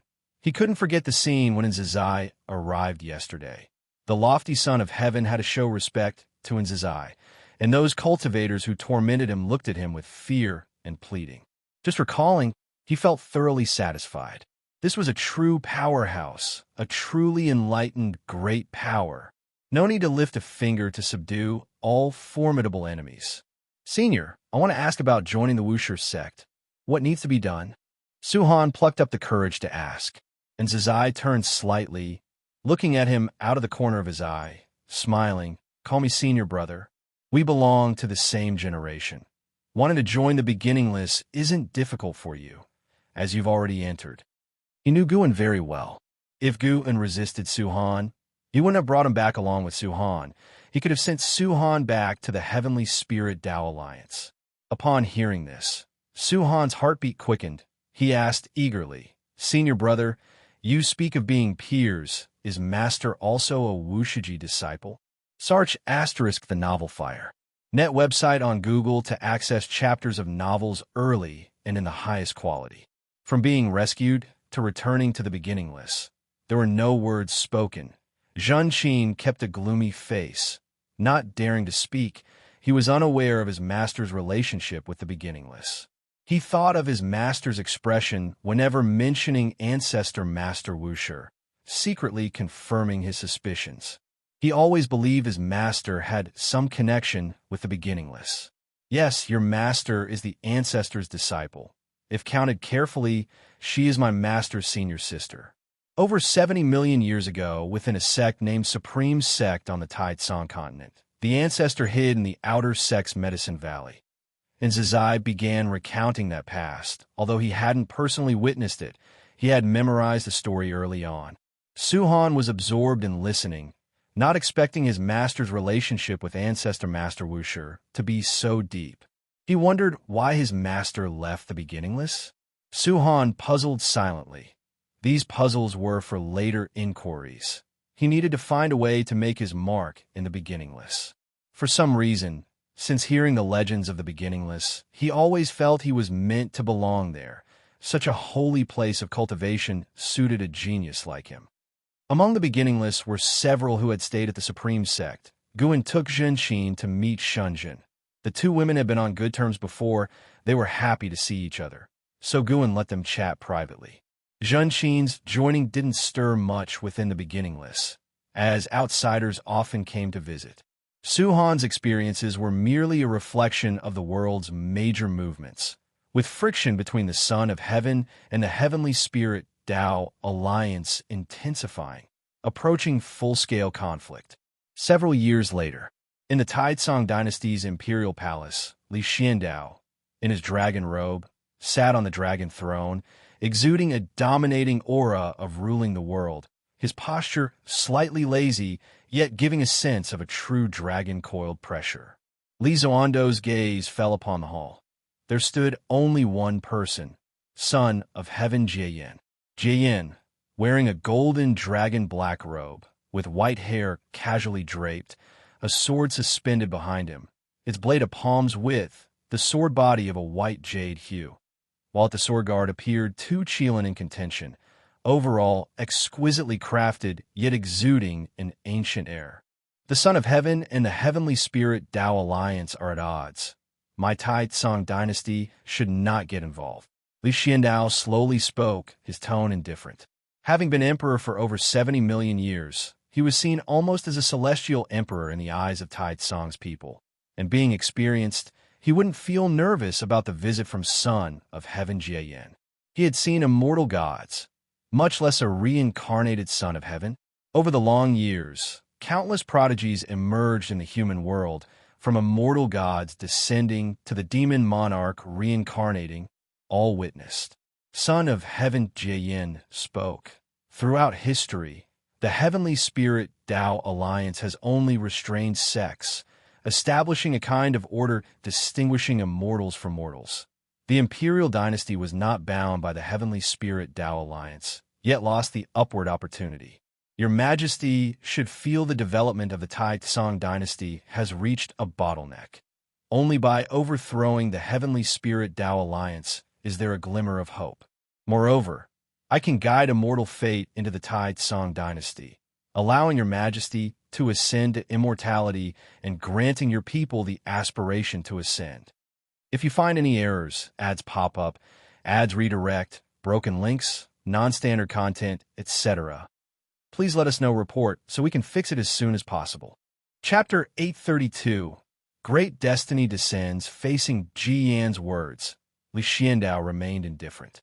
He raised his right hand, his gaze examining the 3 jade rings on his hand, and softly replied, "Without you, Son of Heaven, would the human world find no immortal fate?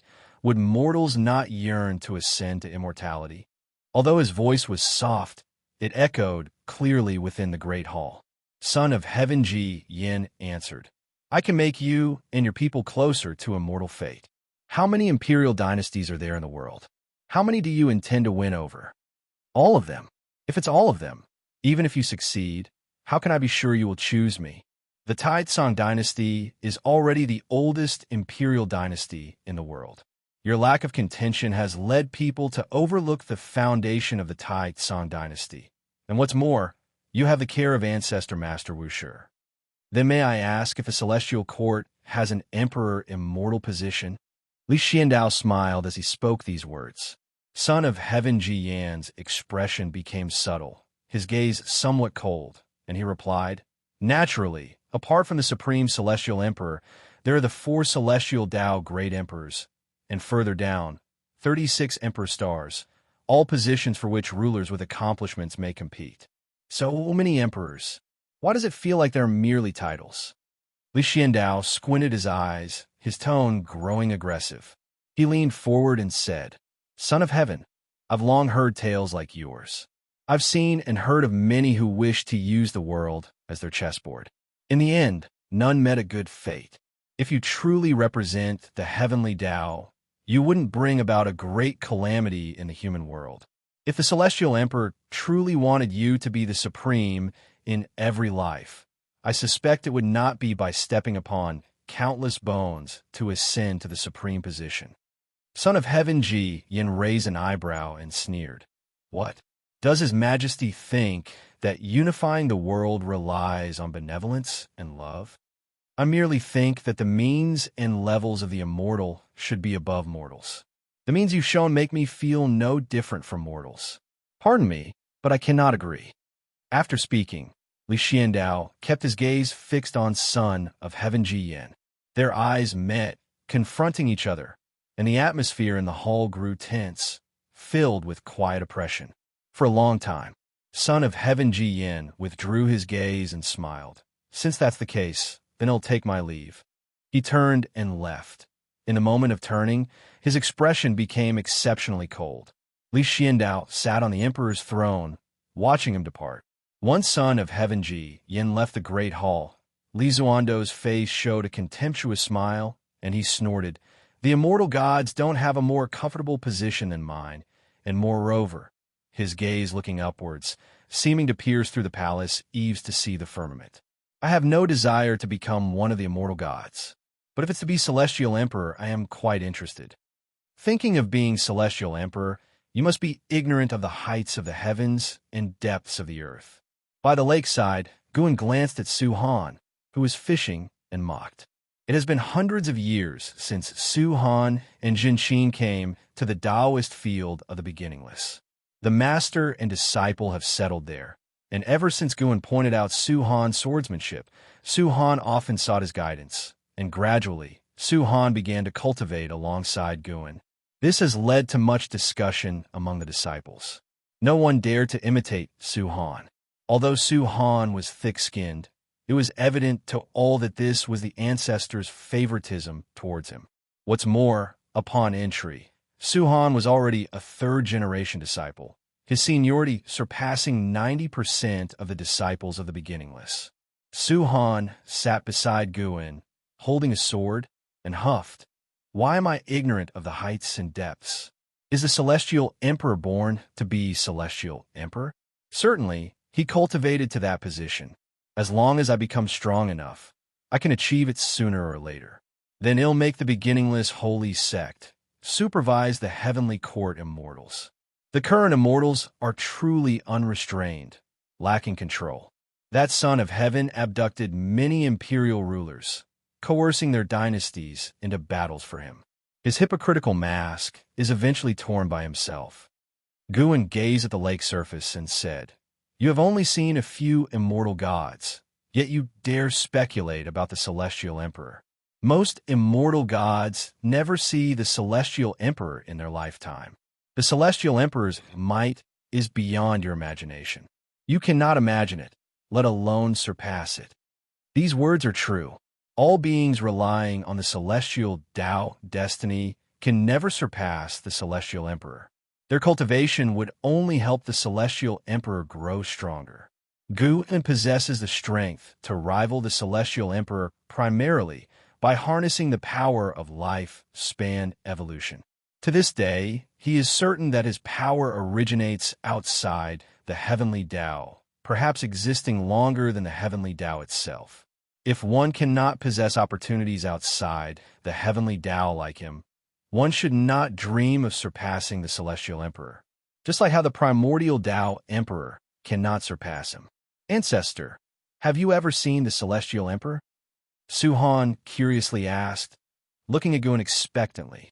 In the myths of the celestial spirit great world, Ancestor Master Wuxia's status is in no way inferior to the celestial emperor, perhaps even higher because he has saved the heavens and earth numerous times, even defending against unjust immortal gods for all beings. Never seen him. I've never even been to the celestial court, Guan casually replied. Then why don't you want to become immortal? What is the purpose of ascending to immortality? Naturally, for longevity and immortality. I already have longevity and immortality. Why need to become immortal? Then to become stronger? Even as I speak with you now, my cultivation level increases. You cling to me, your cultivation level stagnates, but mine does not. Do you know how I achieve this? How do you achieve this? Su Han was stupefied. He thought the ancestor's words were too extravagant. Constantly growing stronger? If true, no wonder no one could catch up to him. Guan answered, when you reach a certain realm, you will naturally achieve this. But until then, you need to endure very long years, long enough for the celestial spirit great world to perish, and you must persevere. Su Han followed his words, only feeling a chill in his heart. Though he was a cultivator, he seemed insignificant in the face of time. He did not know how to cultivate to live longer than the celestial spirit great world. At this moment, a brilliant light erupted from the sky, causing heaven and earth to pale. Su Han instinctively looked up but saw nothing. This burst of bright light appeared suddenly and faded quickly. Su Han regained his vision and looked intently, his complexion slightly changing, only to see countless fire phoenixes appearing on the horizon, as if coming from outer heaven, flying towards the distant land. There are dozens, incredibly magnificent. What is that? Su Han couldn't help asking. He had never seen so many phoenixes before. After the celestial spirit great world reshaped, many heaven and earth spiritual objects, including phoenixes, Qilins, true dragons, were born. But he felt the phoenixes at the horizon were not simple, evidently hailing from outer heaven. Guan looked up and smiled. Who said there are no rules watching the immortal gods? See, Trouble is coming for that son of heaven. Trouble is coming? Is it immortal gods descending? Suhan curiously asked. CTH Novel Fire. Net Asterisk website on Google to access chapters of novels early and in the highest quality. No, it is someone bearing heaven and earth's grand destiny about to be born. He will be the most brilliant figure in the world and surely ascend to the pinnacle of the human world, sweeping away all-powerful foes. Guan laughed. His words sparked many associations for Suhan. He wanted to ask, how does his aptitude compare to the ones soon to be born?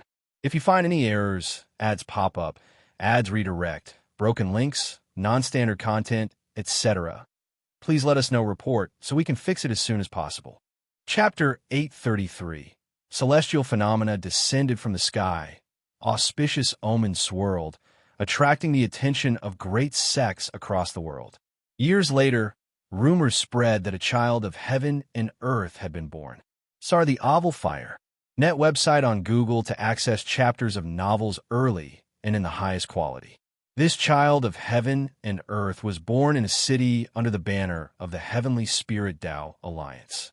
His parents came from a world clan, and, though unremarkable within the Heavenly Spirit Tao Alliance, they still had a certain heritage. At the mere birth of this child, celestial phenomena were triggered. It is said that an alliance hierarch of the Heavenly Spirit Tao Alliance, upon seeing the child, immediately decided to take him as a disciple, proclaiming that he would be the future of the Heavenly Spirit Tao Alliance. This matter caused a great stir, as countless living beings saw the phoenixes flying across the sky. Before he even came of age, this child of heaven and earth was already renowned throughout the world. Guantianyu. Decades later, his fame even reached the Taoist field of the beginningless. On this day, Guan was practicing swordplay in a bamboo forest, his movements not fast but elegant and lively. Ancestor, that fellow with great destiny has become famous. He's only 30 and already reached nirvana. Suhan's voice reached Gu, and before he himself did. Jinxin was already in seclusion for cultivation, whereas Suhan was restless, often coming to bother Gu and seemed impatient. But in truth, he quite enjoyed it. After all, he was idle, and having someone to accompany him was a good thing. Since Suhan had no mission he must complete, Guan hoped he would live this life calmly and steadily. Compared to the Suhan of his past life, the Suhan of this life was too lively and cheerful, no longer the gloomy and ruthless person of before, as if they were two different people. Guan did not respond, and when he arrived in front of him, Suhan continued, although many living beings in the world are born into the nirvana realm, he is human. To cultivate from immortal to the nirvana realm in just 30 years is truly remarkable. I'm beginning to believe he is the greatest talent of all time. Ancestor, you said before that he was born in response to destiny and arose responding to calamity. Could it be that he will become the rival of the Son of Heaven? The Son of Heaven and the Heavenly Spirit Tao Alliance had not yet fully waged war, but their conflicts were constant, and everyone knew an entrenched and protracted time of chaos was coming. Currently, the Son of Heaven Jian had already grown powerful, and with the divine weapon in his hands, no one within the Heavenly Spirit Tao Alliance could suppress him. Of course, if that innate golden immortal were to return, there might be hope, but the innate golden immortal had long since gone to outer heaven to seek the Tao, ignoring worldly affairs. Perhaps he might. Guan, while practicing swordplay, answered. Despite the simplicity of the swordsmanship when he performed it, there seemed to be a sense of profound mystery. Ancestor, you said that the birth of the child of heaven and earth at such a critical moment suggests that heaven disapproves of the Son of Heaven, and behind heaven is the heavenly Tao. So could it be that the celestial emperor in the legends dislikes him? After all, there are many sons of heaven, or perhaps the celestial emperor has his own favored son of heaven and fears he will obstruct him. The royal family of human dynasties often has such occurrences. Suhan spoke enthusiastically, deeply interested in the future grand structure of the world. Since arriving at the beginningless, his perspective had broadened overnight, and he could hear about every major event under heaven. making him feel as if he were standing outside the red dust, observing the rise and fall of the tides. This feeling was wonderful, more wonderful than ever before in his life, and he thoroughly enjoyed his current life. Guan shot him a glance and said, "I've said it before, don't use mortal concepts to speculate about the Celestial Emperor." Su Han chuckled and said, "Ancestor, why do I feel that you hold the Celestial Emperor in high esteem? You don't act this way when talking about other immortal gods or worldly great figures." "That's because I know how strong he truly is." "Who is stronger, the Celestial Emperor or you?" Faced with Su Han's question, Guan smiled and said, "It's 50-50. "What does 50-50 mean?" "Both he and I have a 50% chance of victory." Su Han gasped in shock. Although he was blindly reverent, he was at least a cultivator and knew what the Celestial Court's Celestial Emperor represented. One could say the Celestial Emperor epitomized the entire heavenly Tao. Could Ancestor really be as strong as the heavenly Tao? He was suddenly excited, his gaze at Gu and glowing with admiration. For a moment, he was at a loss for words, gazing at Gu and with reverence. "I'm telling you this alone. You mustn't tell anyone else, or you'll invite trouble," Guan urged sincerely. He had concealed his cultivation level from the Su Han of the previous life, making Su Han believe he was cornered. In this life, he intended to treat Su Han differently. Moreover, he wasn't worried about news leaking out. If Su Han went about spreading it, he could erase Su Han's memory of these words in an instant, erasing their influence as well. "You're constantly concerned with world affairs. What requirements do you have for yourself?" Guan diverted the conversation. Su Han scratched his head and said, "I used to want to become the most powerful in the world, but after being defeated by the Son of Heaven's followers, I realized that mere passionate fervor wasn't enough. After joining the beginningless, my mindset has changed. I now think that the worldly distinctions of strength and weakness are meaningless. Compared to you, those who stir the winds and clouds of the world are nothing. They will eventually perish. Now, I wish to cultivate the path of longevity with you. In terms of ambition, you're far behind your grandfather. My grandfather was a great hero with the world in his heart. I'm not as noble as him. I can't compare, really can't compare." Su Han shamelessly laughed, knowing the connection between his grandfather and Ancestor. His grandfather had risen to prominence based on the legacy of the heaven-splitting axe left by Ancestor, a fact known throughout the world. Thinking of this, he looked forward to life by Ancestor's side even more. Millions of years later, standing beside Ancestor looking toward the human world, what wondrous sight would it be? Cultivate well. When your cultivation level is sufficient, I can recommend you to become an immortal official in the Celestial Court. Really? Does beginningless truly have immortal fate? Truth or falsehood, the future will reveal. While answering, Guan swung his sword at him, causing him to hurriedly evade. The sunlight shone on the edge of his sword, casting a cold, sharp light, as if the entire world was losing its color. Time continued to pass, and finally, the forces of the Son of Heaven and the Heavenly Spirit Tao Alliance engaged in war. It was the Son of Heaven Jia Yin who declared war, coming alone to the Heavenly Spirit Tao Alliance to declare war and causing a great disturbance. Although he did not destroy the Heavenly Spirit Tao Alliance, he caused significant losses, leading the intolerable Heavenly Spirit Tao Alliance to officially announce to the world their intention to eliminate all of the Son of Heaven's forces. Once more, the human world transitioned from peace to an era of turmoil. It is easier for heroic figures to emerge in turbulent times.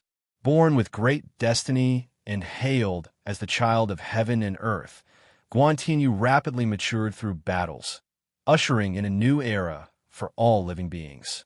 The new era bore new shining talents, and Guan Tianyu was the brightest of those stars. Millions of years later, Guan Tianyu reached the Zizai immortal realm, his power so formidable that even the Son of Heaven Jia Yin admired and frequently sought to recruit him.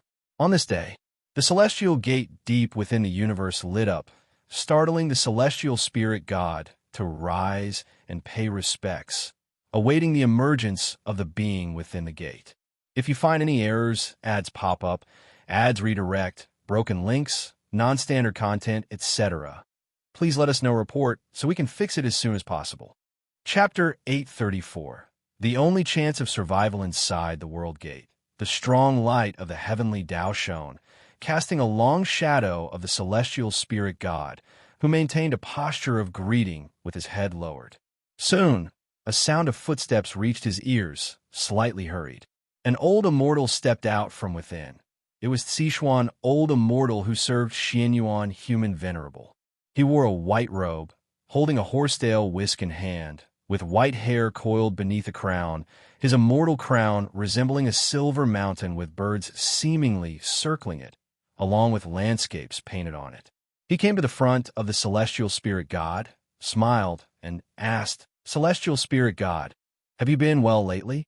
The celestial spirit god looked up and answered, "Quite well. Has the immortal monarch come to look for the ancestor master?" Xianxia, the novel fire. T website on Google to access chapters of novels early and in the highest quality.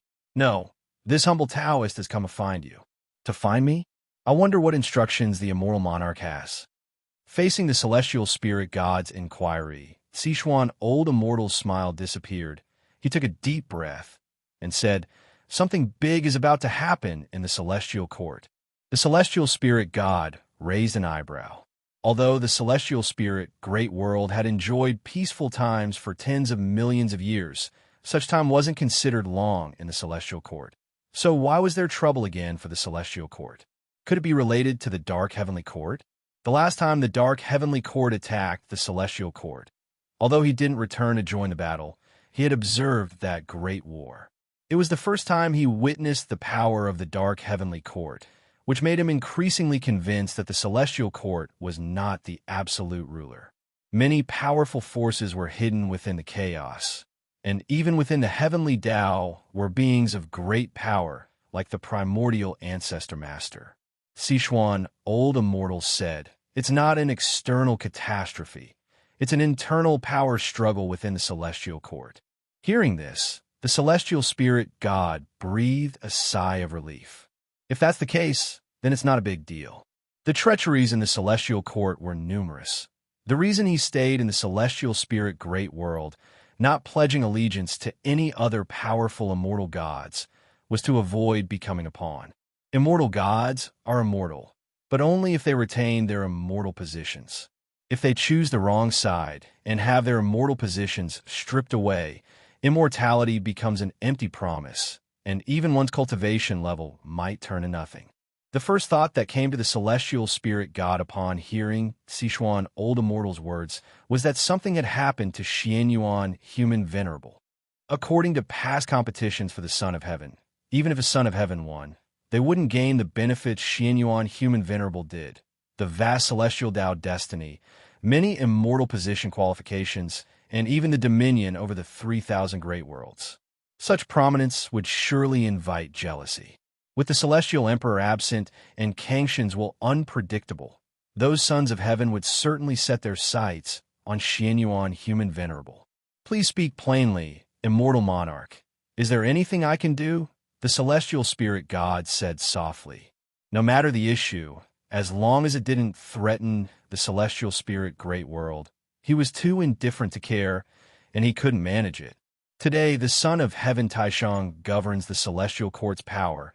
He has cast 17 sons of heaven into reincarnation, and the Son of Heaven Xianxia, with whom you have a father-son bond, is under investigation and may face disaster. Sichuan, old immortal's words made the celestial spirit god frown. He couldn't deny that he was indeed concerned about Tian Hao. It was unclear whether it was because of Su Jin or due to chasing the supreme treasure of the immortal palace, delaying countless years. In any case, he would now and then visit the misty immortal court. However, for so many years, he had never met Tian Hao face to face, only watched silently. Sichuan, old immortal, continued. Besides the Son of Heaven Xianxia, His Highness Xianyuan, human venerable, will also face difficulties, because the Son of Heaven Xianxia is within the 3,000 great worlds. With so many sons of heaven, the Supreme Son of Heaven chooses to settle accounts with Xianxia, clearly as an excuse, aiming at His Highness Human Venerable. But whether it's an excuse or not, it is a great trouble for both your highnesses, with no retreat. Knowing he was right, the celestial spirit god felt he couldn't shake the celestial court with his current power. He asked in a deep voice, "Please speak plainly, immortal monarch. What can I do? What should I do?" Summon back the Son of Heaven Xianxia. When Sichuan, old immortal, said this, his gaze was firmly locked on the celestial spirit god. The celestial spirit god suddenly understood Sichuan, old immortal's intention. He took a deep breath and said, "Is this His Highness' will, or the immortal monarch's intention? Does it matter? I understand. I will consider it." The celestial spirit god answered. He did not give a promise. Sichuan, old immortal, nodded, then turned to walk towards the world gate. Just as his figure was about to vanish in the strong light, his voice once again sounded.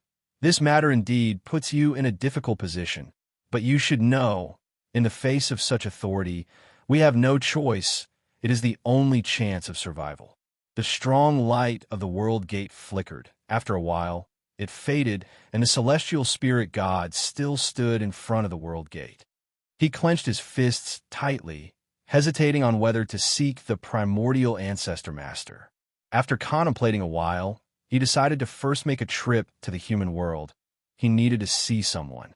In the Heavenly Spirit Tao Alliance, inside a palace, Guan sat in front of a small table, sipping wine, while on the steps beside him, Xiaoyu also had a small table in front of her, drinking with him.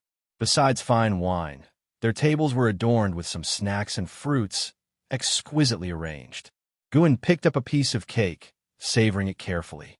The fragrance entered his mouth, making him nod slightly. Xiaoyu put down her cup, looked at Guan, and asked, "Did you come to find me for a simple chat?"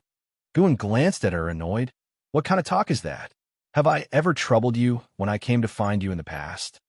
Xiaoyu replied, "I'm not afraid you're bothering me.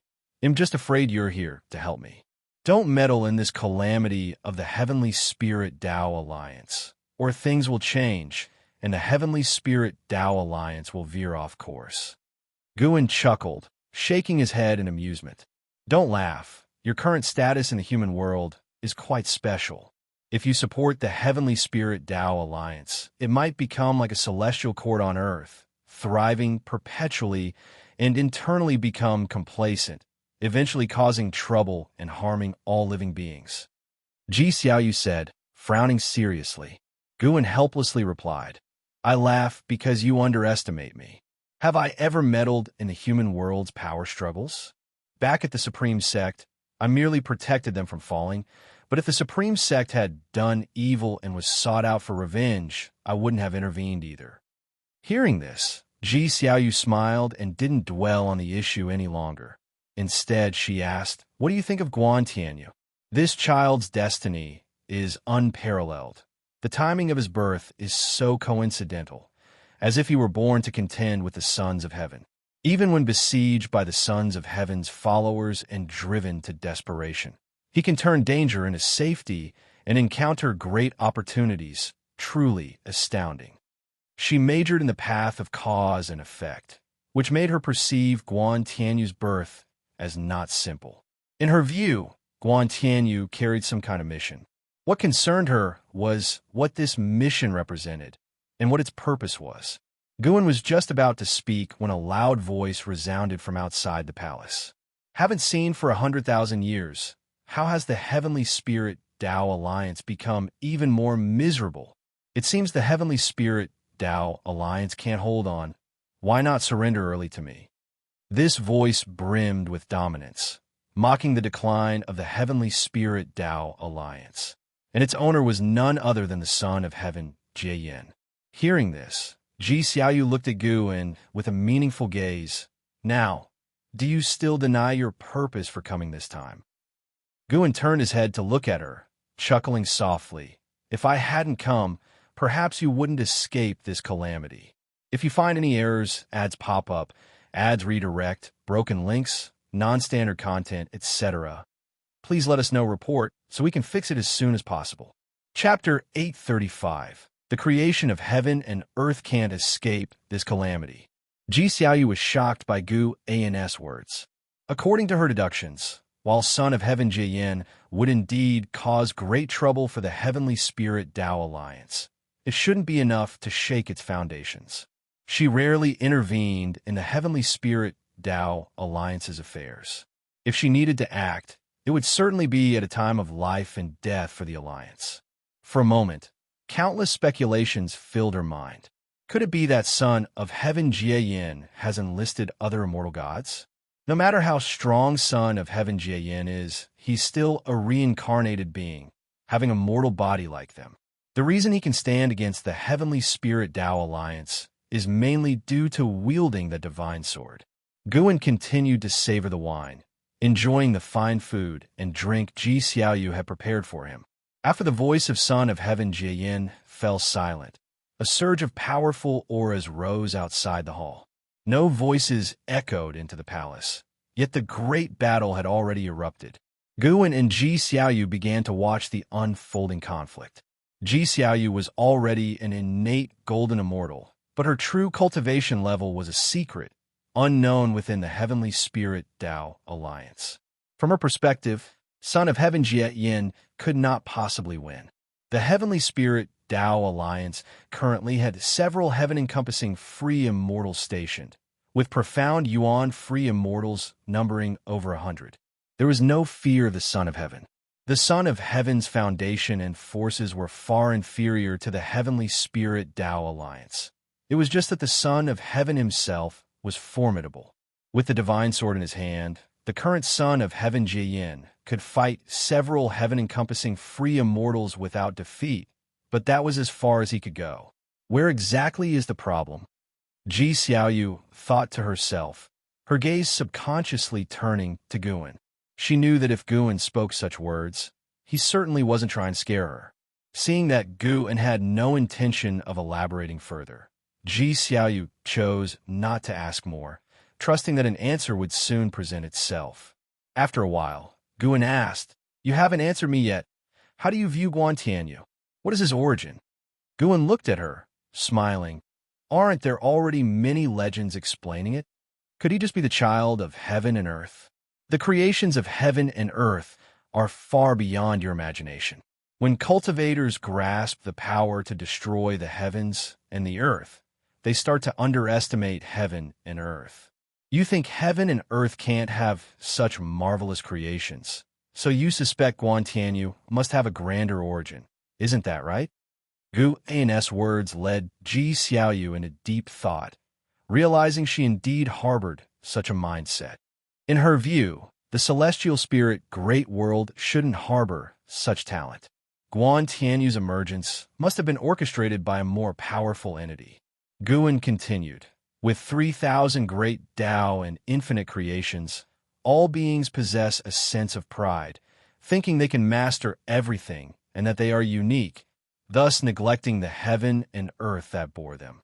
If beings are indeed the most wondrous of creations, then the heaven and earth nurturing them must operate on an even higher level. He spoke of his understanding.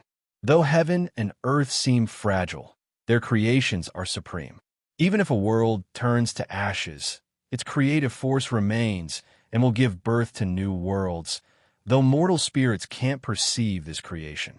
Only a Tao extreme, Daoyuo immortal, can barely glimpse this omnipresent, immense creation imperceptible to mortal spirits. And surpassing a Daoyuo immortal, one can further perceive the creation of heaven and earth. Though the celestial spirit Great World is weak, it remains a great thousand world that has existed for countless years. The creation it secretly harbors is beyond the imagination of all living beings, and the impending crisis from Son of Heaven Jian's arrival has prompted it to bring about Guantianyu. Though Guantianyu is born of the human race, the mystic destiny of heaven and earth continually transforms him. To put it bluntly, unless a power surpassing the celestial spirit Great World emerges, no one can slay Guantianyu within this world. not even if he wished to die. The creation of heaven and earth. Xiaoyu was lost in contemplation. It seemed she had grasped something, quickly transitioning to a state of enlightenment, forgetting her own calamity. She could enter this state so swiftly not due to exceptional comprehension, but because Guan enveloped her with his Tao intent, aiding her enlightenment. Guan watched Xiaoyu with expectant eyes. He had many old friends, and while he cherished them all emotionally, in terms of potential, only Xiaoyu could surpass and carve her own path, possibly even beyond what he foresaw. Moreover, Xiaoyu held a competitive spirit towards him, desiring to surpass him. Thus he eagerly anticipated her growth. He suddenly understood the Celestial Emperor. The Celestial Emperor allowed immortal gods to act wantonly, allowed the dark heavenly court to grow, perhaps genuinely hoping for someone to challenge him. Upon reconsideration, Guan felt he had misunderstood. How could he empathize with the Celestial Emperor? He mustn't adopt such a mindset. He can look forward to others growing stronger, but mustn't consider himself the strongest. While Xiaoyu was in enlightenment, Guan repeatedly instilled a notion in himself. He is not yet the strongest. There are stronger beings within the heavenly Tao. He wasn't thinking of the Celestial Emperor, but of an existence yet to appear. Much time passed. Xiaoyu suddenly awoke, opening her eyes to find the celestial vault outside the hall had dimmed. She turned her head to see Gu and had already risen, standing before a stone pillar, reading the inscriptions upon it. "I'm sorry, Xiaoyu began, but her words trailed off as she became captivated by Guan's silhouette. With his back to her and head raised, Guan emanated an inexplicable allure, a longing for the great Tao. Hearing her, Guan turned to her with a smile. "So, what did you comprehend earlier?" "I grasped some truths about the Tao of heaven and earth. Thank you." Xiaoyu earnestly replied. "Why thank me? I did nothing." "I understand." Xiaoyu was well aware of her own comprehension. After countless years of meditation, such an opportunity for enlightenment was rare. It wasn't a coincidence that Guan's presence came with insights, clearly indicating his guidance. Just as Guan was about to speak, a gust of wind from outside swept in, billowing his black robe. Sitting at the table, Xiaoyu narrowed her eyes, sensing a formidable aura approaching. "Son of Heaven Jian. Sorry, the Oval Fire." Net website on Google to access chapters of novels early and in the highest quality. She wasn't sure how long her enlightenment had lasted, but awakening to Son of Heaven Jian's aggressive arrival shook her, while also instilling admiration for Guan. He had truly anticipated it. Soon, a beam of silver light shot into the hall, transforming into a human figure that landed and took 3 steps forward before stopping. It was indeed Son of Heaven Jian, disheveled, wielding a silver divine sword. His robes were blood-stained, clearly just emerging from a brutal battle. Son of Heaven Jian glanced at Xiaoyu, then at the divine sword in his hand, which was vibrating. Unexpectedly drawn to this woman, could she harbor some powerful, great Tao creation? Son of Heaven Jian was silently surprised. Raising his eyes to Xiaoyu, he asked, "Which alliance hierarch of the Heavenly Spirit Tao Alliance are you?" Following his gaze to Guan, his eyebrows furrowed slightly. Guan stood beside the stone pillar, observing him, yet Son of Heaven Jian couldn't discern Guan's cultivation level. If you find any errors, ads pop up, ads redirect, broken links, non-standard content, etc., please let us know report so we can fix it as soon as possible. Chapter 836. Guan looked at Son of Heaven Jian, his eyes filled with mockery, making Son of Heaven Jian very uncomfortable. However, with the divine sword in hand, Son of Heaven Jian was not panicked. The divine sword he held was of great origin, capable of devouring the true meaning of the great Tao and enhancing sword intent. Of course, this sword could only absorb the true meaning of the great Tao cultivated by immortal cultivators, not the great Tao itself.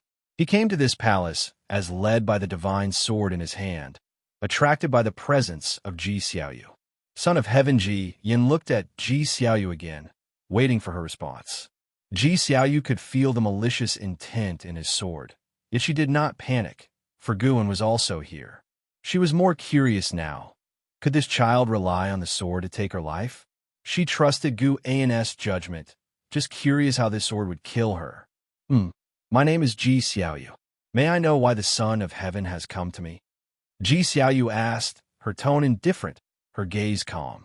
Her composure confused Son of Heaven Ji Yin, making him ask, since you know I am the Son of Heaven, why don't you take action?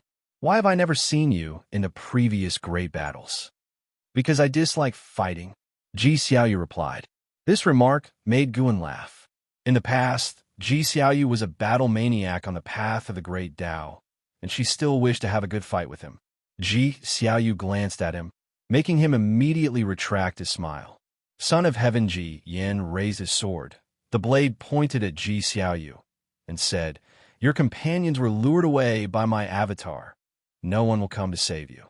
It's just your fate to become my sword intent since you possess great destiny. As he spoke, his wrist twisted and the sword blade rotated, unleashing a terrifying sword intent that rushed towards Ji Xiaoyu. Boom! The small table before Ji Xiaoyu turned to ashes, her robe billowed, her black hair flew, yet her eyebrows did not furrow, nor did she blink. Son of Heaven Ji Yan's pupils contracted. Following his gaze, there was an additional figure in front of the steps. It was Guan Gu and stood sidewise to Son of Heaven Ji Yin, blocking his sword intent. The vast sword intent caused Gu An's robes to flutter continuously. His hair floated up, but it could not shake his posture. Son of Heaven Ji Yin frowned and asked, Who are you? His heart surged with vigilance towards Guan, who seemed casual in his actions, but the sword intent he emitted was serious, and his moves were lethal. Guan glanced at Son of Heaven Ji Yin and said, Even with me here, you should have precaution. Ji Xiaoyu's lips slightly curved upward, and she said, You said I couldn't escape my fate. I am certainly no match for him. I can't let you come here for nothing. As the two conversed as if alone, Son of Heaven Ji Yan's eyes turned cold, and he immediately intensified his sword intent, causing the entire palace to tremble. Unfortunately, no matter how much he heightened his sword intent, he could not threaten Guan, and he felt as if facing the great Tao. No matter how much mana or sword intent he used, the great Tao could swallow his attack. This feeling sank his heart.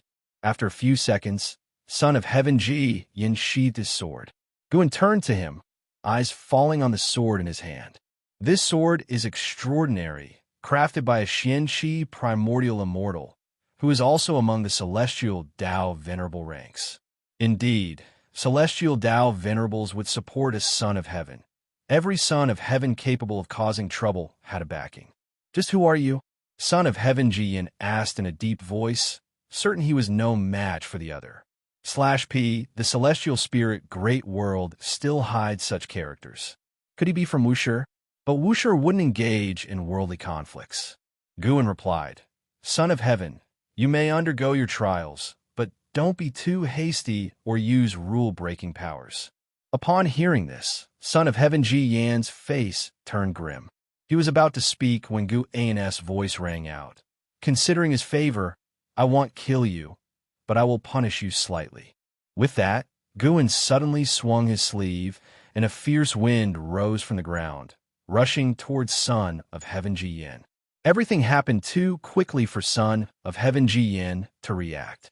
With a boom, he was thrown out like a beam of cold light rushing out of the palace. A terrifying force enveloped him, preventing him from steadying himself, sensing the scenery around him changing rapidly. He flew out of the little world, crashed through mountains, crossed rivers, and passed through clouds. His worldview shook violently. He collided against mountains, one after another, causing his chi blood to churn, his body unpleasant, forcing him to grit his teeth and tightly grip the sword in his hand. Saw the novel Fire.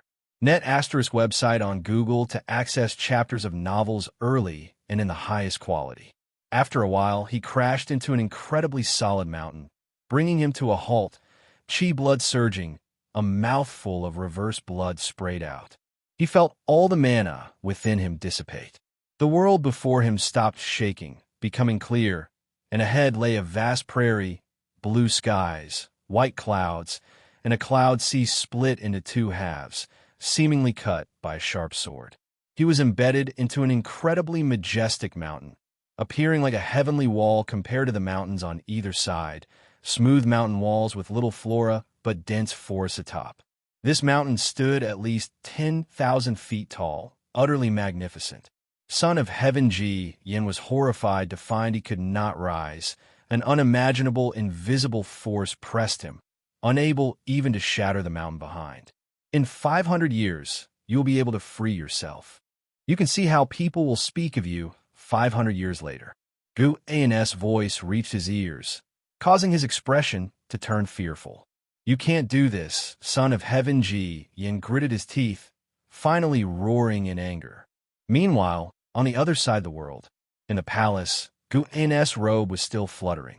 Ji Xiaoyu stood up, looked into the distance, and asked, "What is that mountain? Why haven't I seen it before?" Guan retracted his sleeves, turned to her, and smiled. Just built for him. Ji Xiaoyu was secretly astonished.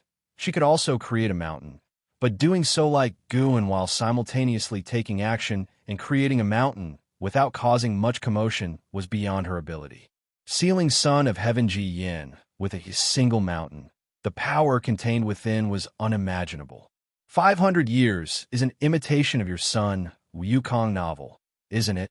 Ji Xiaoyu asked, clearly teasing, yet asking seriously. Guan laughed, just came to mind. He turned and walked toward the palace door. Aren't you afraid of trouble? Ji Xiaoyu pursued. 500 years later, Son of Heaven Ji Yin might cause greater trouble upon his return. Without looking back, Guan replied, "He doesn't count as trouble in my eyes. You said you wouldn't involve yourself in worldly struggles. Would this be considered an exception?" Faced with Ji Xiaoyu's inquiry, Guan did not answer, quickly disappearing from the hall. Ji Xiaoyu sat down again, her gaze towards the distance. She could see many great powers across the world flying towards the mountain-sealing Son of Heaven Ji Yin. If you find any errors, ads pop up, ads redirect, broken links, non-standard content, etc., please let us know report so we can fix it as soon as possible. Chapter 837. Heavenly Suppressing Heroic Peak. The Son of Heaven Ji Yin has been suppressed. This news was like a bombshell, shaking the world. The speed at which it spread was unprecedented. All beings thought that a catastrophe was imminent, but unexpectedly, the Son of Heaven was suppressed. Without the Son of Heaven, the Son of Heaven's forces were far from enough to shake the foundation of the Heavenly Spirit Tao Alliance. Various forces began to investigate the news and dispatched cultivators to verify its authenticity. The giant peak suppressing the Son of Heaven Ji Yin also got a name, known as the Heavenly Suppressing Heroic Peak. Not even half a day after the Son of Heaven Ji Yin was suppressed, a great cultivator arrived nearby. In the days that followed, more and more cultivators came. His subordinates also came to see him, even trying to rescue him, but unfortunately, no matter what methods they used, they couldn't pull him out of the mountain wall or destroy the Heavenly Suppressing Heroic Peak. He became a joke of the world, his pride crushed. He had undergone many reincarnations, all successful before, smoothly sailing in each life, never finding himself in such a predicament even when facing strong enemies. Not only was he humiliated by his enemies, but he also lost hope of victory. Coming to the celestial spirit great world, he felt unprecedented difficulties. The Heavenly Spirit Tao Alliance was too tenacious for him to defeat quickly. Now, he was encountered by Ancestor Master Wuxia, who would suppress him for 500 years. 500 years. The force he had built single-handedly would surely be uprooted by the Heavenly Spirit Tao Alliance. He didn't reveal that he was only suppressed for 500 years, not because he didn't trust Ancestor Master Wuxia, but because he feared the Heavenly Spirit Tao Alliance would be ruthless. Moreover, he wanted to see how his recruited subordinates and the people viewed him. On the mountain wall, the Son of Heaven Ji Yin hung his head, his white hair scattered like dried grass, motionless as if already dead. At this moment, his heart was filled with anger and unwillingness. He resented everything, resented Ancestor Master Wuxia, and resented himself. He could be sure that his suppressor was Ancestor Master Wuxia. Only Ancestor Master Wuxia had such skill. He hated himself for overly relying on his sword. Despite things feeling off at the time, he still attacked the female alliance leader. The Son of Heaven, Jie Yan's mood grew increasingly gloomy. In the distance, a group of great cultivators from the Heavenly Spirit Tao Alliance watched him from afar, their brows furrowed, not laughing openly like other cultivators. Although he's been suppressed, we simply cannot kill him. Over time, his hatred towards the Heavenly Spirit Tao Alliance will only deepen. Indeed, but who exactly suppressed him? Does the Heavenly Spirit Tao Alliance hide a presence we're unaware of? He was struck from Alliance leader Ji's little world. Perhaps we could ask her. Though he's an enemy, watching him humiliated like this, I can't help but feel uneasy. True, although his actions are domineering, the Son of Heaven Jiyan conducts himself with honesty and integrity, never hiding his intent in battles. The great cultivators discussed, though their words showed sympathy for the Son of Heaven Jiyan. What they hoped for was his death. Every day thereafter, beings came to observe, looking at the Son of Heaven Jiyan's plight. Most were merely astounded, curious, without deeper thoughts. There were various theories about who had suppressed the Son of Heaven Jiyan. Most believed there was a hidden master in the Heavenly Spirit Tao Alliance, because the Son of Heaven was suppressed after causing a commotion there. Some mentioned Ancestor Master Wuxia, but there was no direct evidence, and Ancestor Master Wuxia never involved himself in internal conflicts of heaven and earth. 500 years in the past seemed brief for the Son of Heaven Jiyan, but now it felt endlessly tormenting. 200 years later, the Son of Heaven Jiyan remained embedded against the heavenly suppressing heroic peak, covered in dust and leaves, remnants of 200 years of wind and rain. Compared to 200 years ago, the area was no longer as lively, and the Son of Heaven Jiyan's mindset had recovered somewhat, becoming numb. No matter what, before regaining freedom, his anger would only harm himself. Near midday, as the scorching sun shone down, sunlight cast on him, faint white mist began to rise from within him. Suddenly, a pebble fell from above, rolled down the mountain wall, hitting the Son of Heaven Jiyan's head. The Son of Heaven Jiyan remained unresponsive. He didn't move at all. At this moment, a shabby-clothed boy lay at the edge of the cliff above, cautiously peering downwards, but below were layers of clouds and mist, making it impossible to see any trace of living beings. The shabby-clothed boy appeared to be only 15 or 16 years old, dressed in ordinary robes, face dirty, yet his eyes were lively and spirited. "Where is the Son of Heaven?" the shabby-clothed boy muttered, scanning his gaze around. But unfortunately, he couldn't find the Son of Heaven, nor even a sparrow. He sat up and started to pant. Climbing the heavenly suppressing heroic peak took him 10 whole days, his provisions and water long gone. Not only that, it took him 3 years to reach the heavenly suppressing heroic peak. Sir than a fire.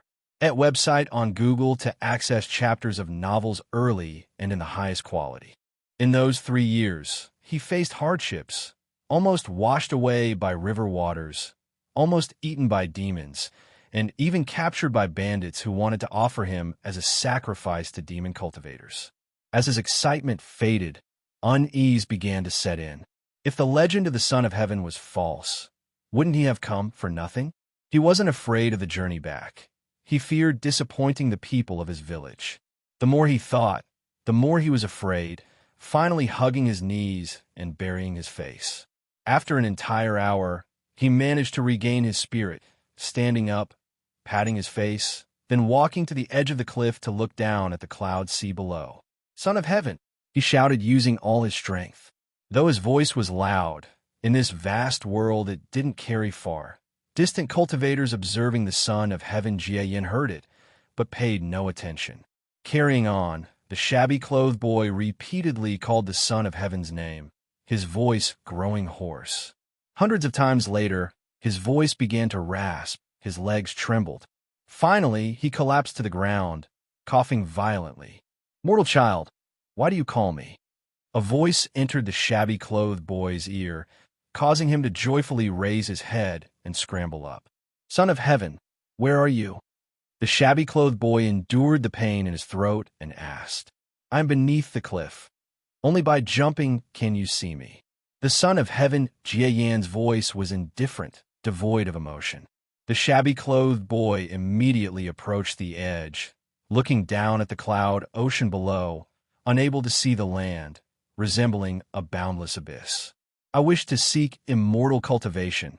If successful, I'll find a way to rescue you. Can you teach me immortal cultivation?"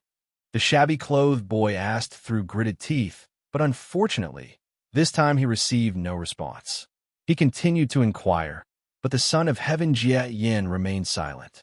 After hesitating for a long time, the shabby-clothed boy finally gritted his teeth and chose to jump off the cliff.